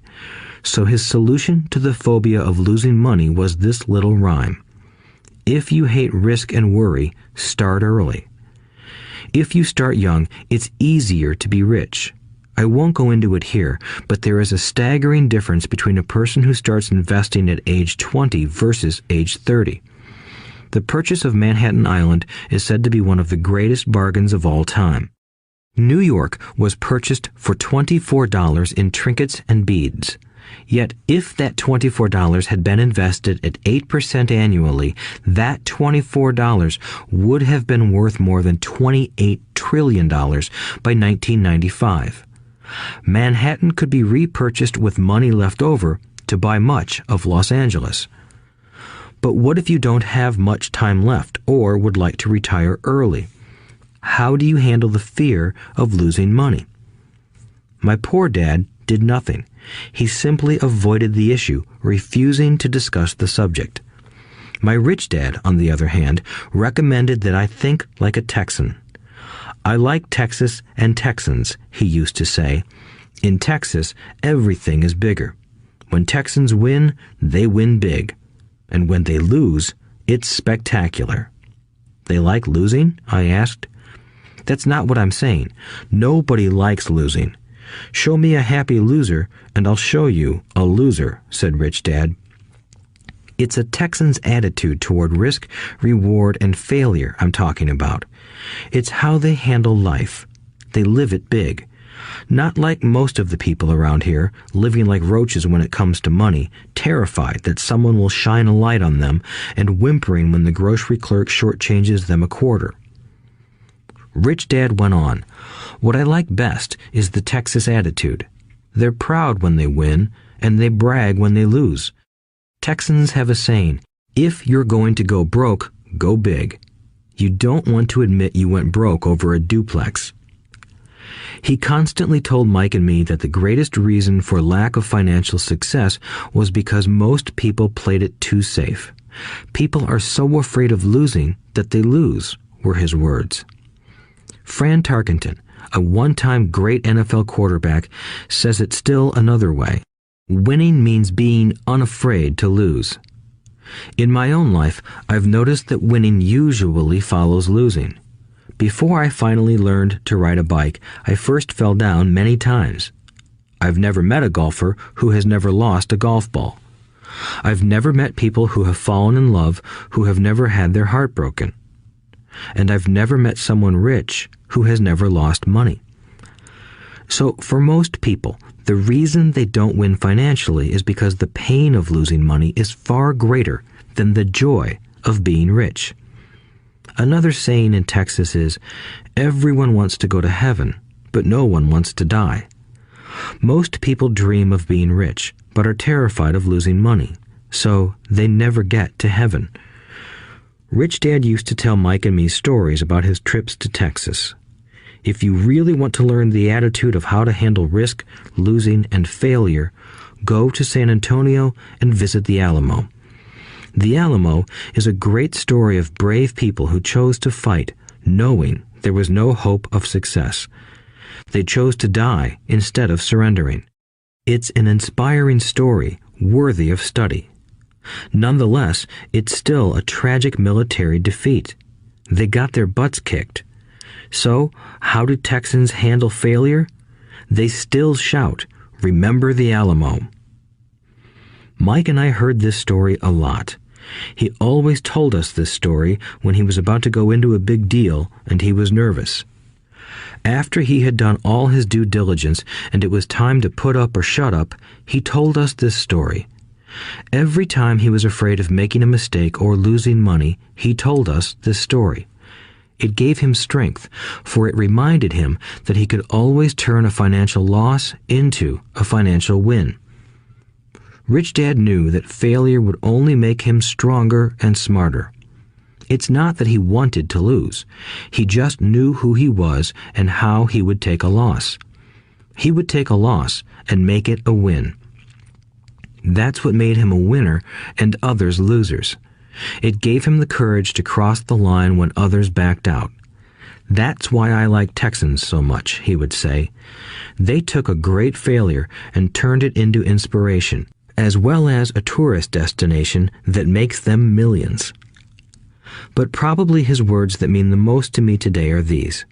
Texans don't bury their failures. They get inspired by them. They take their failures and turn them into rallying cries. Failure inspires Texans to become winners. But that formula is not just the formula for Texans. It is the formula for all winners. I've said that falling off my bike was part of learning to ride. I remember falling off only made me more determined to learn to ride, not less. I also said that I have never met a golfer who has never lost a ball. For top professional golfers, losing a ball or a tournament provides the inspiration to be better, to practice harder, to study more. That's what makes them better. For winners, losing inspires them. For losers, losing defeats them. I like to quote John D. Rockefeller, who said, "I always tried to turn every disaster into an opportunity." And being Japanese American, I can say this. Many people say that Pearl Harbor was an American mistake. I say it was a Japanese mistake. From the movie Tora, Tora, Tora, a somber Japanese admiral says to his cheering subordinates, "I am afraid we have awakened a sleeping giant." Remember Pearl Harbor became a rallying cry. It turned one of America's greatest losses into the reason to win. This great defeat gave America strength, and America soon emerged as a world power. Failure inspires winners, and failure defeats losers. It is the biggest secret of winners. It's the secret that losers do not know. The greatest secret of winners is that failure inspires winning. Thus, they're not afraid of losing. Repeating Fran Tarkenton's quote, "Winning means being unafraid to lose." People like Fran Tarkenton are not afraid of losing because they know who they are. They hate losing, so they know that losing will only inspire them to become better. There is a big difference between hating losing and being afraid to lose. Most people are so afraid of losing money that they lose. They go broke over a duplex. Financially, they play life too safe and too small. They buy big houses and big cars, but not big investments. The main reason that over 90% of the American public struggles financially is because they play not to lose. They don't play to win. They go to their financial planners or accountants or stockbrokers and buy a balanced portfolio. Most have lots of cash in CDs, low-yield bonds, mutual funds that can be traded within a mutual fund family, and a few individual stocks. It is a safe and sensible portfolio, but it is not a winning portfolio. It is a portfolio of someone playing not to lose. Don't get me wrong, it's probably a better portfolio than more than 70% of the population has, and that's frightening. It's a great portfolio for someone who loves safety. But playing it safe and balanced on your investment portfolio is not the way successful investors play the game. If you have little money and you want to be rich, you must first be focused, not balanced. If you look at any successful person, at the start, they were not balanced. Balanced people go nowhere. They stay in one spot. To make progress, you must first go unbalanced. Just look at how you make progress walking.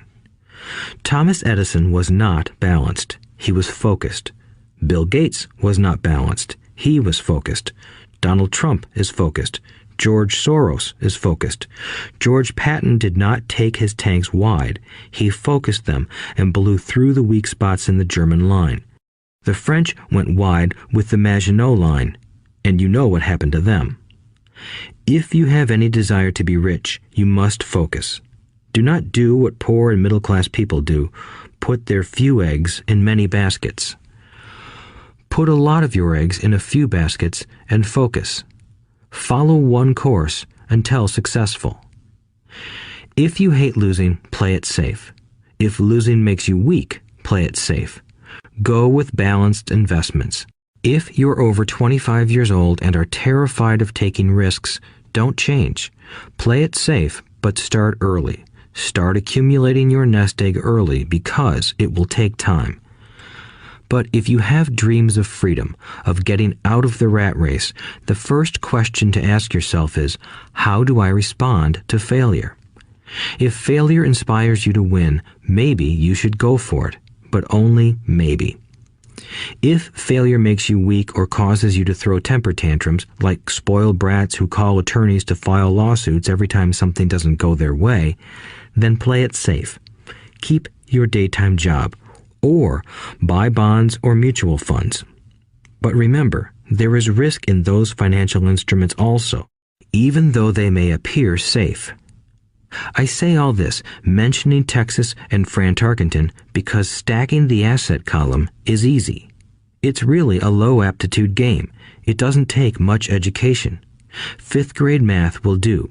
But building your asset column is a game in which attitude plays a major role. It takes guts, patience, and a great attitude toward failure. Losers avoid failing, and failure turns losers into winners. Just remember the Alamo. Overcoming cynicism. The sky is falling. The sky is falling. Most of us know the story of Chicken Little, who ran around warning the barnyard of impending doom. We all know people who are that way.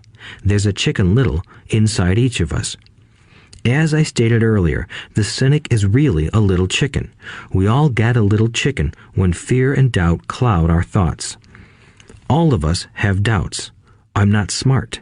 I'm not good enough. So-and-so is better than me. Our doubts often paralyze us. We play the what-if game. What if the economy crashes right after I invest? What if I lose control and I can't pay the money back? What if things don't go as I planned? Or we have friends or loved ones who will remind us of our shortcomings. They often say, "What makes you think you can do that? If it's such a good idea, how come someone else hasn't done it? That will never work. You don't know what you're talking about." These words of doubt often get so loud that we fail to act. A horrible feeling builds in our stomach. Sometimes we can't sleep. We fail to move forward. So we stay with what is safe, and opportunities pass us by.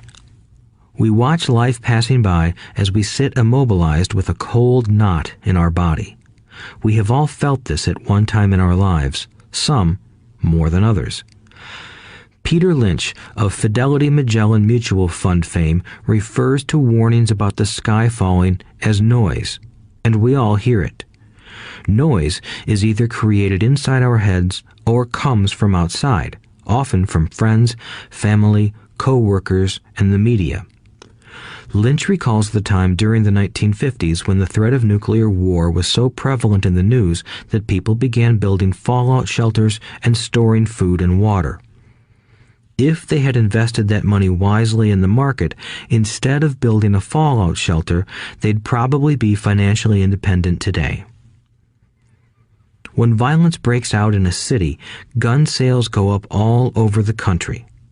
A person dies from rare hamburger meat in the state of Washington, and the Arizona Health Department orders restaurants to have all beef cooked well done. A drug company runs a TV commercial in February showing people catching the flu. Colds go up as well as sales of cold medicine. Most people are poor because when it comes to investing, the world is filled with Chicken Littles running around yelling, "The sky is falling, the sky is falling." And Chicken Littles are effective because every one of us is a little chicken. It often takes great courage to not let rumors and talk of doom and gloom affect your doubts and fears. But a savvy investor knows that the seemingly worst of times is actually the best of times to make money. When everyone else is too afraid to act, they pull the trigger and are rewarded. Some time ago, a friend named Richard came from Boston to visit Kim and me in Phoenix. He was impressed with what we had done through stocks and real estate. The Phoenix real estate prices were depressed. We spent 2 days showing him what we thought were excellent opportunities for cash flow and capital appreciation. Kim and I are not real estate agents. We are strictly investors. After identifying a unit in a resort community, we called an agent who sold it to him that afternoon.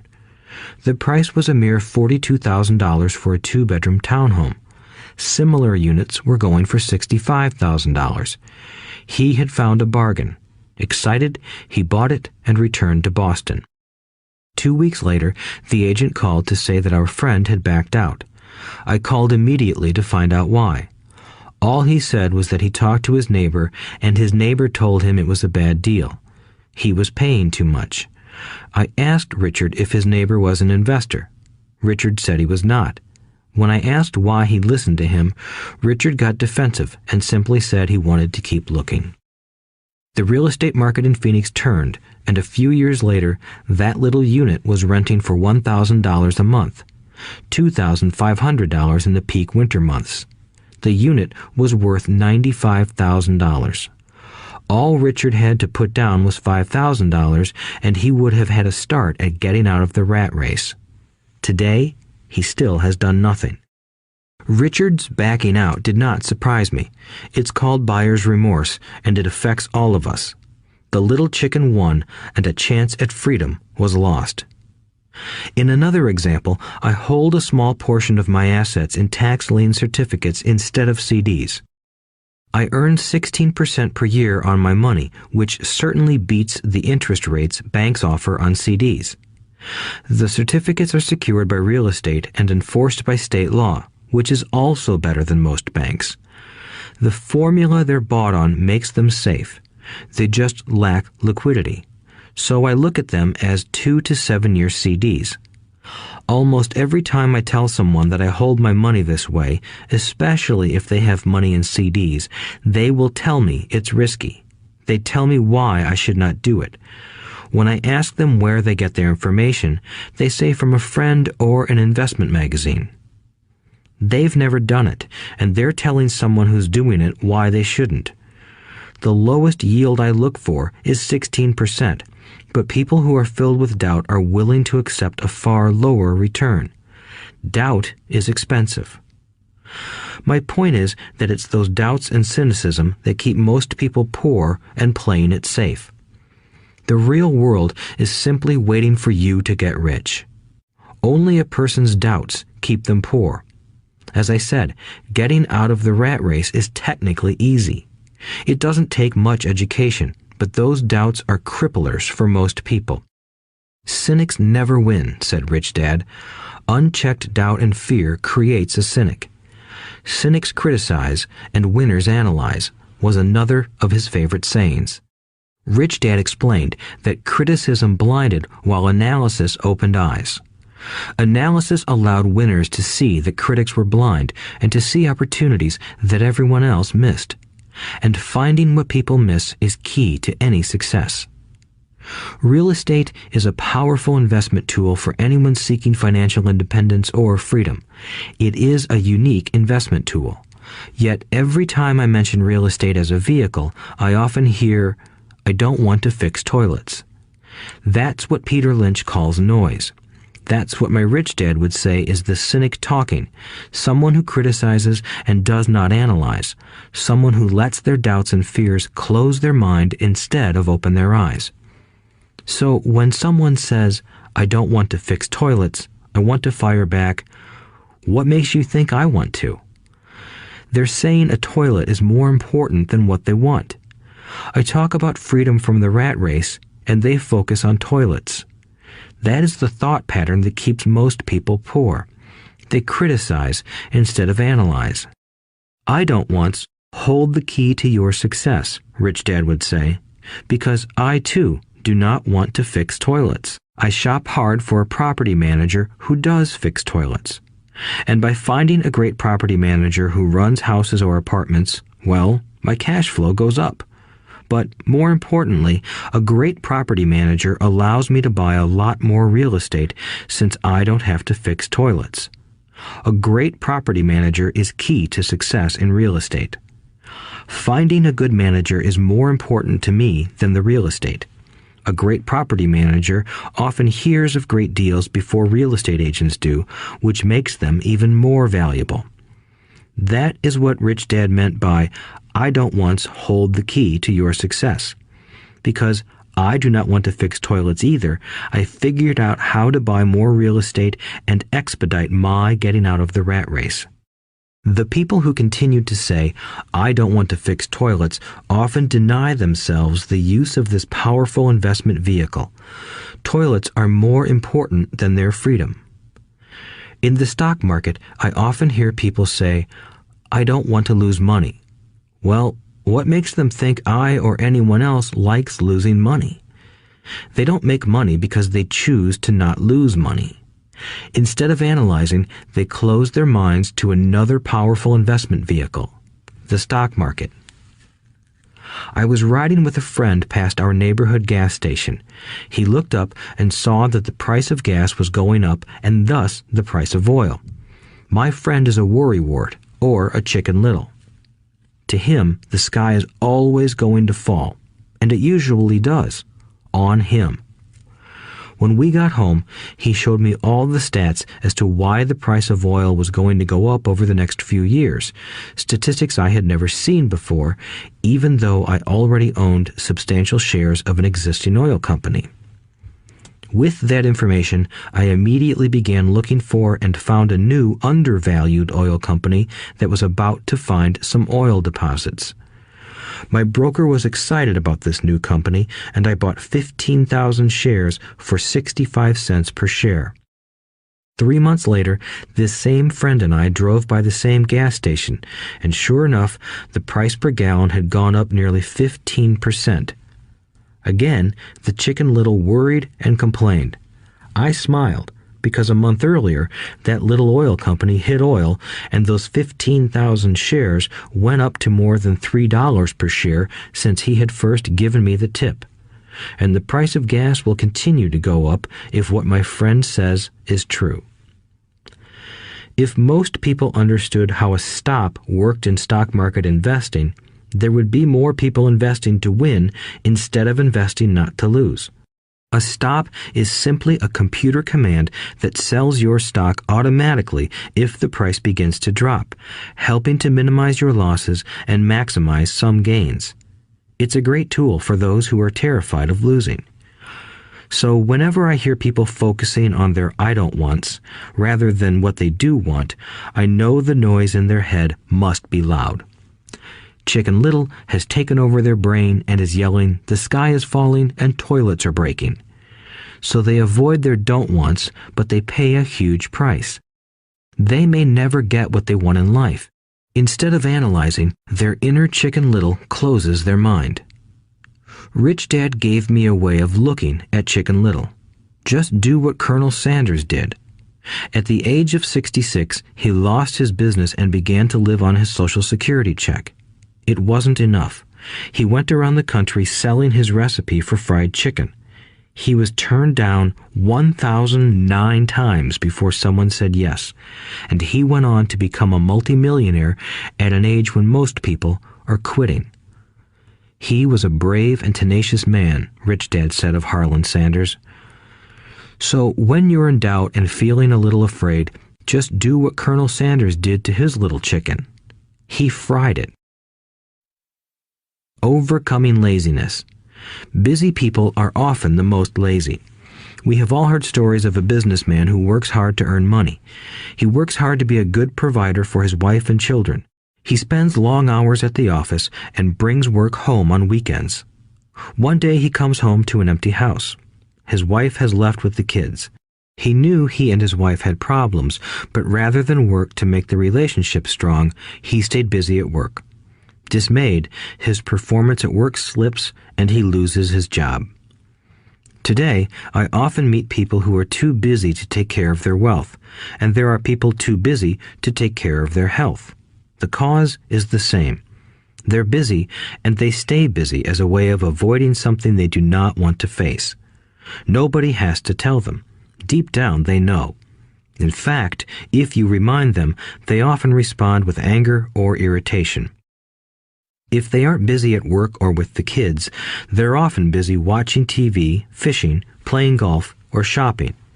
Yet deep down, they know they are avoiding something important. That's the most common form of laziness. Laziness by staying busy. So, what is the cure for laziness? The answer is a little greed. For many of us, we were raised thinking of greed or desire as bad. Greedy people are bad people, my mom used to say, yet we all have inside of us this yearning to have nice, new, or exciting things. So, to keep that emotion of desire under control, often parents find ways of suppressing that desire with guilt. You only think about yourself. Don't you know you have brothers and sisters? Was one of my mom's favorites. You want me to buy you what? Was a favorite of my dad. Do you think we're made of money? Do you think money grows on trees? We're not rich people, you know. It wasn't so much the words, but the angry guilt trip that went with the words that got to me. Or the reverse guilt trip was the, I'm sacrificing my life to buy this for you. I'm buying this for you because I never had this advantage when I was a kid. I have a neighbor who is stone broke but can't park his car in his garage. The garage is filled with toys for his kids. Those spoiled brats get everything they ask for. I don't want them to know the feeling of want are his everyday words. He has nothing set aside for their college or his retirement, but his kids have every toy ever made. He recently got a new credit card in the mail and took his kids to visit Las Vegas. I'm doing it for the kids, he said with great sacrifice. Rich Dad forbade the words, I can't afford it. In my real home, that's all I heard. Instead, Rich Dad required his children to say, how can I afford it? He believed that the words, I can't afford it, shut down your brain. It didn't have to think anymore. How can I afford it opened up the brain and forced it to think and search for answers. But most importantly, he felt the words, I can't afford it, were a lie, and the human spirit knows it. The human spirit is very, very powerful, he would say. It knows it can do anything. By having a lazy mind that says, I can't afford it, a war breaks out inside you. Your spirit is angry, and your lazy mind must defend its lie. The spirit is screaming, come on, let's go to the gym and work out. And the lazy mind says, but I'm tired, I worked really hard today. Or the human spirit says, I'm sick and tired of being poor, let's get out there and get rich. To which the lazy mind says, rich people are greedy. Besides, it's too much bother. It's not safe. I might lose money. I'm working hard enough as it is. I've got too much to do at work anyway. Look at what I have to do tonight. My boss wants it finished by morning. I can't afford it also causes sadness, a helplessness that leads to despondency and often depression. How can I afford it opens up possibilities, excitement, and dreams. So Rich Dad was not so concerned about what we wanted to buy as long as we understood that how can I afford it creates a stronger mind and a dynamic spirit. Thus, he rarely gave Mike or me anything. He would instead ask, how can you afford it? And that included college, which we paid for ourselves. It was not the goal, but the process of attaining the goal that he wanted us to learn. The problem I see today is that there are millions of people who feel guilty about their desire or their greed. It's old conditioning from their childhood. While they desire to have the finer things that life offers, most have been conditioned subconsciously to say, I can't have that, or I'll never be able to afford that. When I decided to exit the rat race, it was simply a question of how can I afford to never work again? And my mind began to kick out answers and solutions. The hardest part was fighting my real parents' dogma. We can't afford that. Stop thinking only about yourself. Why don't you think about others? And other similar sentiments designed to instill guilt to suppress my greed. So, how do you beat laziness? Once again, the answer is a little greed. It's that radio station WIIFM, which stands for What's in it for me? A person needs to sit down and ask, what would my life be like if I never had to work again? What would I do if I had all the money I needed? Without that little greed, the desire to have something better, progress is not made. Our world progresses because we all desire a better life. New inventions are made because we desire something better. We go to school and study hard because we want something better. So whenever you find yourself avoiding something you know you should be doing, then the only thing to ask yourself is, what's in it for me? Be a little greedy. It's the best cure for laziness. Too much greed, however, as anything in excess can be, is not good. But just remember what Michael Douglas said in the movie Wall Street. Greed is good. Rich Dad said it differently. Guilt is worse than greed, for guilt robs the body of its soul. I think Eleanor Roosevelt said it best. Do what you feel in your heart to be right, for you'll be criticized anyway. You'll be damned if you do, and damned if you don't. Overcoming bad habits. Our lives are a reflection of our habits more than our education. After seeing the movie Conan the Barbarian, starring Arnold Schwarzenegger, a friend said, "I'd love to have a body like Schwarzenegger." Most of the guys nodded in agreement. "I even heard he was really puny and skinny at one time," another friend added. "Yeah, I heard that too," another one said. "I heard he has a habit of working out almost every day in the gym." "Yeah, I'll bet he has to." "Nah," said the group's cynic. "I'll bet he was born that way. Besides, let's stop talking about Arnold and get some beers." This is an example of habits controlling behavior. I remember asking my rich dad about the habits of the rich. Instead of answering me outright, he wanted me to learn through example, as usual. "When does your dad pay his bills?" Rich Dad asked. "The first of the month," I said. "Does he have anything left over?" he asked. "Very little," I said. "That's the main reason he struggles," said Rich Dad. "He has bad habits. Your dad pays everyone else first. He pays himself last, but only if he has anything left over." "Which he usually doesn't," I said. "But he has to pay his bills, doesn't he? You're saying he shouldn't pay his bills?" "Of course not," said Rich Dad. "I firmly believe in paying my bills on time. I just pay myself first, before I pay even the government." "But what happens if you don't have enough money?" I asked. "What do you do then?" "The same," said Rich Dad. "I still pay myself first, even if I'm short of money. My asset column is far more important to me than the government." "But," I said, "don't they come after you?" "Yes, if you don't pay," said Rich Dad. "Look, I did not say not to pay. I just said I pay myself first, even if I'm short of money." "But," I replied, "how do you do that?" "It's not how.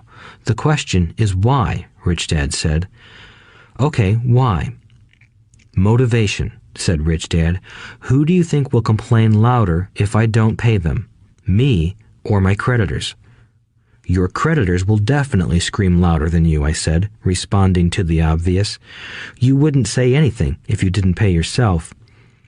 So you see, after paying myself, the pressure to pay my taxes and the other creditors is so great that it forces me to seek other forms of income. The pressure to pay becomes my motivation.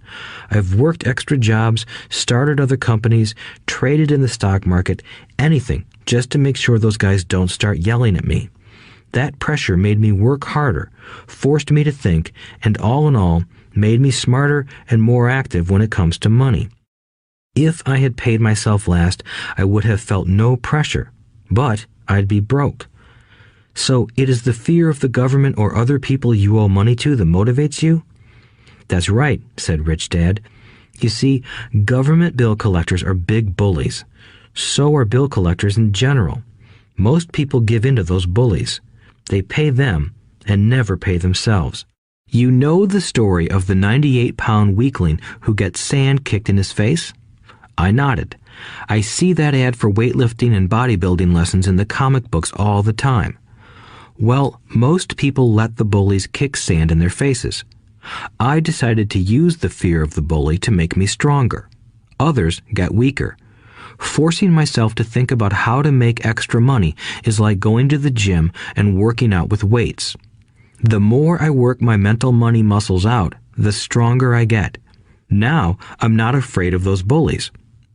I liked what Rich Dad was saying, so if I pay myself first, I get financially stronger mentally and fiscally. Rich Dad nodded.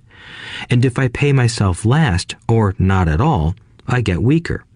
So, people like bosses, managers, tax collectors, bill collectors, and landlords push me around all my life just because I don't have good money habits. Rich Dad nodded, just like the 98-pound weakling. Overcoming arrogance. What I know makes me money. What I don't know loses me money. Every time I have been arrogant, I have lost money. Because when I'm arrogant, I truly believe that what I don't know is not important, Rich Dad would often tell me. I have found that many people use arrogance to try to hide their own ignorance. It often happens when I am discussing financial statements with accountants or even other investors. They try to bluster their way through the discussion. It is clear to me that they don't know what they're talking about. They're not lying, but they are not telling the truth. There are many people in the world of money, finances, and investments who have absolutely no idea what they're talking about. Most people in the money industry are just spouting off sales pitches like used car salesmen. When you know you are ignorant in a subject, start educating yourself by finding an expert in the field or a book on the subject. Chapter 8. Getting Started. There is gold everywhere. Most people are not trained to see it. I wish I could say acquiring wealth was easy for me, but it wasn't. So in response to the question, how do I start, I offer the thought process I go through on a day-to-day basis. It really is easy to find great deals. I promise you that. It's just like riding a bike. After a little wobbling, it's a piece of cake. But when it comes to money, it takes determination to get through the wobbling. That's a personal thing. To find million-dollar deals of a lifetime requires us to call on our financial genius. I believe that each of us has a financial genius within us. The problem is that our financial genius lies asleep, waiting to be called upon. It lies asleep because our culture has educated us into believing that the love of money is the root of all evil. It has encouraged us to learn a profession so we can work for money, but failed to teach us how to have money work for us. It taught us not to worry about our financial future because our company or the government would take care of us when our working days are over. However, it is our children, educated in the same school system, who will end up paying for this absence of financial education. The message is still to work hard, earn money, and spend it. And when we run short, we can always borrow more. Unfortunately, 90% of the Western world subscribes to the above dogma, simply because it's easier to find a job and work for money. If you are not one of the masses, I offer you the following 10 steps to awaken your financial genius. I simply offer you the steps I have personally followed. If you want to follow some of them, great. If you don't, make up your own. Your financial genius is smart enough to develop its own list. While in Peru, I asked a gold miner of 45 years how he was so confident about finding a gold mine. He replied, "There is gold everywhere. Most people are not trained to see it." And I would say that is true. In real estate, I can go out and in a day come up with 4 or 5 great potential deals. while the average person will go out and find nothing, even looking in the same neighborhood. The reason is that they have not taken the time to develop their financial genius. I offer you the following 10 steps as a process to develop your God-given powers, powers over which only you have control. 1. Find a reason greater than reality, the power of spirit. If you ask most people if they would like to be rich or financially free, they would say yes. But then reality sets in. The road seems too long with too many hills to climb. It's easier to just work for money and hand the excess over to your broker. I once met a young woman who had dreams of swimming for the U.S. Olympic team. The reality was that she had to get up every morning at 4 o'clock to swim for 3 hours before going to school. She did not party with her friends on Saturday night. She had to study and keep her grades up, just like everyone else.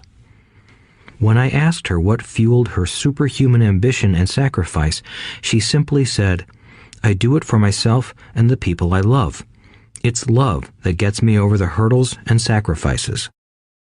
A reason or a purpose is a combination of wants and don't wants. When people ask me what my reason for wanting to be rich is, I tell them that it is a combination of deep emotional wants and don't wants. I will list a few. First, the don't wants, for they create the wants. I don't want to work all my life. I don't want what my parents aspired for, which was job security and a house in the suburbs. I don't like being an employee. I hated that my dad always missed my football games because he was so busy working on his career. I hated it when my dad worked hard all his life and the government took most of what he worked for at his death. He could not even pass on what he worked so hard for when he died. The rich don't do that. They work hard and pass it on to their children. Now, the wants. I want to be free to travel the world and live in the lifestyle I love. I want to be young when I do this. I want to simply be free. I want control over my time and my life. I want money to work for me. Those are my deep-seated emotional reasons. What are yours? If they are not strong enough, then the reality of the road ahead may be greater than your reasons. I have lost money and been set back many times, but it was the deep emotional reasons that kept me standing up and going forward. I wanted to be free by age 40, but it took me until I was 47, with many learning experiences along the way. As I said, I wish I could say it was easy. It wasn't, but it wasn't that hard either. I've learned that without a strong reason or purpose, anything in life is hard. If you do not have a strong reason, there is no sense listening further. It will sound like too much work. 2. Make daily choices. The power of choice. Choice is the main reason people want to live in a free country. We want the power to choose. Financially, with every dollar we get in our hands, we hold the power to choose our future, to be rich, poor, or middle class. Our spending habits reflect who we are. Poor people simply have poor spending habits. The benefit I had as a boy was that I loved playing Monopoly constantly. Nobody told me Monopoly was only for kids, so I just kept playing the game as an adult. I also had a rich dad who pointed out to me the difference between an asset and a liability. So a long time ago, as a little boy, I chose to be rich, and I knew that all I had to do was learn to acquire assets, real assets. My best friend, Mike, had an asset column handed to him, but he still had to choose to learn to keep it. Many rich families lose their assets in the next generation simply because there was no one trained to be a good steward over their assets. Most people choose not to be rich. For 90% of the population, being rich is too much of a hassle. So they invent sayings that go, "I'm not interested in money. I'll never be rich. I don't have to worry. I'm still young. When I make some money, then I'll think about my future." My husband or wife handles the finances. The problem with those statements is that they rob the person who chooses to think such thoughts of two things.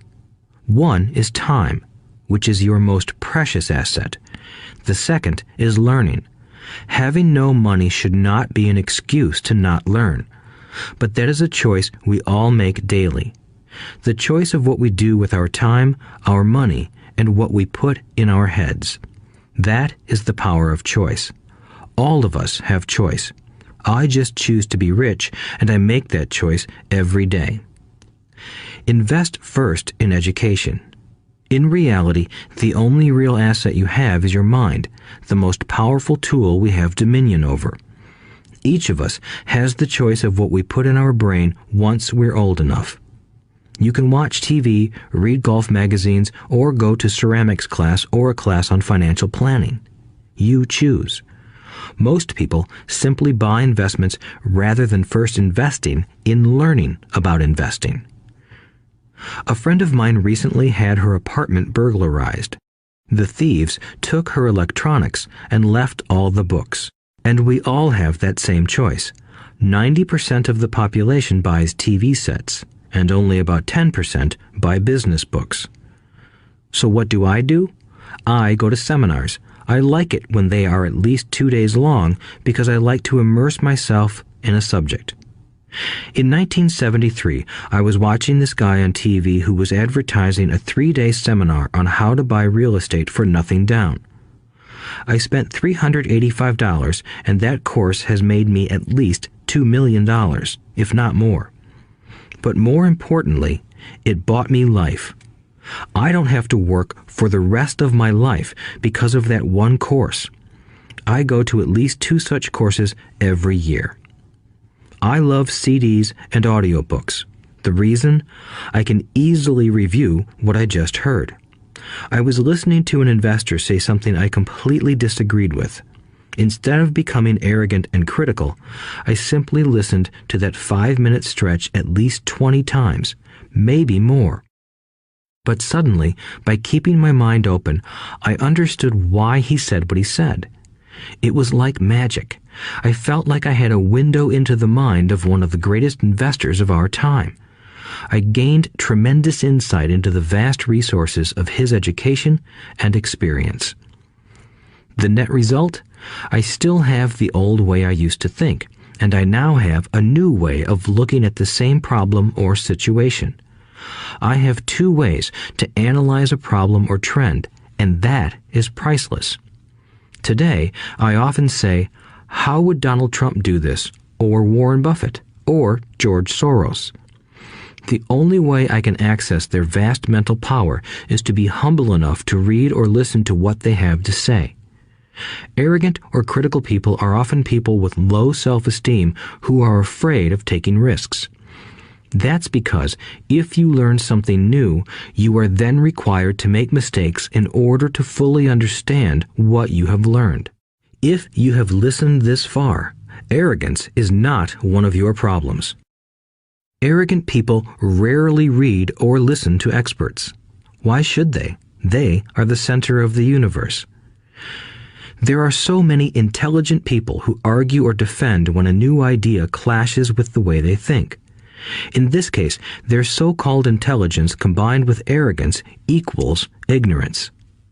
Each of us knows people who are highly educated or believe they are smart, but their balance sheet paints a different picture. A truly intelligent person welcomes new ideas, for new ideas can add to the synergy of other accumulated ideas. Listening is more important than talking. If that were not true, God would not have given us 2 ears and only 1 mouth. Too many people think with their mouth instead of listening in order to absorb new ideas and possibilities. They argue instead of asking questions. I take a long view on my wealth. I do not subscribe to the get-rich-quick mentality most lottery players or casino gamblers have. I may go in and out of stocks, but I am long on education. If you want to fly an airplane, I advise taking lessons first. I am always shocked at people who buy stocks or real estate but never invest in their greatest asset, their mind. Just because you bought a house or two does not make you an expert at real estate. 3. Choose friends carefully. The power of association. First of all, I do not choose my friends by their financial statements. I have friends who have actually taken a vow of poverty, as well as friends who earn millions every year. The point is that I learn from all of them. Now, I will admit that there are people I have actually sought out because they had money. But I was not after their money. I was seeking their knowledge. In some cases, these people who had money have become dear friends. I've noticed that my friends with money talk about money. They don't do it to brag. They're interested in the subject. So I learn from them, and they learn from me. My friends who are in dire financial straits do not like talking about money, business, or investing. They often think it rude or unintellectual. So I also learn from my friends who struggle financially. I find out what not to do. I have several friends who have generated over $1 billion in their short lifetimes. The 3 of them report the same phenomenon. Their friends who have no money have never come to them to ask them how they did it, but they do come asking for one of 2 things, or both, a loan or a job. Warning: don't listen to poor or frightened people. I have such friends, and while I love them dearly, they are the Chicken Littles of life. To them, when it comes to money, especially investments, it's always, the sky is falling, the sky is falling. They can always tell you why something won't work. The problem is that people listen to them. But people who blindly accept doom and gloom information are also Chicken Littles. As that old saying goes, birds of a feather flock together. If you watch business channels on TV, they often have a panel of so-called experts. One expert will say the market is going to crash, and the other will say it's going to boom. If you're smart, you listen to both. Keep your mind open because both have valid points. Unfortunately, most poor people listen to Chicken Little. I have had many close friends try to talk me out of a deal or an investment. Not long ago, a friend told me he was excited because he found a 6% certificate of deposit. I told him I earned 16% from the state government. The next day, he sent me an article about why my investment was dangerous. I have received 16% for years now, and he still receives 6%. I would say that one of the hardest things about wealth building is to be true to yourself and to be willing to not go along with the crowd. This is because, in the market, it is usually the crowd that shows up late that is slaughtered. If a great deal is on the front page, it's too late in most instances. Look for a new deal. As we used to say as surfers, there is always another wave. People who hurry and catch a wave late usually are the ones who wipe out. Smart investors don't time the markets. If they miss a wave, they search for the next one and get themselves in position. This is hard for most investors because buying what is not popular is frightening. Timid investors are like sheep going along with the crowd. Or their greed gets them in when wise investors have already taken their profits and moved on. Wise investors buy an investment when it's not popular. They know their profits are made when they buy, not when they sell. They wait patiently. As I said, they do not time the market. Just like a surfer, they get in position for the next big swell. It's all insider trading. There are forms of insider trading that are illegal, and there are forms of insider trading that are legal. But either way, it's insider trading. The only distinction is, how far away from the inside are you? The reason you want to have rich friends is because that is where the money is made. It's made on information. You want to hear about the next boom, get in and get out before the next bust. I'm not saying do it illegally, but the sooner you know, the better your chances are for profits with minimal risk. That is what friends are for, and that is financial intelligence. 4. Master a formula and then learn a new one. The power of learning quickly. In order to make bread, every baker follows a recipe, even if it's only held in their head. The same is true for making money. Most of us have heard the saying, "You are what you eat." I have a different slant. I say, "You become what you study."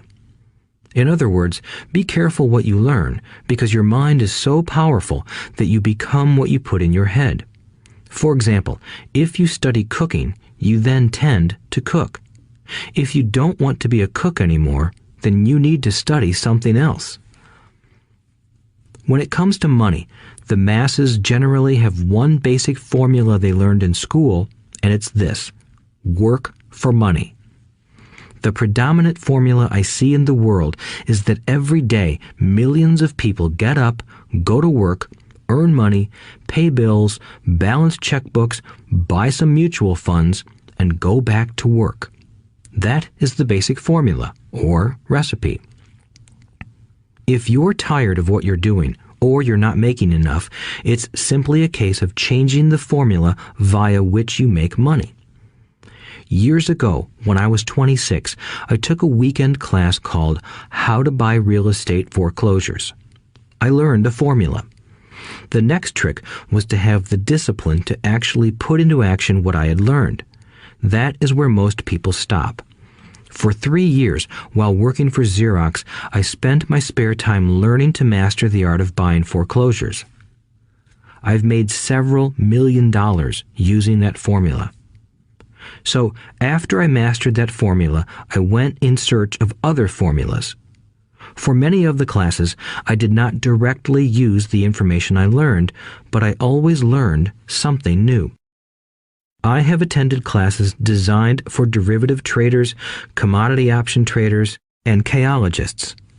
I was way out of my league, being in a room full of people with doctorates in nuclear physics and space science. Yet, I learned a lot that made my stock and real estate investing more meaningful and lucrative. Most junior colleges and community colleges have classes on financial planning and buying traditional investments. They are good places to start, but I always search for a faster formula. That is why, on a fairly regular basis, I make more in a day than many people will make in their lifetime. Another side note, in today's fast-changing world, it's not so much what you know anymore that counts, because often what you know is old. It is how fast you learn. That skill is priceless. It's priceless in finding faster formulas, recipes, if you will, for making dough. Working hard for money is an old formula born in the day of cavemen. 5. Pay yourself first. The power of self-discipline. If you cannot get control of yourself, do not try to get rich. It makes no sense to invest, make money, and blow it. It is the lack of self-discipline that causes most lottery winners to go broke soon after winning millions. It is the lack of self-discipline that causes people who get a raise to immediately go out and buy a new car or take a cruise.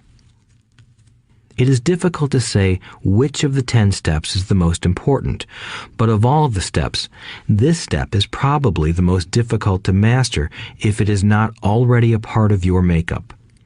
I would venture to say that personal self-discipline is the number one delineating factor between the rich, the poor, and the middle class. Simply put, people who have low self-esteem and low tolerance for financial pressure can never be rich. As I have said, a lesson learned from my rich dad was that the world will push you around. The world pushes people around, not because other people are bullies, but because the individual lacks internal control and discipline. People who lack internal fortitude often become victims of those who have self-discipline. In the entrepreneur classes I teach, I constantly remind people to not focus on their product, service, or widget, but to focus on developing management skills. The 3 most important management skills necessary to start your own business are management of 1. Cash flow, 2. People, 3. Personal time. I would say the skills to manage these three apply to anything, not just entrepreneurs. The three matter in the way you live your life as an individual or as part of a family, a business, a charitable organization, a city, or a nation. Each of these skills is enhanced by the mastery of self-discipline. I do not take the saying, "pay yourself first," lightly. The statement, "pay yourself first," comes from George Clayson's book, The Richest Man in Babylon. Millions of copies have been sold. But while millions of people freely repeat that powerful statement, few follow the advice. As I said, financial literacy allows one to read numbers, and numbers tell the story. By looking at a person's income statement and balance sheet, I can readily see if people who spout the words, "pay yourself first," actually practice what they preach.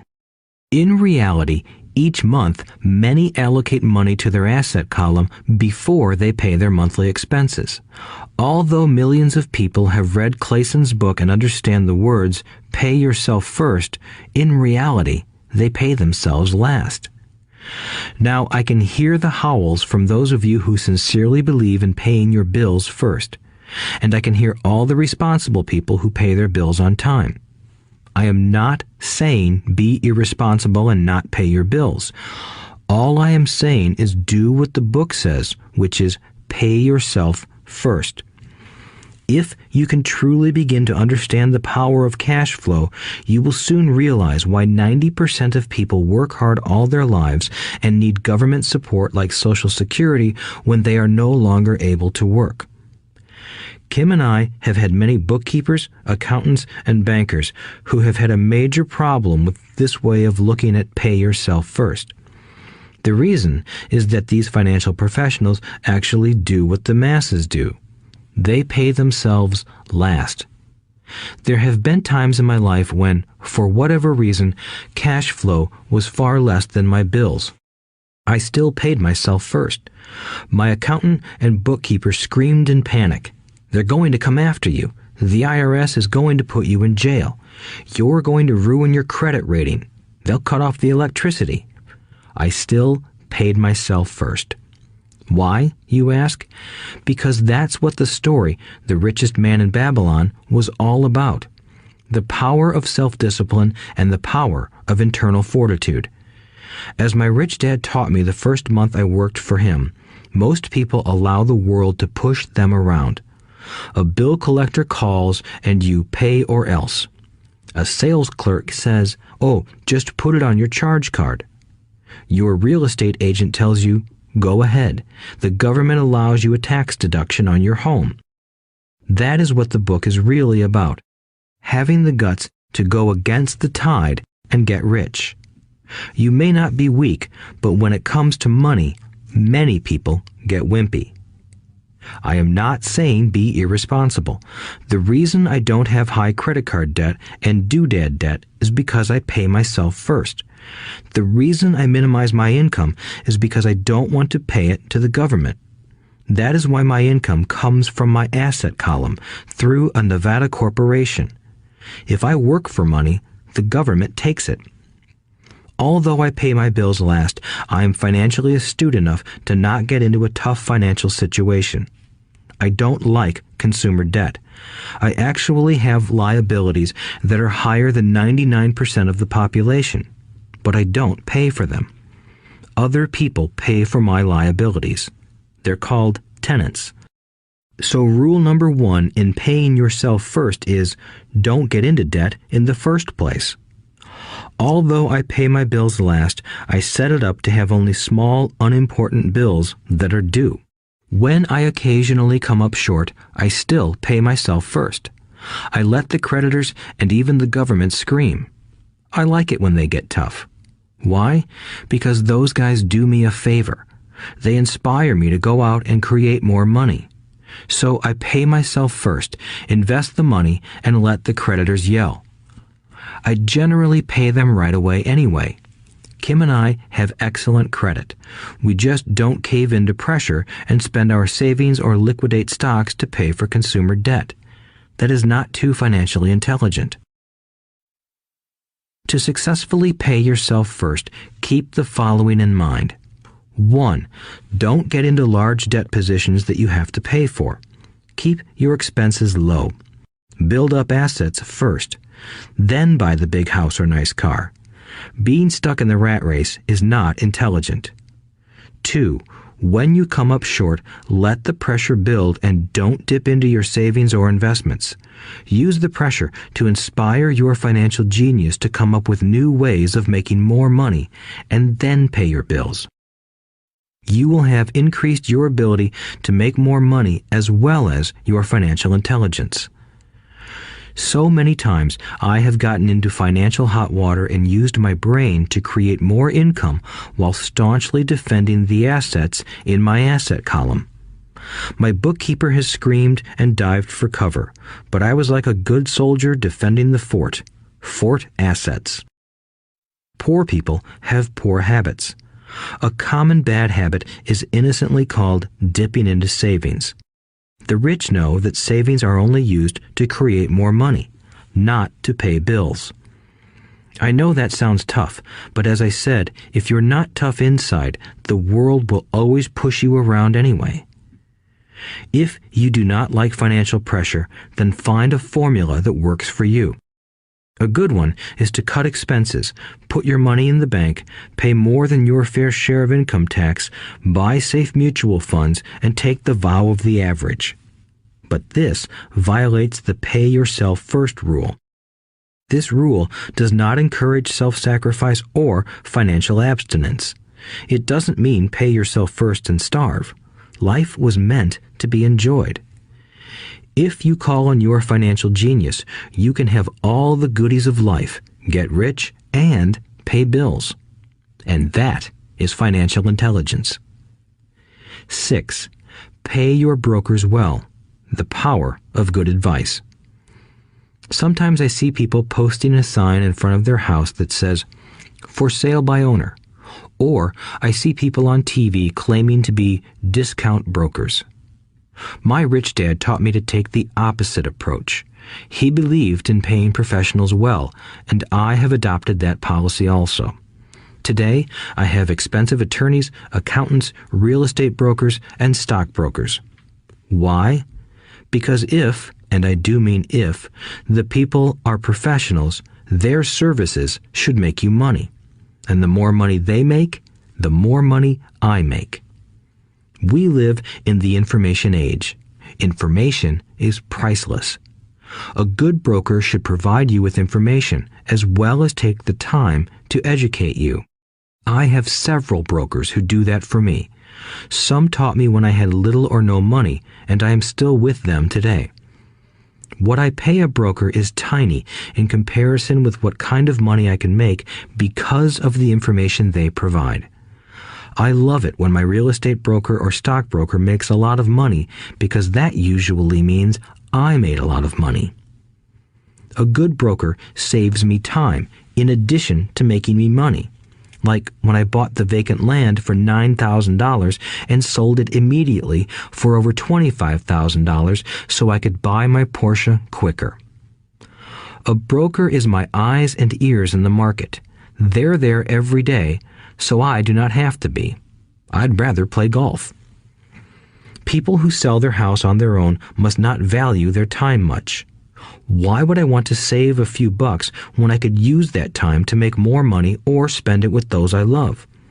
What I find funny is that so many poor and middle-class people insist on tipping restaurant help 15 to 20%, even for bad service, but complain about paying a broker 3 to 7%. They enjoy tipping people in the expense column and stiffing people in the asset column. That is not financially intelligent. Keep in mind that not all brokers are created equal. Unfortunately, most brokers are only salespeople. They sell, but they themselves own little or no real estate. There is a tremendous difference between a broker who sells houses and a broker who sells investments. The same is true for stock, bond, mutual fund, and insurance, brokers who call themselves financial planners. When I interview any paid professional, I first find out how much property or stocks they personally own and what percentage they pay in taxes. And that applies to my tax attorney as well as my accountant. I have an accountant who minds his own business. His profession is accounting, but his business is real estate. I used to have an accountant who was a small business accountant, but he had no real estate. I switched because we did not love the same business. Find a broker who has your best interests at heart. Many brokers will spend the time educating you, and they could be the best asset you find. Just be fair, and most of them will be fair to you. If all you can think about is cutting their commissions, then why should they want to help you? It's just simple logic.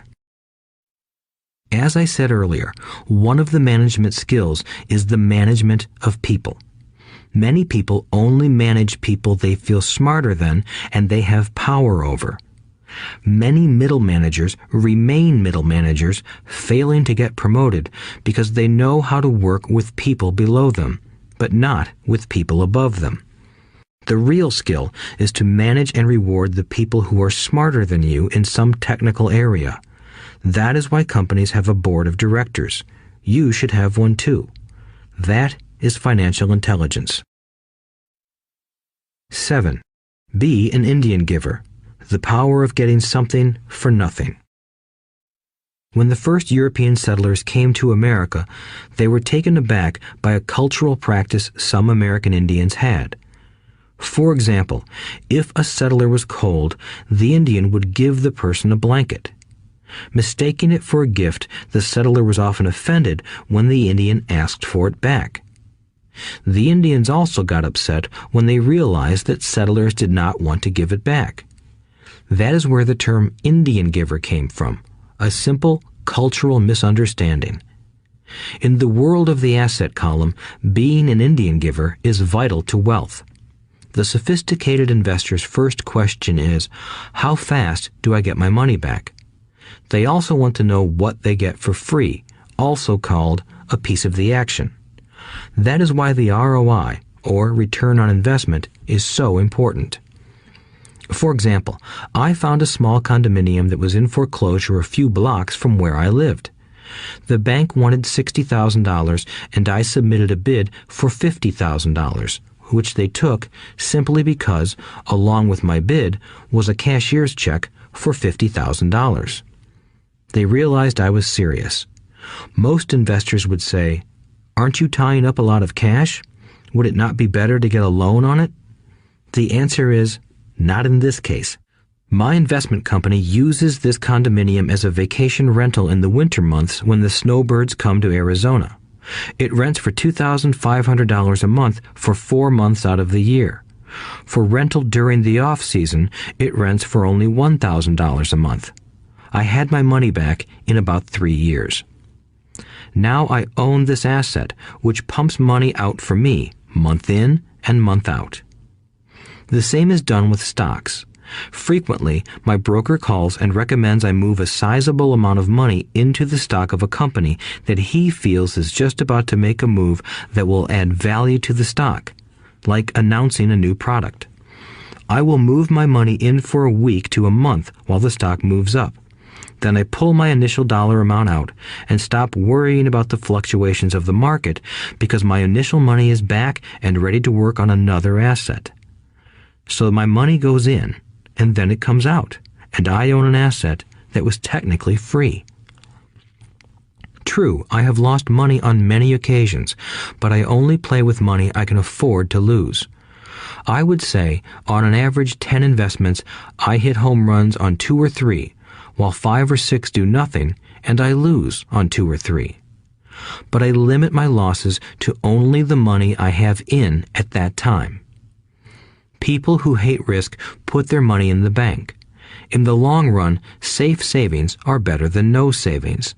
But it takes a long time to get your money back, and, in most instances, you don't get anything for free with it. On every one of my investments, there must be an upside, something for free, like a condominium, a mini storage, a piece of free land, a house, stock shares, or an office building. And there must be limited risk or a low-risk idea. There are books devoted entirely to this subject, so I will not talk about it here. Ray Kroc of McDonald's fame sold hamburger franchises, not because he loved hamburgers, but because he wanted the real estate under the franchise for free.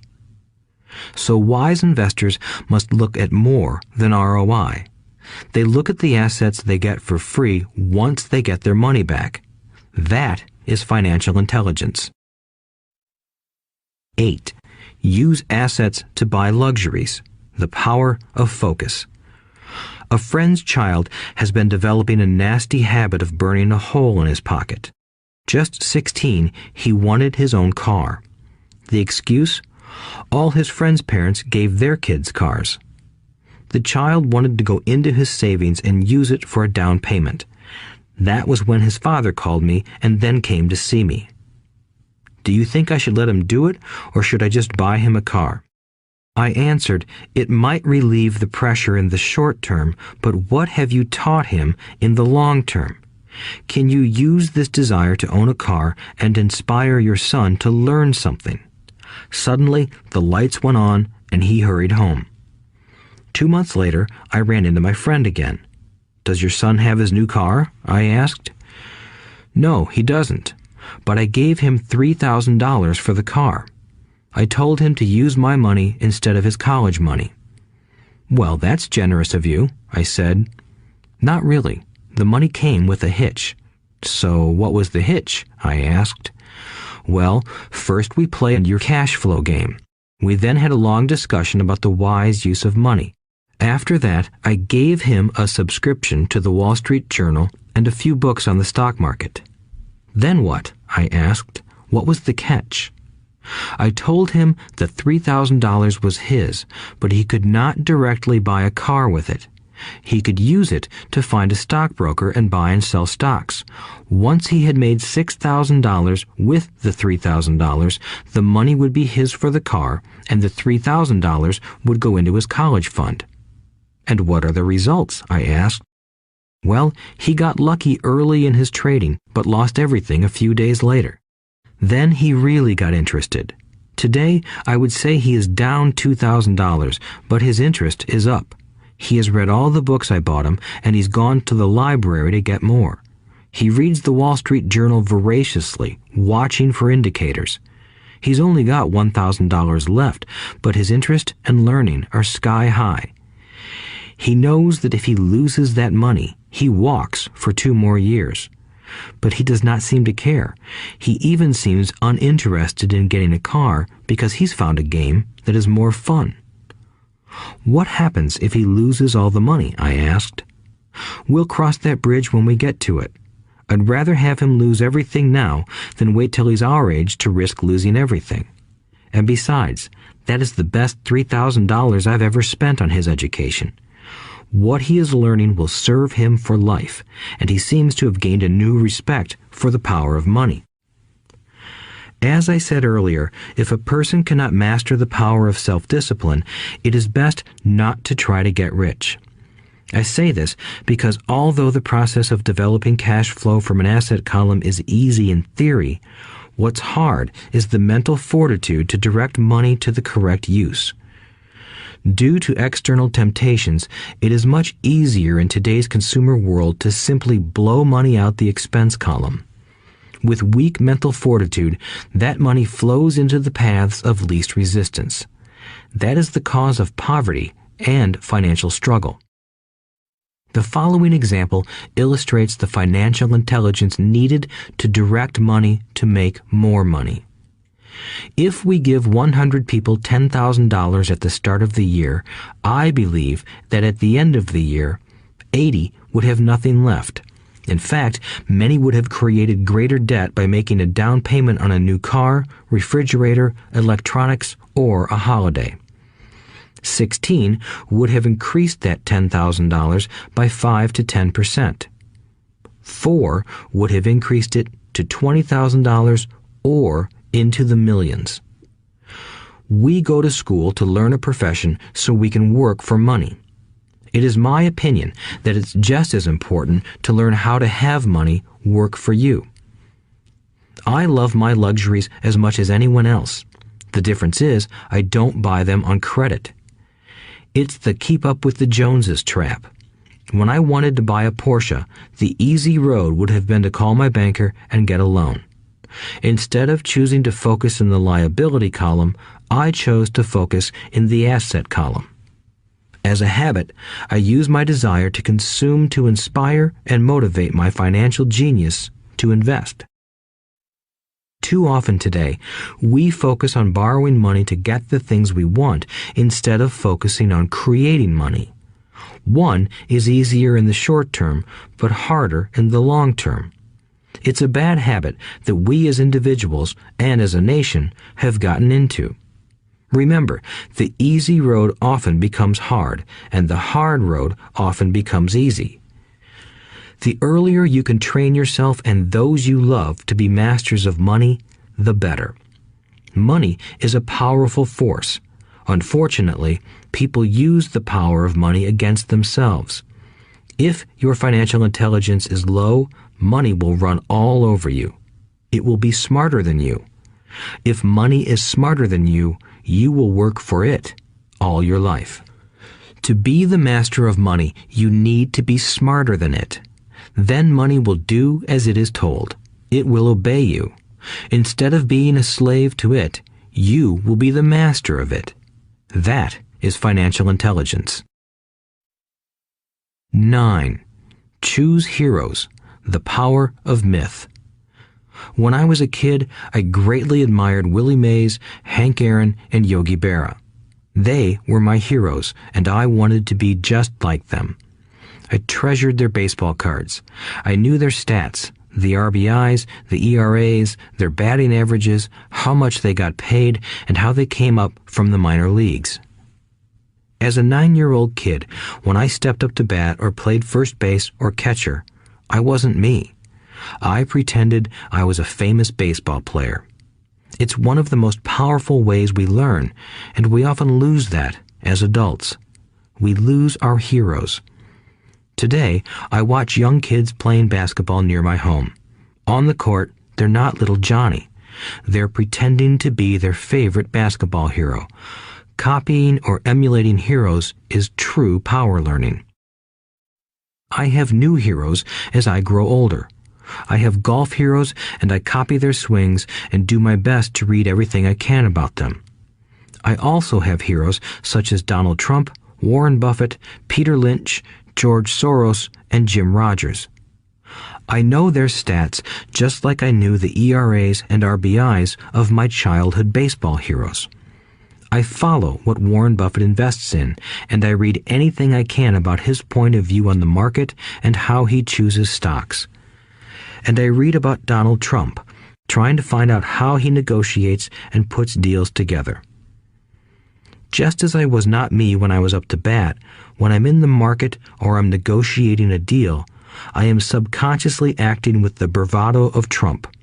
Or, when analyzing a trend, I look at it as though Warren Buffett were doing it.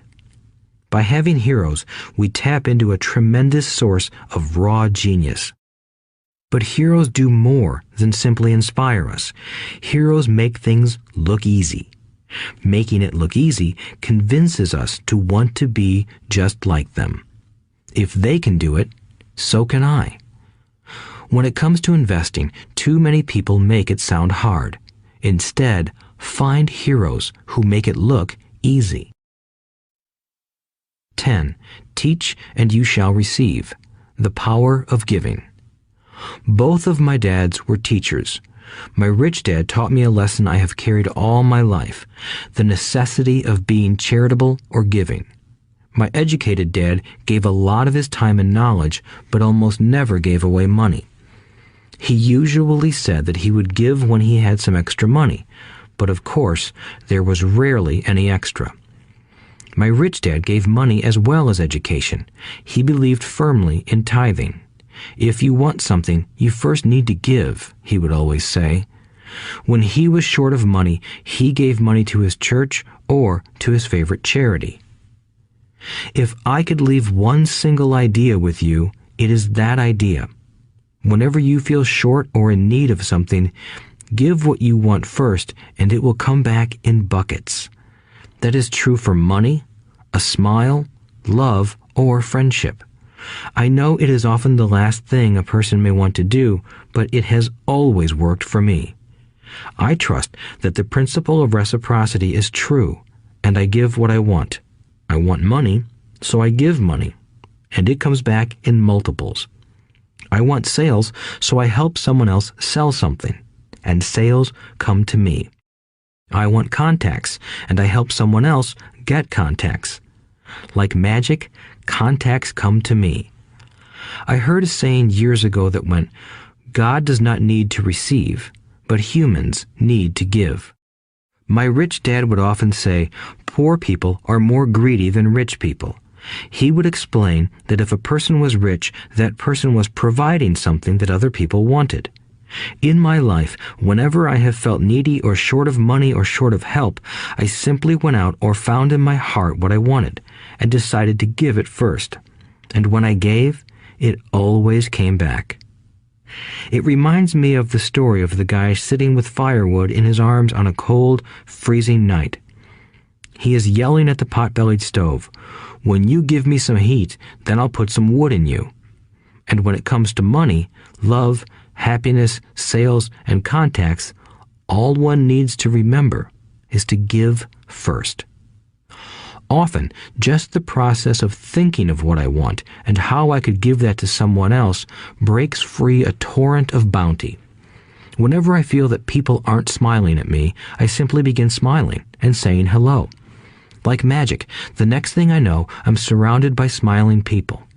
It is true that your world is only a mirror of you. So that's why I say, teach and you shall receive. I have found that the more I teach those who want to learn, the more I learn. If you want to learn about money, teach it to someone else. A torrent of new ideas and finer distinctions will come in. There are times when I have given and nothing has come back, or what I have received is not what I wanted.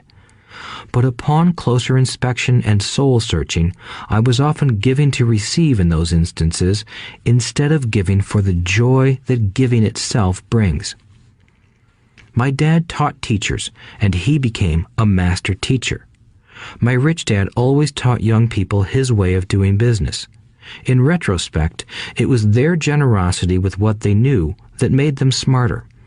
There are powers in this world that are much smarter than we are. You can get there on your own, but it's easier with the help of the powers that be. You only need to be generous with what you have. Chapter 9. Still want more? Here are some to-dos. Many people may not be satisfied with my 10 steps. They see them more as philosophies than actions.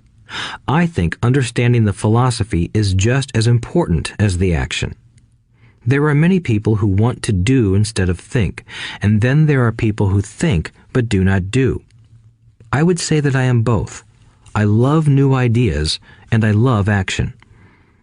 So for those who want a to-do list on how to get started, I will share with you some of the things I do in abbreviated form.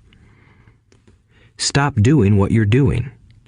In other words, take a break and assess what is working and what is not working.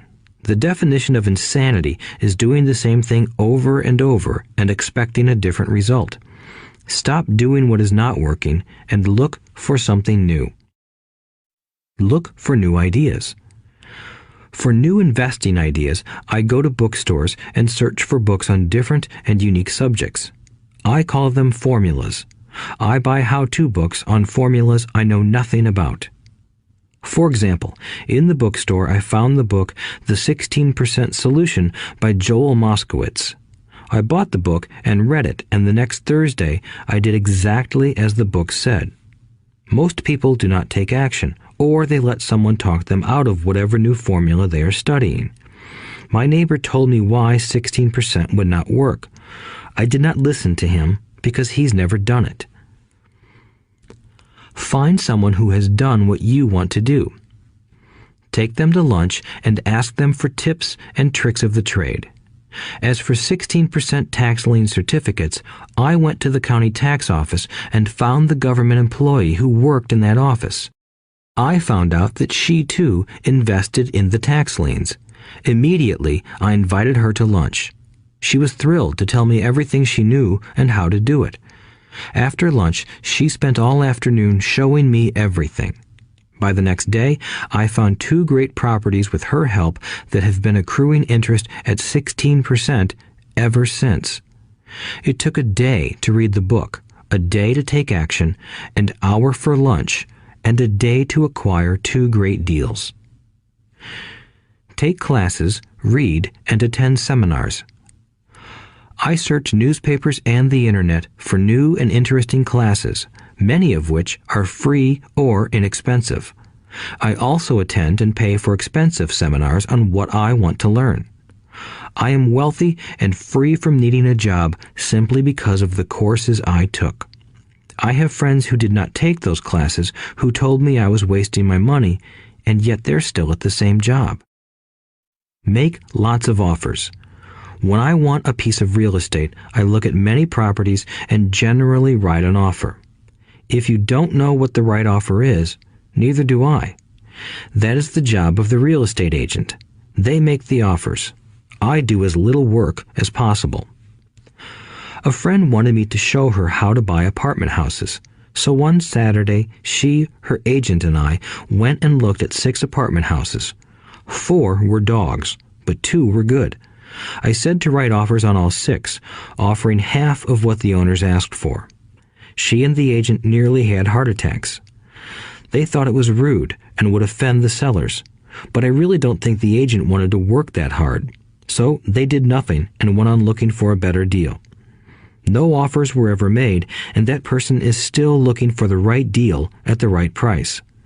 Well, you don't know what the right price is until you have a second party who wants to deal. Most sellers ask too much. It is rare that a seller asks a price that is less than something is worth. Moral of the story: make offers. People who are not investors have no idea what it feels like to try to sell something. I have had a piece of real estate that I wanted to sell for months. I would have welcomed any offer. They could have offered me 10 pigs and I would have been happy. Not at the offer, but just because someone was interested. I would have countered, maybe for a pig farm in exchange. But that's how the game works. The game of buying and selling is fun. Keep that in mind. It's fun and only a game. Make offers. Someone might say yes. I always make offers with escape clauses. In real estate, I make an offer with language that details subject to contingencies, such as the approval of a business partner. Never specify who the business partner is. Most people don't know that my partner is my cat. If they accept the offer and I don't want the deal, I call home and speak to my cat. I make this ridiculous statement to illustrate how absurdly easy and simple the game is. So many people make things too difficult and take it too seriously. Finding a good deal, the right business, the right people, the right investors, or whatever is just like dating. You must go to the market and talk to a lot of people, make a lot of offers, counter-offers, negotiate, reject, and accept. I know single people who sit at home and wait for the phone to ring, but it's better to go to the market, even if it's only the supermarket. Search, offer, reject, negotiate, and accept are all parts of the process of almost everything in life. Jog, walk, or drive a certain area once a month for 10 minutes. I have found some of my best real estate investments doing this. I will jog a certain neighborhood for a year and look for change. For there to be profit in a deal, there must be 2 elements: a bargain and change. There are lots of bargains, but it's change that turns a bargain into a profitable opportunity. So when I jog a neighborhood I might like to invest in. It is the repetition that causes me to notice slight differences. I notice real estate signs that are up for a long time. That means the seller might be more agreeable to deal. I watch for moving trucks going in or out. I stop and talk to the drivers. I talk to the postal carriers. It's amazing how much information they acquire about an area. I find a bad area, especially an area that the news has scared everyone away from. I drive it for sometimes a year, waiting for signs of something changing for the better. I talk to retailers, especially new ones, and find out why they're moving in. It takes only a few minutes a month, and I do it while doing something else, like exercising or going to and from the store. Shop for bargains in all markets. Consumers will always be poor. When the supermarket has a sale, say on toilet paper, the consumer runs in and stocks up. But when the housing or stock market has a sale, most often called a crash or correction, the same consumer often runs away from it. When the supermarket raises its prices, the consumer shops somewhere else. But when housing or the stock market raises their prices, the same consumer often rushes in and starts buying. Always remember, profits are made in the buying, not in the selling. Look in the right places. A neighbor bought a condominium for $100,000. I bought the identical condo next door for $50,000. He told me he's waiting for the price to go up. I told him that profit is made when you buy, not when you sell. He shopped with a real estate broker who owns no property of her own. I shopped at the foreclosure auction. I paid $500 for a class on how to do this. My neighbor thought that the $500 for a real estate investment class was too expensive. He said he could not afford the money or the time. So he waits for the prices to go up. Look for people who want to buy first, then look for someone who wants to sell. A friend was looking for a certain piece of land. He had the money, but did not have the time. I found a large piece of land, larger than what my friend wanted to buy, tied it up with an option, called my friend, and he said he wanted a piece of it. So I sold the piece to him and then bought the land. I kept the remaining land as mine for free. Moral of the story: buy the pie and cut it in pieces. Most people look for what they can afford, so they look too small. They buy only a piece of the pie, so they end up paying more for less. Small thinkers don't get the big breaks. If you want to get richer, think big. Think big. Retailers love giving volume discounts simply because most business people love big spenders. So even if you're small, you can always think big. When my company was in the market for computers, I called several friends and asked them if they were ready to buy also. We then went to different dealers and negotiated a great deal because we wanted to buy so many. I have done the same with stocks. Small people remain small because they think small, act alone, or don't act at all. Learn from history. All the big companies on the stock exchange started out as small companies. Colonel Sanders did not get rich until after he lost everything in his 60s. Bill Gates was one of the richest men in the world before he was 30. Action always beats inaction. These are just a few of the things I have done and continue to do to recognize opportunities. The important words are have done and do. As repeated many times throughout this audiobook, you must take action before you can receive the financial rewards. Act now. Final thoughts.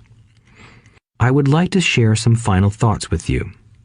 The main reason I wrote this book, and the reason it has remained a bestseller since 2000, was to share insights into how increased financial intelligence can be used to solve many of life's common problems. Without financial training, we all too often use the standard formulas to get through life. Work hard, save, borrow, and pay excessive taxes. Today, more than ever, we need better information. I use the following story as an example of a financial problem that confronts many young families today. How do you afford a good education for your children and provide for your own retirement? It requires using financial intelligence instead of hard work. A friend of mine was griping one day about how hard it was to save money for his 4 children's college educations. He was putting $300 away in a college fund each month and had so far accumulated only about $12,000. He had about 12 more years to save for college since his oldest child was then 6 years old. At the time, the real estate market in Phoenix was terrible. People were giving houses away. I suggested to my friend that he buy a house with some of the money in his college fund. The idea intrigued him, and we began to discuss the possibility. His primary concern was that he did not have credit with the bank to buy another house since he was so overextended. I assured him that there were other ways to finance a property rather than through the bank. We looked for a house for 2 weeks, a house that would fit all our criteria. There were plenty to choose from, so shopping was fun. Finally, we found a 3-bedroom, 2-bath home in a prime neighborhood. The owner had been downsized and needed to sell that day because he and his family were moving to California where another job waited. The owner wanted $102,000, but we offered only $79,000. He took it immediately and agreed to carry back the loan with a 10% down payment. All my friend had to come up with was $7,900. As soon as the owner moved, my friend put the house up for rent. After all expenses were paid, including the mortgage, he put $125 in his pocket each month. His plan was to keep the house for 12 years and let the mortgage get paid down faster by applying the extra $125 to the principal each month. We figured that in 12 years, a large portion of the mortgage would be paid off and he could possibly be clearing $800 a month by the time his first child went to college. He could also sell the house if it had appreciated in value. 3 years later, the real estate market greatly improved in Phoenix, and he was offered $156,000 for the same house by the tenant who lived in it. Again, he asked me what I thought. I advised that he sell it, using a 1031 tax-deferred exchange. Suddenly, he had nearly $80,000 to operate with. I called another friend in Austin, Texas, who then moved this tax-deferred capital gain into a mini storage facility. Within 3 months, he began receiving checks for a little less than $1,000 a month, which he then poured back into the college fund. A couple of years later, the mini warehouse sold, and he received a check for nearly $330,000 as proceeds from the sale. He rolled those funds into a new project that would now generate over $3,000 a month in income, again going into the college fund. He is now very confident that his goal will be met easily. It only took $7,900 to start and a little financial intelligence. His children will be able to afford the education they want, and he will then use the underlying asset, wrapped in his legal entity, to pay for his retirement. As a result of this successful investment strategy, he will be able to retire early. Thank you for listening to this audiobook. I hope it has provided some insights into utilizing the power of money to work for you. Today, we need greater financial intelligence to simply survive. The idea that it takes money to make money is the thinking of financially unsophisticated people. It does not mean that they're not intelligent. They have simply not learned the science of making money. Money is only an idea. If you want more money, simply change your thinking.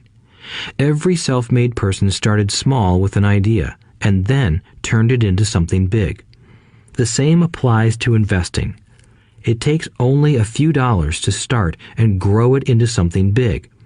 I meet so many people who spend their lives chasing the big deal or trying to amass a lot of money to get into a big deal.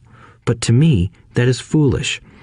Too often, I have seen unsophisticated investors put their large nest egg into one deal and lose most of it rapidly. They may have been good workers, but they were not good investors. Education and wisdom about money are important. Start early. Buy a book, go to a seminar, practice, start small. I turned $5,000 cash into a $1 million asset, producing $5,000 a month cash flow in less than 6 years. But I started learning as a kid. I encourage you to learn because it's not that hard. In fact, it's pretty easy once you get the hang of it. I think I have made my message clear. It's what is in your head that determines what is in your hands. Money is only an idea. There is a great book called Think and Grow Rich. The title is not Work Hard and Grow Rich. Learn to have money work hard for you, and your life will be easier and happier. Today, don't play it safe. Play it smart. The 3 incomes. In the world of accounting, there are 3 different types of income. 1. Ordinary earned. 2. Portfolio. 3. Passive. When my poor dad said to me, "Go to school, get good grades, and find a safe, secure job," he was recommending I work for earned income. When my rich dad said, "The rich don't work for money, they have their money work for them," he was talking about passive income and portfolio income. Passive income, in most cases, is income derived from real estate investments. Portfolio income is income derived from paper assets such as stocks and bonds. Portfolio income is the income that makes Bill Gates the richest man in the world, not earned income. Rich Dad used to say, the key to becoming wealthy is the ability to convert earned income into passive income or portfolio income as quickly as possible. He would say, taxes are highest on earned income. The least taxed income is passive income. That is another reason why you want your money working hard for you. The government taxes the income you work hard for more than the income your money works hard for. In my second book, Rich Dad's Cash Flow Quadrant, I explain the 4 different types of people who make up the world of business. They are E, employee, S, self-employed, B, business owner, and I, investor. Most people go to school to learn to be an E or an S. The cash flow quadrant is written about the core differences of these 4 types and how people can change their quadrant. In fact, most of our products are created for people in the B and I quadrants. In Rich Dad's Guide to Investing, book number 3 in the Rich Dad series, I go into more detail on the importance of converting earned income into passive and portfolio income. Rich Dad used to say, all a real investor does is convert earned income into passive and portfolio income. If you know what you're doing, investing is not risky. It's just common sense. The key to financial freedom. The key to financial freedom and great wealth is a person's ability to convert earned income into passive and/or portfolio income. My rich dad spent a lot of time teaching Mike and me this skill. Having this ability is the reason my wife Kim and I are financially free, never needing to work again. We continue to work because we choose to. Today, we own a real estate investment company for passive income and participate in private placements and initial public offerings of stock for portfolio income. We also went back to work to build a financial education company so that we can continue to create and publish books and games. All of our educational products are created to teach the same skills my rich dad taught me, the skills of converting earned income into passive and portfolio income. The games we create are important because they teach what books cannot teach. For example, you would never learn to ride a bicycle by only reading a book. Our cash flow games for adults and cash flow for kids game are designed to teach players the basic investment skills of converting earned income into passive and portfolio income. They also teach the principles of accounting and financial literacy. These games are the only educational products in the world that teach people all of these skills simultaneously. Cash Flow 202 is the advanced version of Cash Flow 101 and requires the game board from 101 as well as a full understanding of 101 before it can be played. Cash Flow 101 and Cash Flow for Kids teach the principles of fundamental investing. Cash Flow 202 teaches the principles of technical investing. Technical investing involves advanced trading techniques such as short selling, call options, put options, and straddles. A person who understands these advanced techniques is able to make money when the market goes up, as well as when the market comes down. As my rich dad would say, a real investor makes money in an up market and a down market. That is why they make so much money. One of the reasons they make more money is simply because they have more self-confidence. Rich Dad would say they have more self-confidence because they are less afraid of losing. In other words, the average investor does not make as much money because they are so afraid of losing money. The average investor does not know how to protect themselves from losses, and that is what Cash Flow 202 teaches. Average investors think investing is risky because they have not been formally trained to be professional investors. As Warren Buffett, America's richest investor, says, risk comes from not knowing what you're doing. My board games teach the simple basics of fundamental investing and technical investing while people are having fun. I occasionally hear someone say, your educational games are expensive, which poses the question of ROI, the return on investment, or the value returned for the price paid. I nod my head and reply, yes, they may be expensive, especially when compared to entertainment board games. But my games are not as expensive as a college education, working hard all your life for earned income, paying excessive taxes, and then living in terror of losing all of your money in the investment markets. When someone walks away mumbling about the price, I can hear my rich dad saying, if you want to be rich, you must know what kind of income to work hard for, how to keep it, and how to protect it from loss. That is the key to great wealth. Rich Dad would also say, if you do not understand the differences in those three incomes and do not learn the skills on how to acquire and protect those incomes, you will probably spend your life earning less than you could and working harder than you should. My poor dad thought a good education, a good job, and years of hard work were all you needed to be successful. My rich dad also thought a good education was important.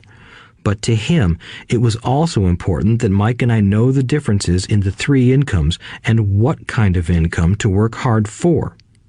To him, that was basic financial education.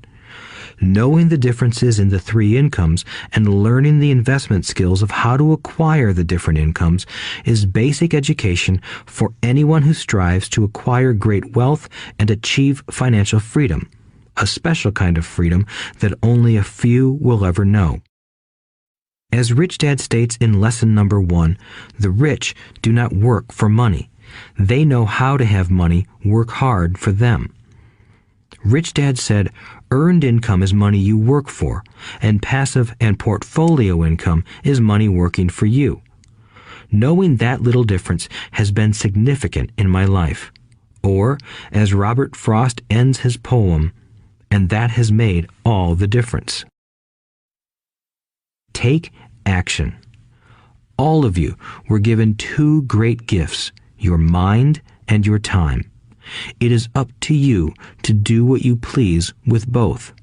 With each dollar bill that enters your hand, you and only you have the power to determine your destiny. Spend it foolishly, and you choose to be poor. Spend it on liabilities, and you join the middle class. Invest it in your mind and learn how to acquire assets, and you will be choosing wealth as your goal and your future. The choice is yours, and only yours. Every day, with every dollar, you decide to be rich, poor, or middle class. Choose to share this knowledge with your children, and you choose to prepare them for the world that awaits. No one else will. You and your children's future will be determined by choices you make today. not tomorrow. I wish you great wealth and much happiness with this fabulous gift called life. Robert Kiyosaki.